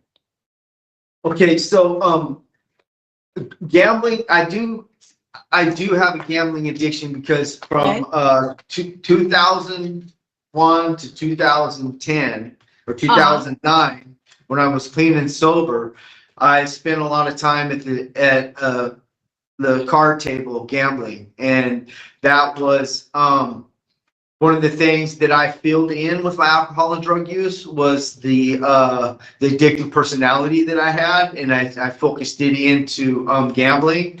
But after that, and I really didn't think that gambling was an issue, because when you start thinking about the consequences of the alcohol and drug use and criminality that I had in my life that put me in prison, gave me such a long sentence in the crimes that I committed, the gambling didn't seem that big of a deal because it was only like a financial thing.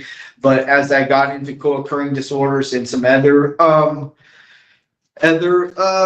treatment plans, gambling is part of a co-occurring disorder and also a part of the criminality addictive mindset.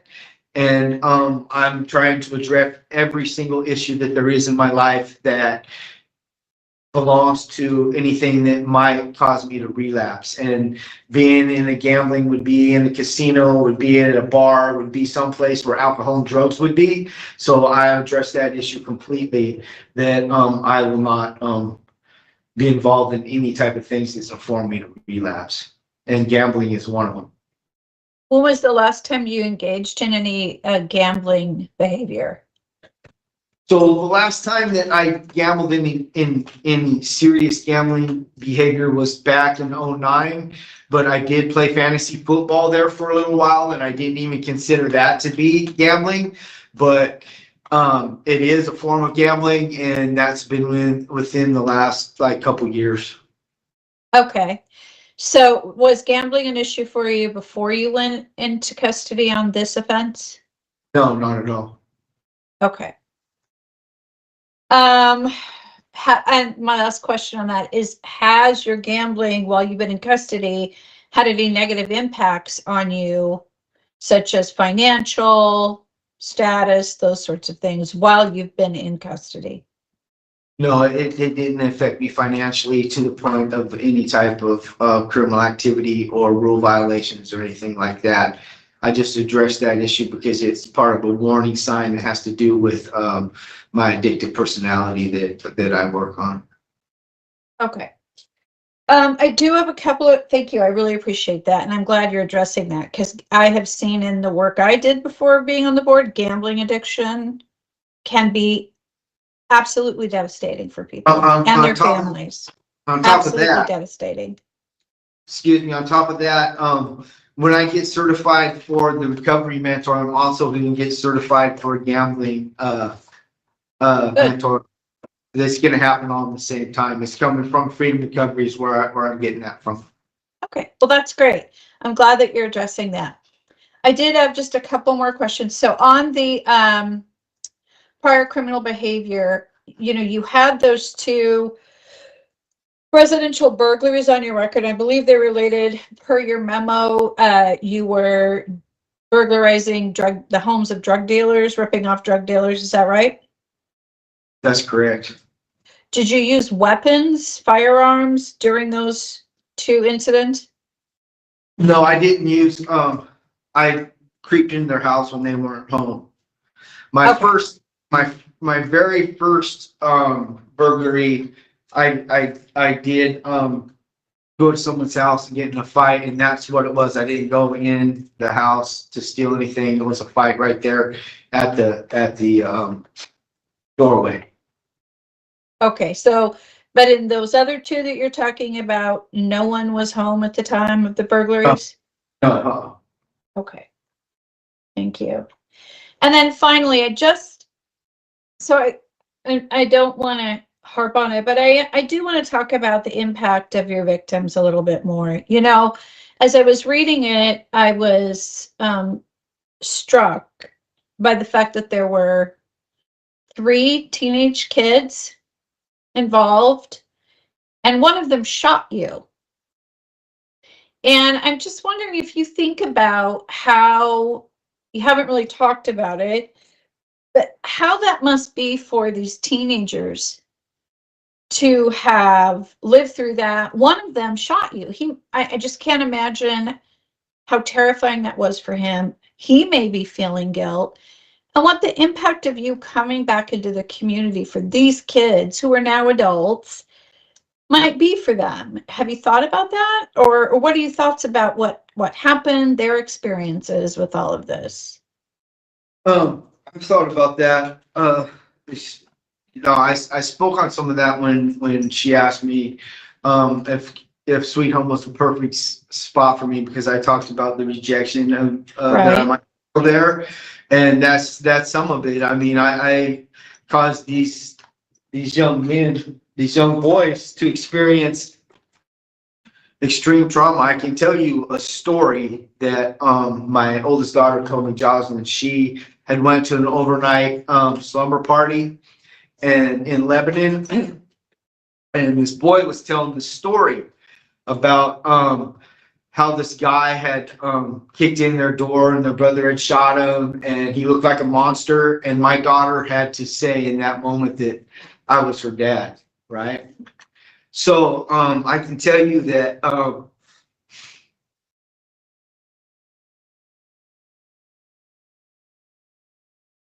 thought about that a lot. I thought about how much of an impact that I've had on people with destroying their lives. And I pray and hope that those boys have not went to drugs and alcohol to deal with any type of trauma that I've caused them in their life, that they have went on to become the best men that they possibly can. And I have no idea to know what direction those boys went in, but I hope they didn't complete the cycle that I began when I kicked those doors in, because that's exactly what it does. It creates a cycle of insecurity and fear.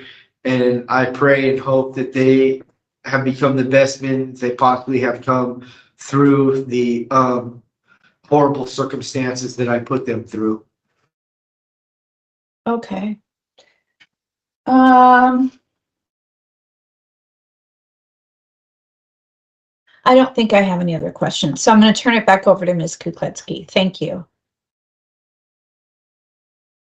All right, Mr. Holcomb, that concludes the questioning of the board. I am going to move to talk with the committing jurisdiction pursuant to ORS 144.750. The district attorney from the committing jurisdiction has the right to appear at any hearing and present information or evidence at the hearing.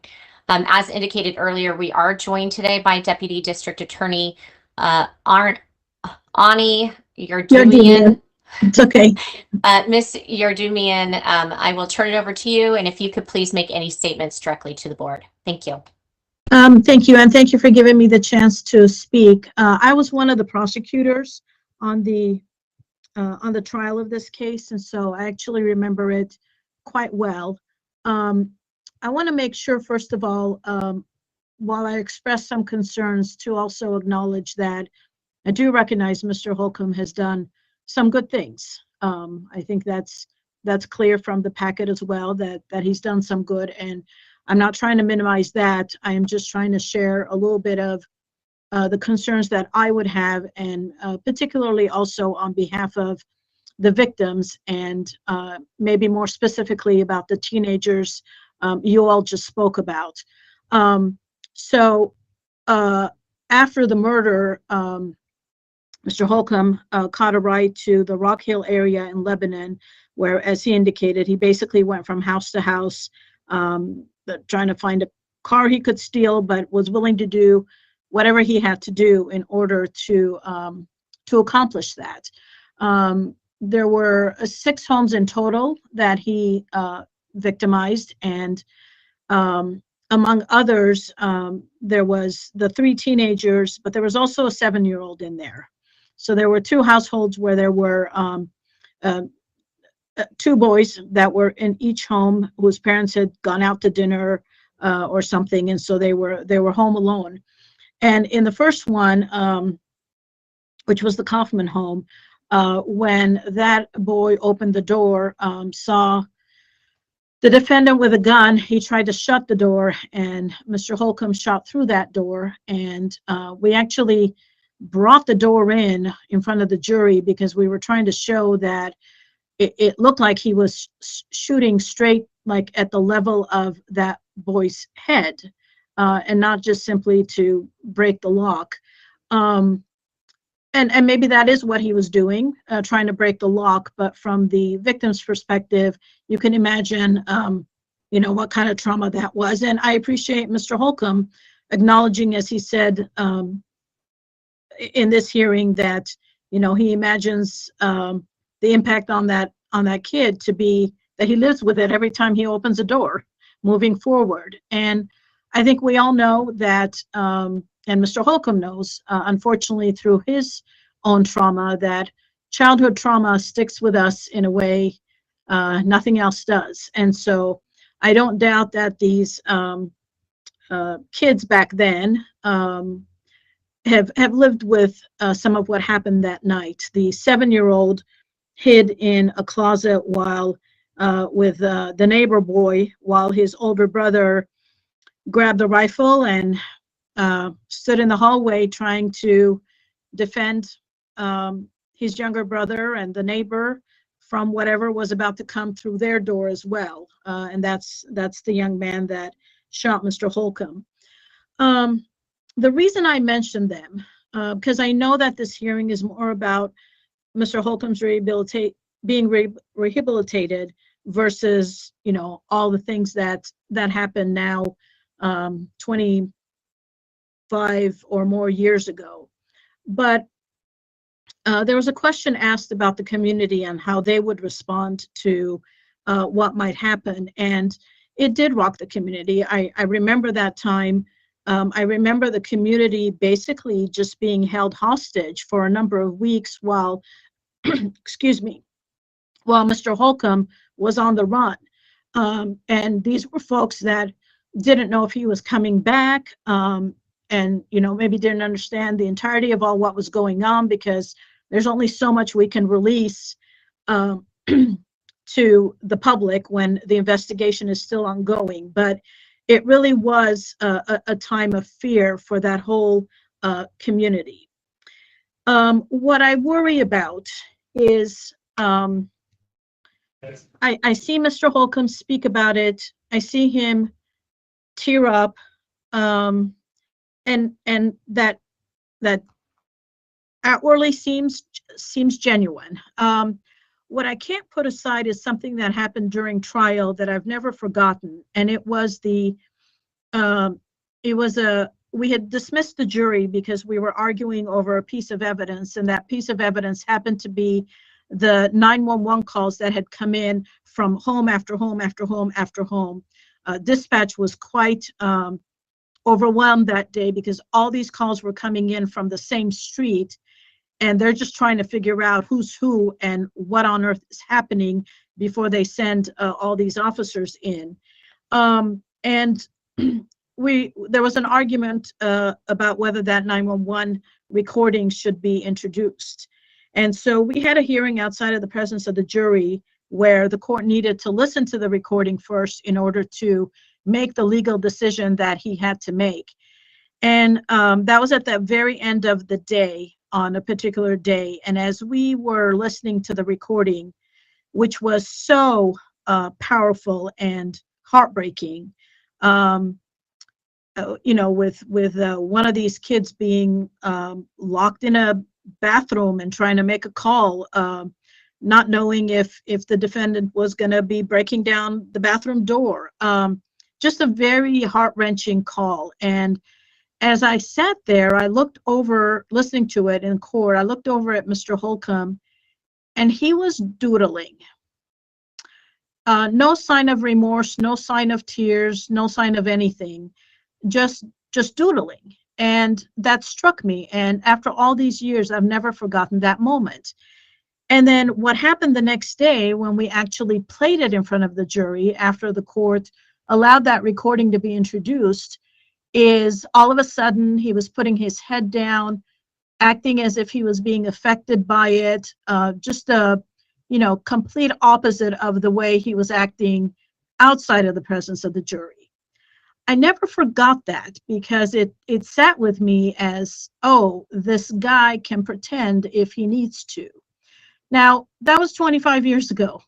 I suspect Mr. Holcomb has grown up for no other reason than he's not in his 20s anymore. He's in his 50s, I think. And I would hope that these things have had a more profound impact on him, and it seems like it has. But I never forgot that moment. And so I say that to let you know that when I hear him talk, I always keep that in mind, because I always have to question how real is this? And so the one thing I did want to say, which maybe will make sense with everything else I have said, is that the most fundamental thing that needs to happen, it seems to me, for someone to believe, yes, this person is rehabilitated, he's going to be safe in the community, all of that, is for the person to genuinely take accountability for what was done and the impact it had on people. And again, Mr. Holcomb has spoken about that today, and spoken about it with emotion and with tears. But here's the other thing I know, and it causes me pause. So what I know, because I just had to deal with it, is that as recently as last month, on December 23rd, the court received a letter from Mr. Holcomb inquiring about whether the jury poll from 25 years ago, which had been sealed, could be unsealed so that we could know how the jury stood on the convictions. That is important because back then we needed a unanimous verdict for murder, which we had, but we didn't need a unanimous verdict for all those other charges that he was convicted of. And so now the law has changed to where everything has to be unanimous. I take no issue with that, other than, you know, I don't like it going back to 25 years ago. But anyway, he's inquired into that for what he would file as a post-conviction relief on those charges. And so I knew about it because the court inquired about my position, and I told them that I did not have an objection to them being unsealed because, you know, at the end of the day, Mr. Holcomb has a legal right to do whatever legally he can do. But the practical result of that, if successful, is that all those other charges would be reversed and we would be back at a retrial. That is the practical aspect of what Mr. Holcomb is trying to do. And so, you know, I think about those boys. I think about the 3 teenagers and the 7-year-old that we questioned. And I think about reaching out to them and having to tell them, hey, I'm sorry, but you're going to have to come back for a retrial on those charges. And, you know, talk about trauma resurfacing in somebody's life. And so I guess I have to, you know, it seems a bit disingenuous on the one hand to say that he feels so much remorse and impact to what he did to those boys, but at the same time, as recently as last month, is getting information to assist in a post-conviction relief that would have, as again, the practical implication of those charges being reversed and being back for a retrial. And so I guess I just wanted the board to know that for whatever you deem that to be worth. I don't mean to suggest that Mr. Holcomb doesn't have a right to do and ask for what he's asking. In fact, he does have a right to do that, which is why I didn't object to unsealing the sealed jury poll. What I'm saying is to say, on the one hand, I feel horrible for what I did to those boys, but in the next breath, I'm willing to have those things reversed and put them through another trial 25 years after the fact just seems inconsistent with one another. So I'll leave it just at that. Thank you. Thank you for your statement, and thank you for waiting with us through this process. Appreciate it. Mr. Holcomb, we have come to the point in the hearing where you have the opportunity, or your counsel has the opportunity, to respond to any statements made by the Deputy District Attorney, your Dumian, and as well as make a brief closing statement if you would like. If you do make any statements to address anything that was said by the Deputy District Attorney, please make sure to address those responses directly to the board. So I will turn it over to Mr. Holcomb and counsel to make any comments and closing statements. Do you want to say anything about the trial and your behavior at the trial? It's up to us. I'm going to speak about Okay, well, first, I appreciate the opportunity for me to be able to, this is a part of the recovery process for me too. And I am sincerely sorry for what I put them boys through. And I'm sorry that Mrs. Yerdumian sees the picture of me the way she sees it, but I am genuine in my recovery process, and I want the best for those boys. And I don't want them to go through another trial either. I don't want them to go through any of that. I just apologize to everybody that I touched with my life in a negative way, and I'm going to work towards continuing to be the best person that I can and the best father that I can. And if there was a possibility that I could sit in front of those boys in restorative justice type of situation, I would allow any of those victims, anybody they would like to sit down with me and go over those issues. I would do that, because I'd give every single person an opportunity to be able to speak on that situation and speak to me directly in a way that could help them get through their trauma and help them understand what's going on right now in all of our lives in the cycle that we all deal with in the situation that I've caused. And I just thank you for the courtesy that you guys gave me, and I'm gonna give it over to my attorney. Thanks. I'll just second that. If that is ever something that any of the victims in this case are interested in, we will pay for a facilitator. We will not be there. It'll just be Mr. Holcomb and any of the victims. And we have found that to be incredibly important in many of our cases, especially all these years later. But the only thing I want to address, and I need to get it on the record, first, I always appreciate, I'm going to say your name wrong too, I'm sorry, Miss from Linn County. You're doing, no worries. Okay, thank you. You've been in other hearings of ours, and I always appreciate how thoughtful you are, and recognizing Mr. Holcomb's, recovery and rehabilitation.